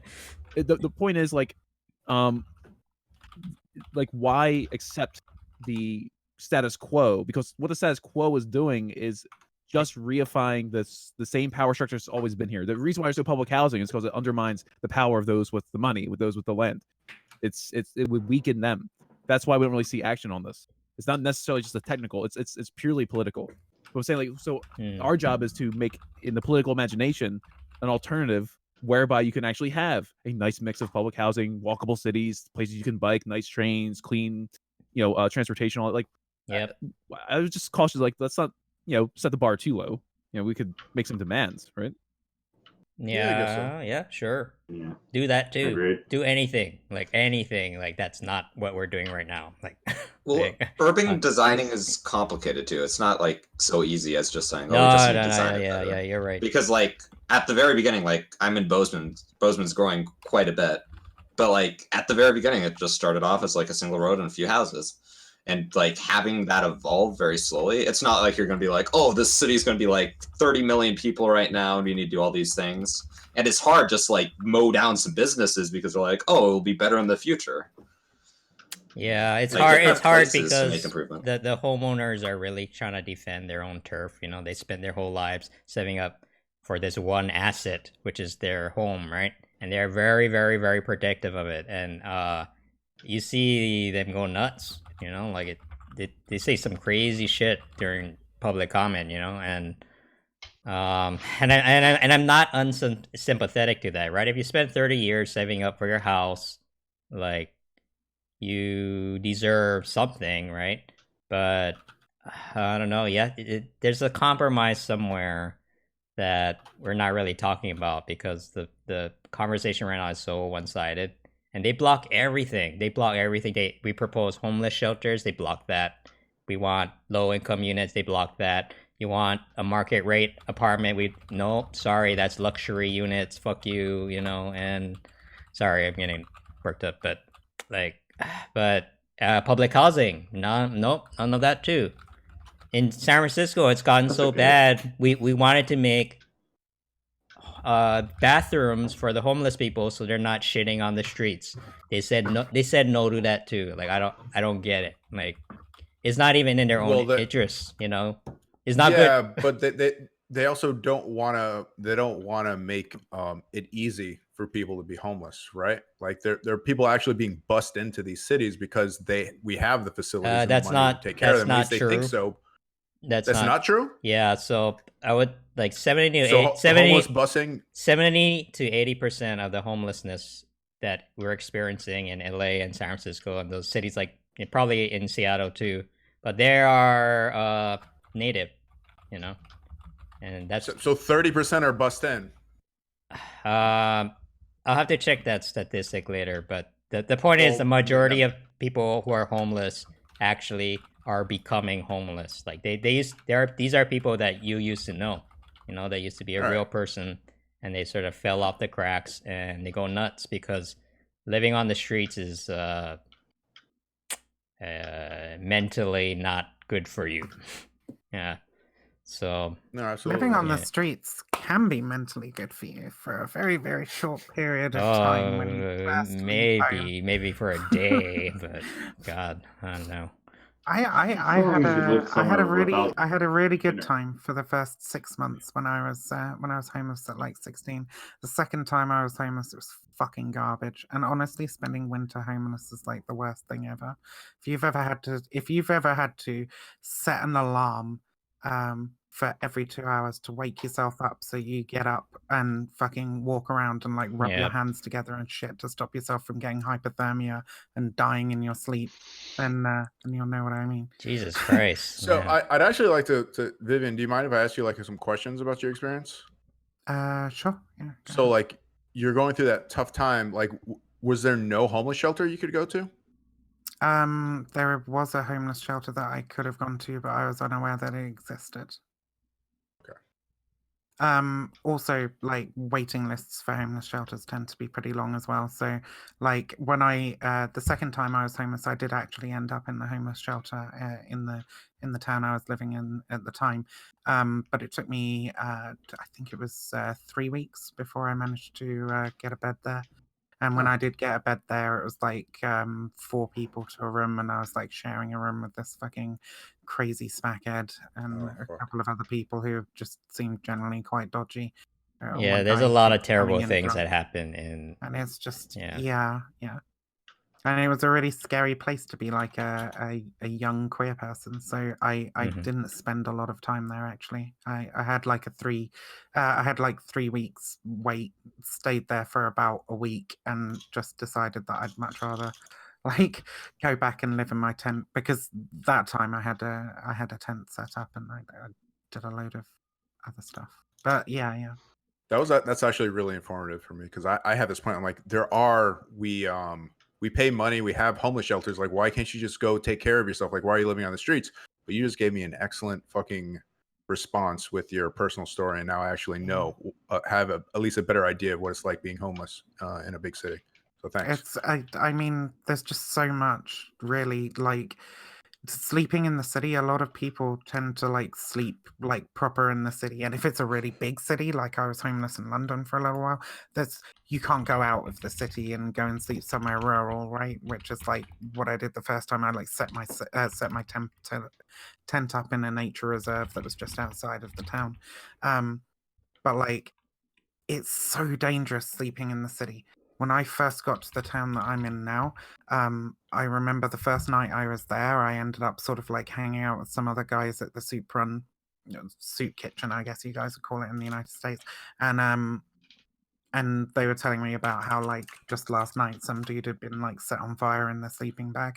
Assaults on homeless people like in the city, not just from like other homeless people. People tend to think it's like fucking, you know, like bum fights, right? Like people fighting over fucking drugs or whatever. But like assaults on homeless people from the general public, like drunk assholes coming out of clubs and all that sort of Yeah. stuff, like they're a real danger. Human trafficking, even when I was busking, rape, you know, that's stuff Yeah, it's hap- really yeah, common. happens So- all that's the time. horrible shit. It's But even when I was busking, when I was just playing the guitar on the street, I had this fucking super awful stretch where like people tried to assault me like 3 days in a fucking row while I was out playing my guitar. Like one time guy like asked me if he could have a drink of my water, and I'm like, oh, I'm sorry, this is all I've got for the rest of the night. Like I'd rather not. And he picked my guitar up, like took my guitar out of my hands, and I stood up. I said, "You fucking put that down." I don't get angry and aggressive very often, but if somebody like takes my guitar off me, Yeah, like, Vivian, just play better. you, They wouldn't get mad if Vivian. you just played. Just kidding. and Wow. Stop yeah, playing he tried fucking to- Wonderwall. He tried to kick the shit out of me. Then there was fucking the next day, literally somebody was just walking down the fucking road, right? Like I'm sitting on a step. He's just walking down the road and he aims a fucking kick at my head. Like no fucking reason at all. I wasn't even playing at the time. I think I was Jesus Christ. rolling a Wow. cigarette. And Oh, man. and like literally I sort of saw it coming out of the corner of my eye and just like sat back through reflex, and like his foot went like that, and he just fucking pissed himself laughing and carried on walking with his friend. And I was just like, Jesus, you know? And Dude, there's yeah, some people that just genuinely hate poor people. Honestly, It's fucking. I don't even know if they hate poor people. I think they're scared. It's more fear. Fear than. I don't even think Yeah. it's fear. I don't What? even think What, it's really? They When- thought they when could just get lads- away with it. Yeah, when lads go out for a drink with their friends and shit, right? And they want to show off to their friends and do Mm. something fucking just asshole-ish. So I don't even think I don't think it's about hate. I don't think it's about I think it's about like partially a lack of empathy and partially just wanting to show off and be a big man in front of your mates. And, and That's It's just that's the- an interesting. It's like the edgy thing to do, right? That like fucking what was it? Who are the people? What wasn't it? Rice Gum who literally made a video where he was like fucking raining ones on like a port, like where Oh, like yeah, it's literally yeah, just like oh. disrespect for like edginess and like You popularity. guys remember I bum mean, fights? I remember. I can't. Yeah. That was terrible. Like, what? Why was that a thing? Oh yeah, man. it's fucking garbage. Yeah, you people were literally profiting off of like having bums fight each other, dude. It's fucking Yeah. gnarly. It's disgusting. It's, Yeah, it's fucked up. it's actually disgusting. Yeah, but Jesus Christ. But That's they- when they- that we started do when it. I was a teenager. Like, shit. But this is the thing, right? Like homeless people in general are kind of like it would be better if the state treated them better, right? Because the state and the media teaches people to have less empathy for homeless people by having less empathy for homeless people by putting fucking like homeless spikes out by like Yep. making Yep. shit what's it called? It's something architecture, hostile architecture, Mhm. right? Like when you see a park bench now and it's fucking like sloped at a 45-degree angle so you can only fucking lean up against it, that's so that people can't fucking sleep on it. When it's got like 3 fucking handrails all the way, like armrests all the way down the fucking length, that's so people can't fucking sleep on it. When you see those fucking the grate covers with fucking like huge iron bars coming off the top, it's so that they can't sleep on it, because people sleep on these fucking grates so that they can be warm during the winter because hot Mhm. air comes out of them, you know, and people just fucking Here, end here up, in like, LA, dying in the streets. here in LA, there's this musician that, you know, out of the good of his heart, he raised some money to build these little mobile shacks for the homeless population. You know, they're tiny little, they're tiny little boxes, but it's better than sleeping in a tent, right? You can lock it up, you can store your stuff in there, and then some of the wealthy neighbors. They thought it was an eyesore, so they ordered them to remove it, and so they did. They kicked it out of the house and they destroyed them all. And then Yeah, so now they're right back on the streets. yeah, so And- I have and this literally, we've just got one of them in my fucking chat. Like some douchebags, like made an account called "Get a Job, Homeless Idiot." And Oh typed my in, God, Stop wow. being a snowflake. Get a job. Stop the excuses. Like people have no Wow, fucking God, empathy. It's buddy. So so like, sad. yeah, I'm actually gonna take the property owner side here, going by what Vivian said, her experience in homeless shelters. Like, nobody wants that crazy smackhead like sleeping out in front of their business, right? Like nobody wants to have to deal with that kind of shit. So they're gonna do whatever they can to get away from it, kind of like people who don't Well, want to yeah, stay in that's- homeless shelters for the exact same reasons. Yeah, don't get me wrong, right? Like a lot of people who end up on the street have alcohol problems, have drug abuse problems, have mental health issues, right? And it's completely understandable that people who don't have those issues are going to see the kind of behavior that those people engage in, and they're not going to want to be around it. That's entirely fucking understandable. But that's why it's up to society and the state to provide them with paths out of homelessness, to provide them with like meaningful fucking care, because these people don't deserve to die for that either. Right? I've known so many people who fucking died on the streets, right? Yep. Like literally my first fucking winter when I was homeless, there were two people in the city that I was living in that that I knew personally that I'd spoken to who died. One both of them I think from hypothermia. Oh no, one had like a tooth infection and didn't get it like treated and ended up having a seizure and died, and the other guy died of like hypothermia. And like, so they don't deserve to die for the crime of being mentally ill or having a drug addiction or be, you know, because they're forced into these fucking situations. I drank a lot while I was on the street, because drinking's a good way to like make yourself feel warm. It's also a good way to like reduce the anxiety of like sleeping out in the city because you're worried that somebody's going to beat the fuck out of you, right? Like sometimes just having a drink is about the only way that you can get yourself to sleep, because otherwise you're just too freaked out to do it. Yep. So speaking from like the properties owner's point of view, right? Like the way I kind of talk to people about this is that, like, look, if we don't give a dedicated space for these people to go to, they're just going to be wandering the streets like they are right now, and that's not good for business either. You know, and but if they have a dedicated space to go to, we have the same problems that Vivian was just talking about. Nobody wants to, like, not everybody wants to be around but a bunch of crazy people, part of the drug addicts, right? Part of the issue is that a lot of these shelters are way overburdened, so they actually don't exactly. They don't have enough space. Oh, especially because especially when you don't even build it. Right, at all. But it doesn't even matter. Like the percentage is still going to be the same, right? The amount of like crazy people who would go to these homeless shelters. I mean, if you the thing is, right, like it doesn't like if I was outside and I didn't have my tent and it was fucking winter time, like I'm still going to go to that fucking homeless shelter, right? Even if I'm sharing a bed with sharing a room with a crackhead, because like I said earlier about like having to fucking set an alarm to wake yourself up every 2 fucking hours. If you're worried, you might consider visiting one of these shelters and see how they do. There are some that are good, and but like in most cases when they actually build them, people can't tell it's a homeless shelter, like because they're all inside and they're doing their they're not. It doesn't look any different from a regular building, but it's just like.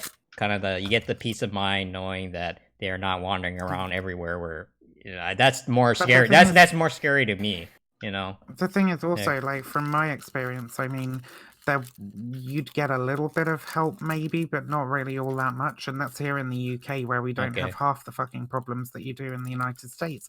I don't know what the process is like in the United States, it's but terrible. I don't imagine that like there's a lot of people going into these homeless shelters, like or there's a lot of like government programs to like set up like first month's rent and whatever to like get somebody a cheap ass fucking apartment, you know, like that's what you need to be doing. You need to be honestly, I mean, obviously I'm fucking like socialist as shit, so I would just say take all the fucking extra houses away from the landlords and give them to the homeless. But like if you want to talk about like practical shit that people are actually going to do and you know that we could public housing.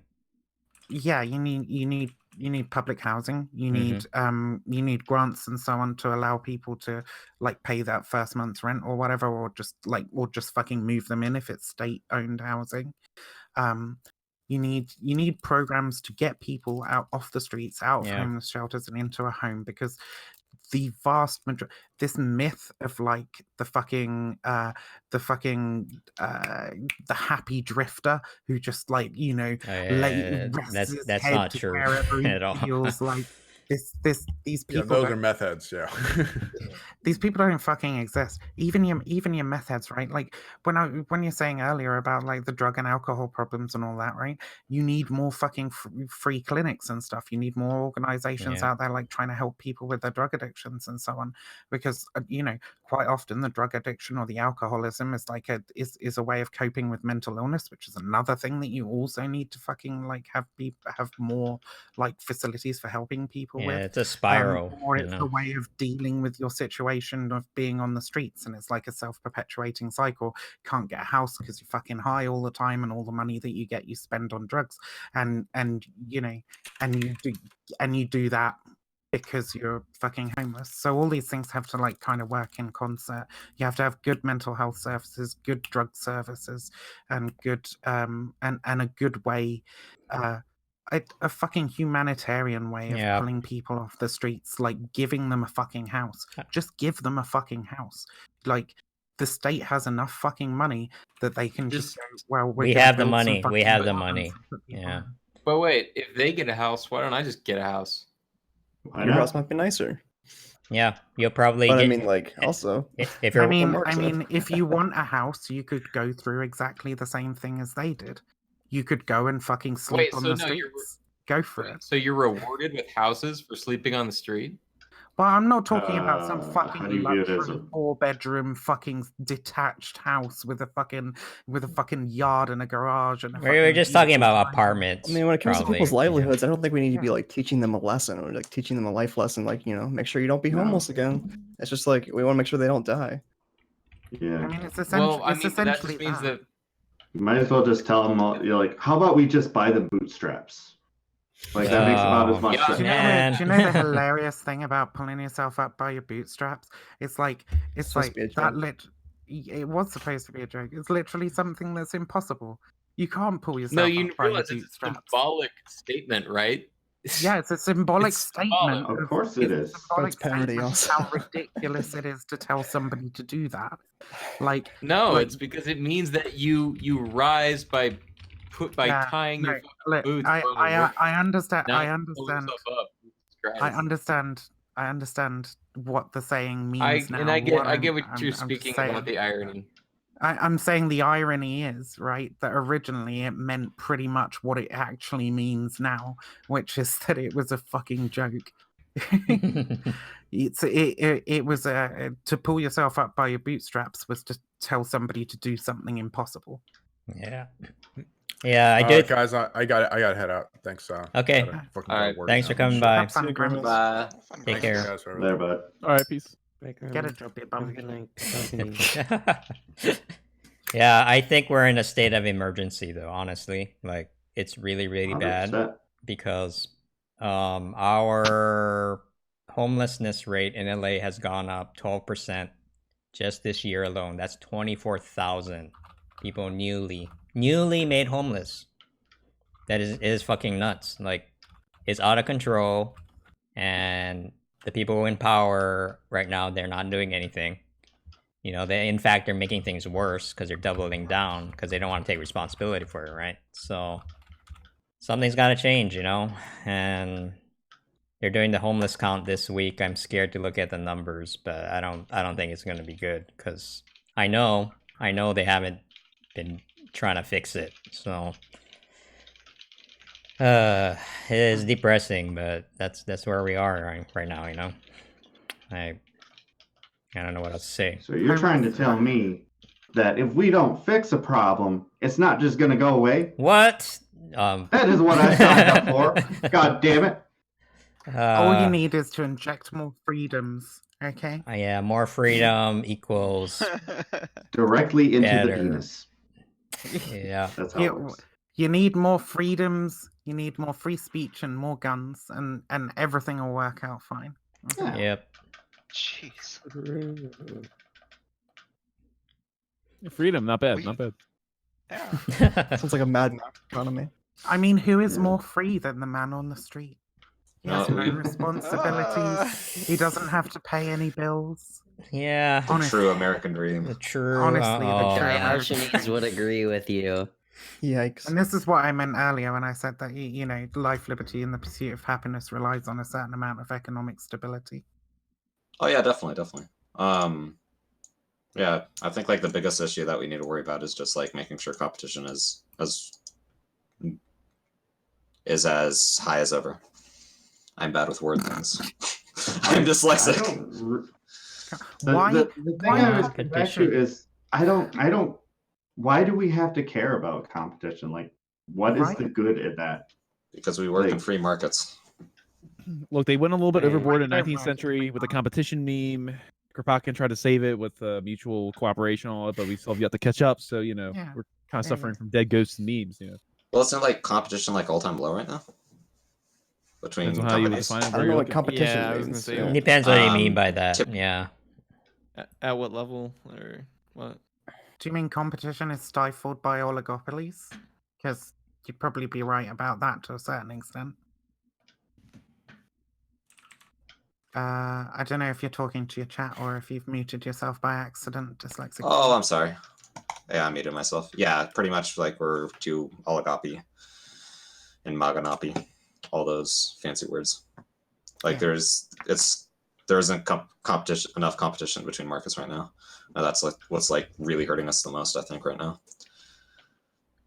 Yeah, you could take that different ways. So the housing market is very, very strict, and so you could argue that it's actually a fixed market, and it's not really.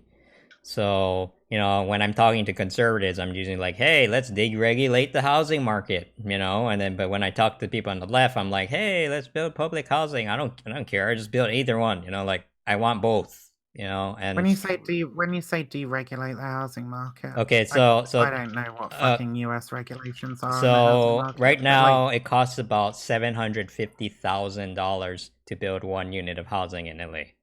That's a lot of money. That's more money than I have. And so it takes forever, and it takes like it's really, really expensive to build just like, you know, basic housing. So we need, you know, if you want to lower the restrictions on, I don't know, I don't want to get into the details, but you know, it's more money than I have as well. I'd be happy with just $5. oh man, Just $5. $5. But you go to these things and they're like, yeah, let's spend $800,000 to build one home for one homeless person, and they're all proud of that one unit, you know, like Beverly Hills, right, or you know, it's one of those places, and they're just like, and then they make a big show out of it, and they were like, hey, we made 5 units of housing for, you know, the 60,000 people who really need it, and we gotta get past all that, you know, like vanity projects, right? Like, you know, there's good intentions, but we just need more housing. And my point of view is that I'll take anything, you know, and I'm not ideological about that. Like Somebody brought up in my chat, they said instead of rent control, California implemented a rule where you can't spend more than 30% Rent of your caps. gross income on rent. Oh wait, What does that mean? Like, you'll know better. sorry, what? You can't spend more than Can't spend more than your 30% of your gross income on rent. that depends on the city. Yeah, each city has a different rule, and it's very, very complicated. So I'm not sure. Yeah, that But confuses the but fuck there out of me. I don't there think you is can, like- rent control, which is punitive to landlords.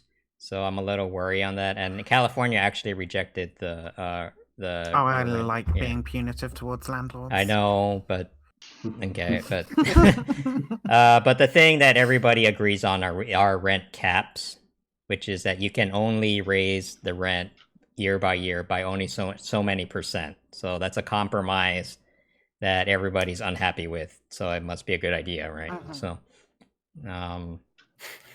yeah, I don't know. Like, we just need more units. Yeah, we just need more housing. If you live in the city, or like you said, move the jobs out. You know. Move the jobs out, or we could work on some way to expropriate the houses from people who have like shitloads and like they own vacant properties. Yeah, but those properties are way out in the middle of nowhere. What are you gonna do? right?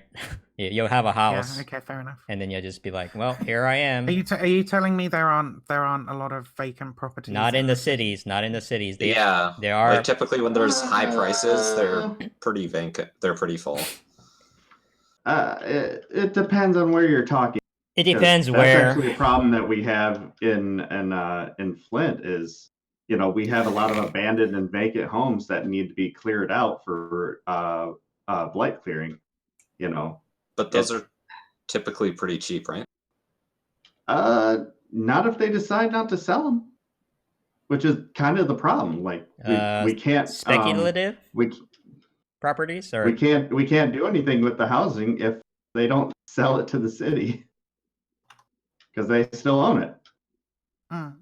So they're just owning property that's just sitting So there. it's just sitting there. Yeah. Wow. There's literally 2 houses like feet from me that are like that. Like I can look out my window. There's one there, and there's one in the house next to me, completely empty. Wow. Unlivable. Yeah, Been there it's for probably years. different where you live. Yeah. My perspective is very California specific. So. Yeah. And we are the worst. And we are the worst. Mine is very We're much number one. Michigan. Wait, does the city buy housing like that? Yeah, they try to, but if they won't sell it, then well. Well, like it depends on how much like they're trying to buy it for too. Because I know some places that are like giving houses out for like free if you stay there. Yeah, I don't even know. I just know that the last time, like my cousin works for the city, and like I was talking to him about those houses. I was like, yeah, when are they going to come and clear them?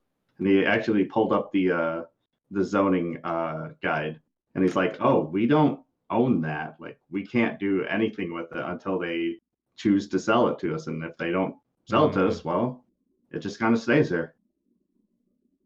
Which is cool because we're in a developing neighborhood. We've got, a number of houses that are completely abandoned. So, Yeah, here, different places have different issues. But oh, definitely. Yeah. Yeah, I don't know.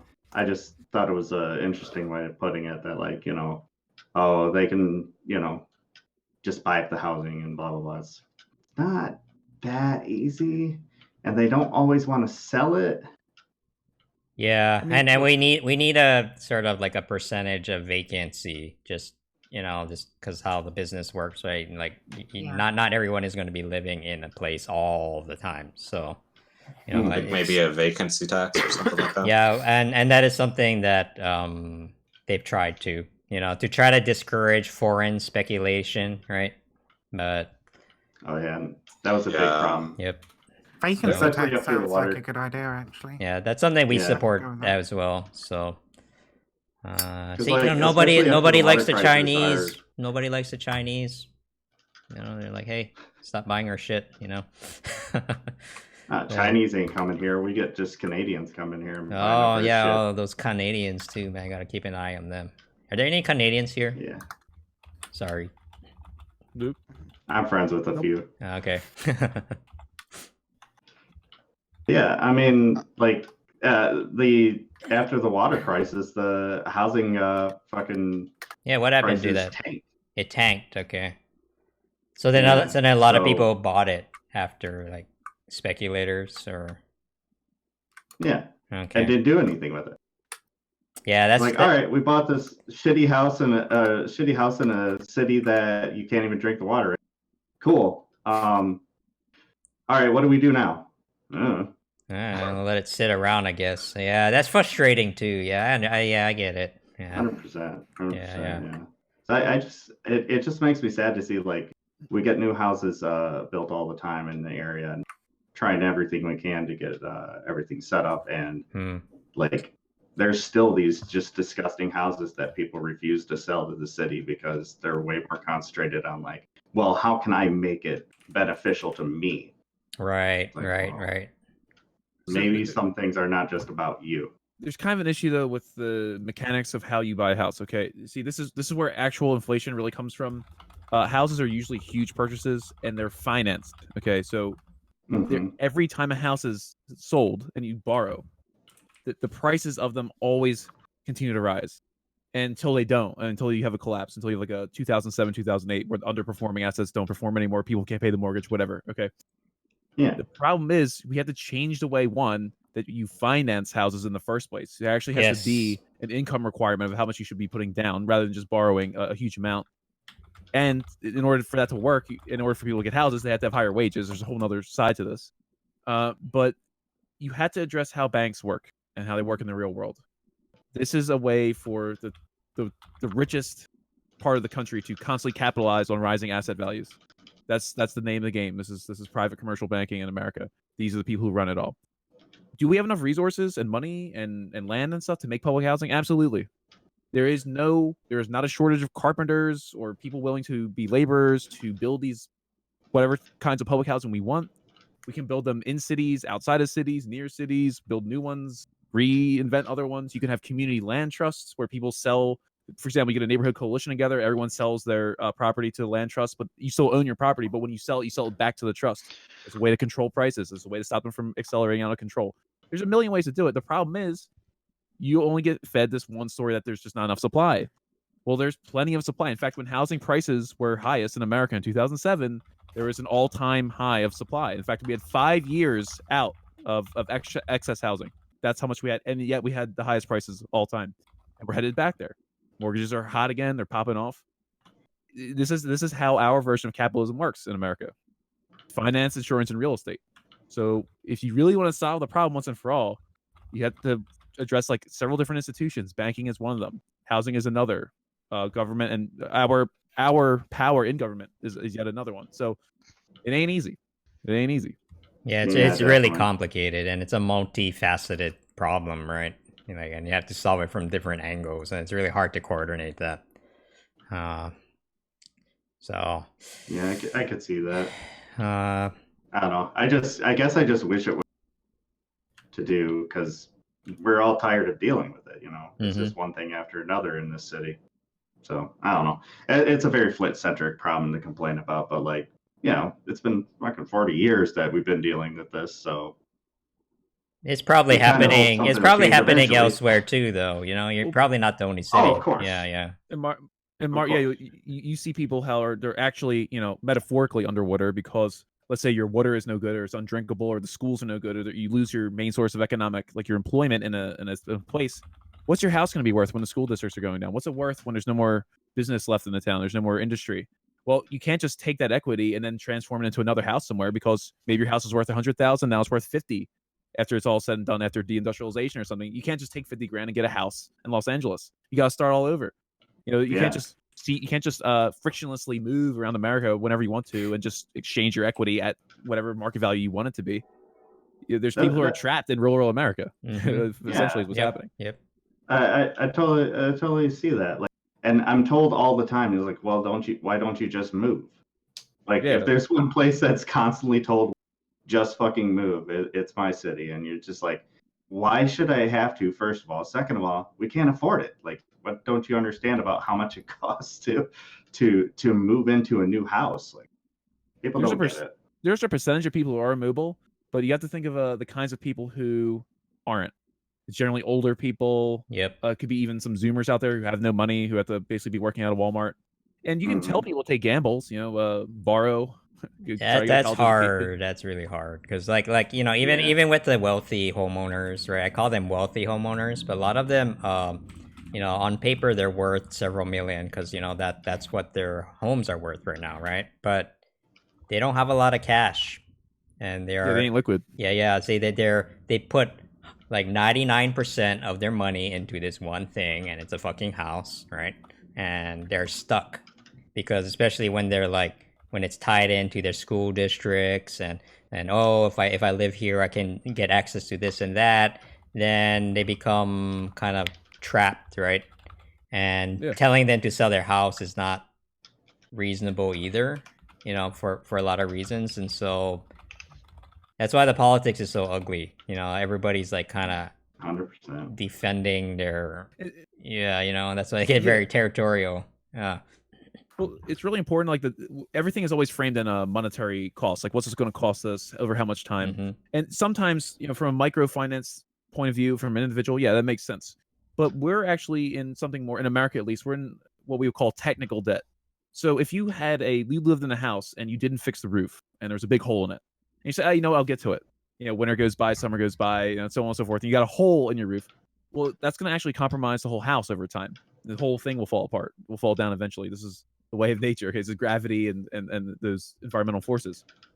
By not investing in people, whether it's to address homelessness or education or housing or any kind of infrastructure, we're only building up technical debt. We're not saving any money in America. We're not saving anything. We're actually only increasing that margin by which we're going to have to address something like inequality or housing. And that's exactly what we're doing. We're just sleepwalking like a zombie through this expansion of technical debt.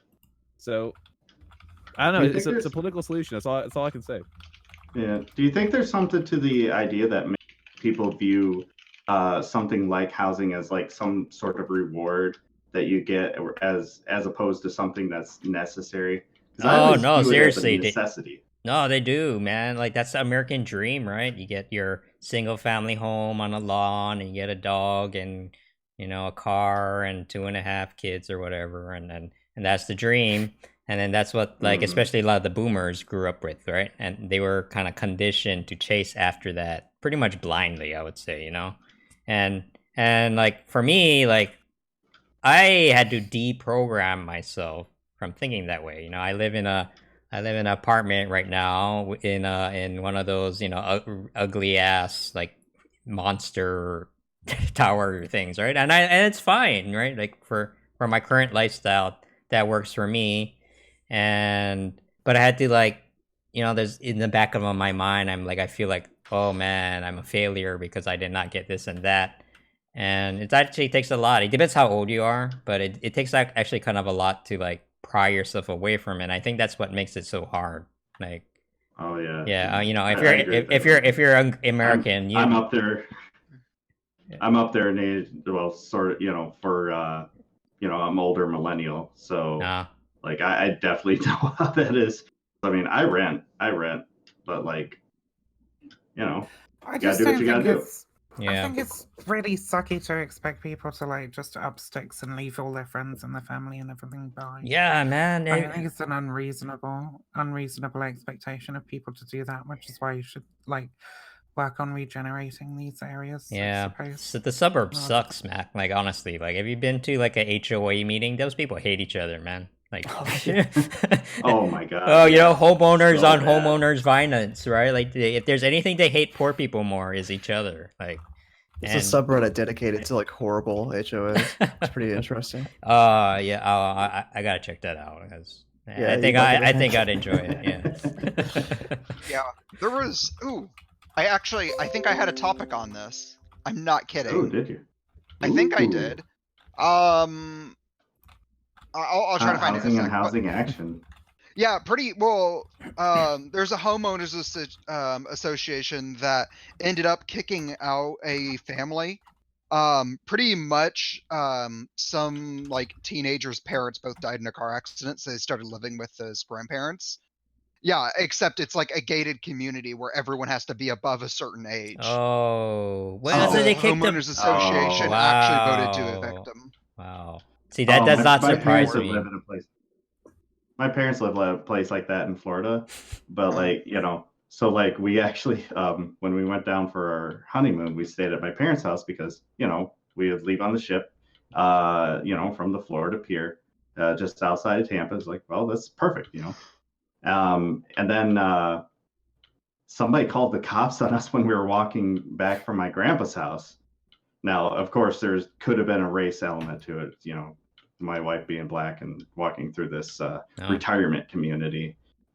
But that's a whole different thing. But yeah, I know all about that shit. The old people, they do not want young people there. Nope. At all. Get off my lawn. But Yeah, not in my backyard, right? NIMBY. That's why I'm a YIMBY, right?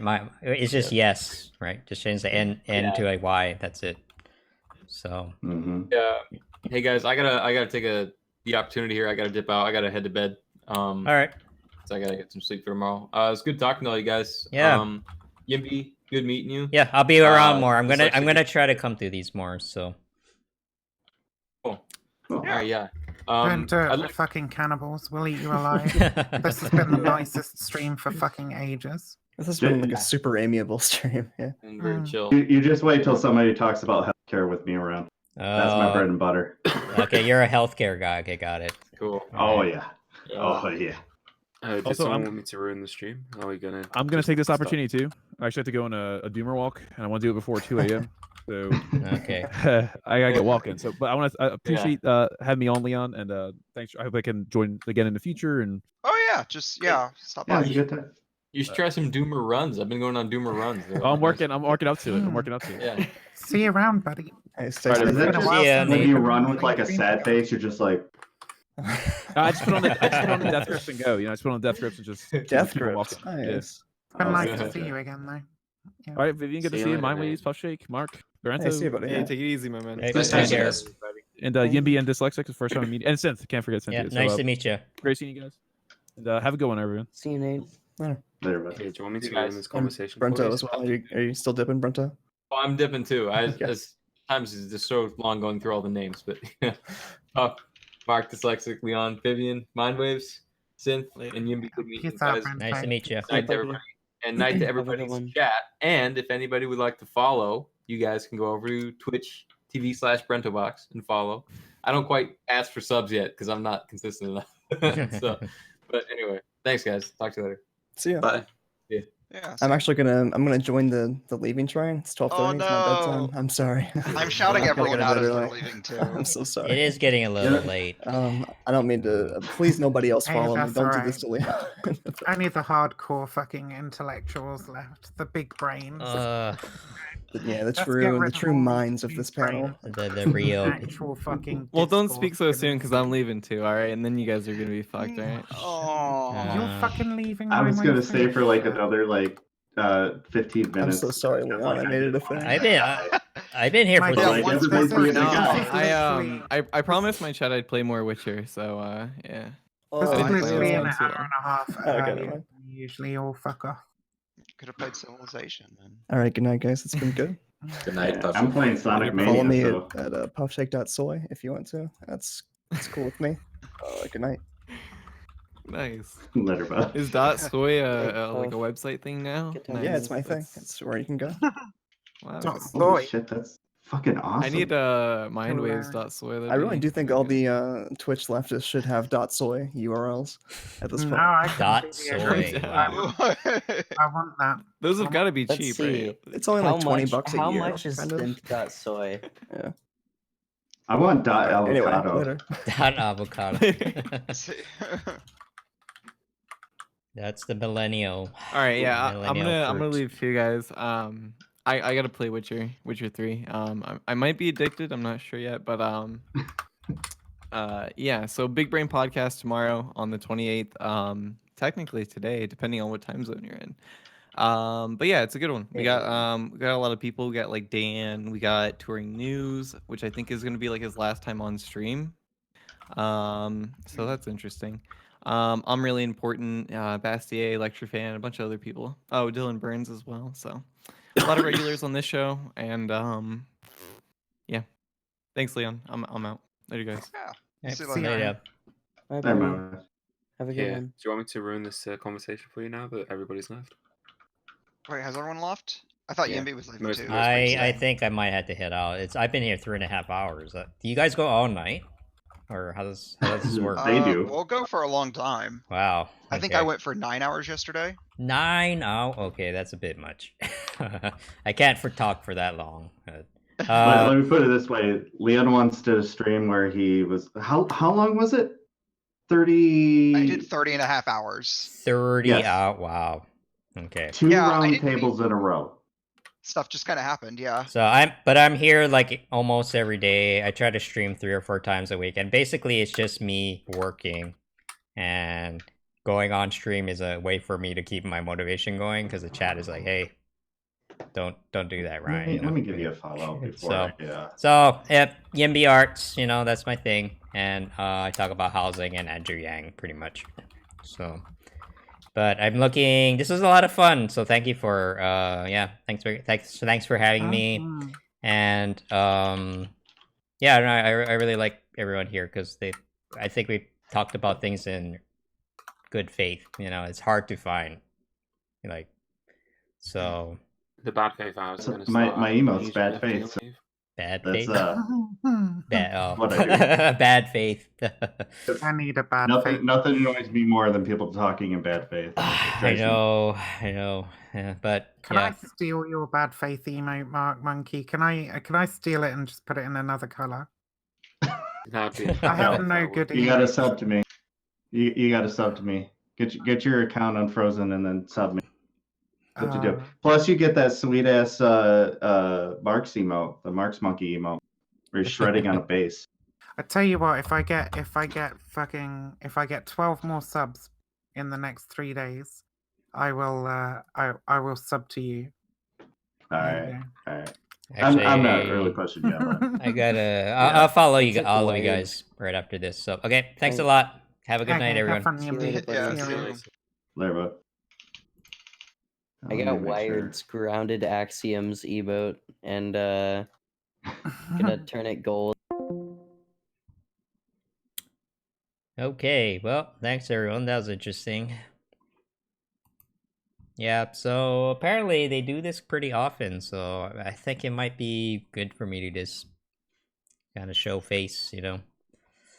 And then I was planning on doing it for a while, but just got busy. So I'm super tired, so thanks for the follow, Mark, and I'll try to, I think I have a list of people here. Make sure I got the right.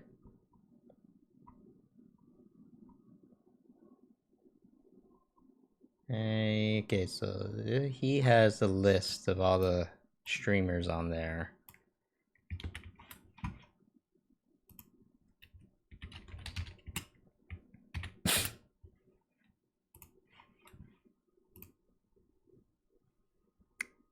Hey, EB, I'm just about to leave. You missed the round table.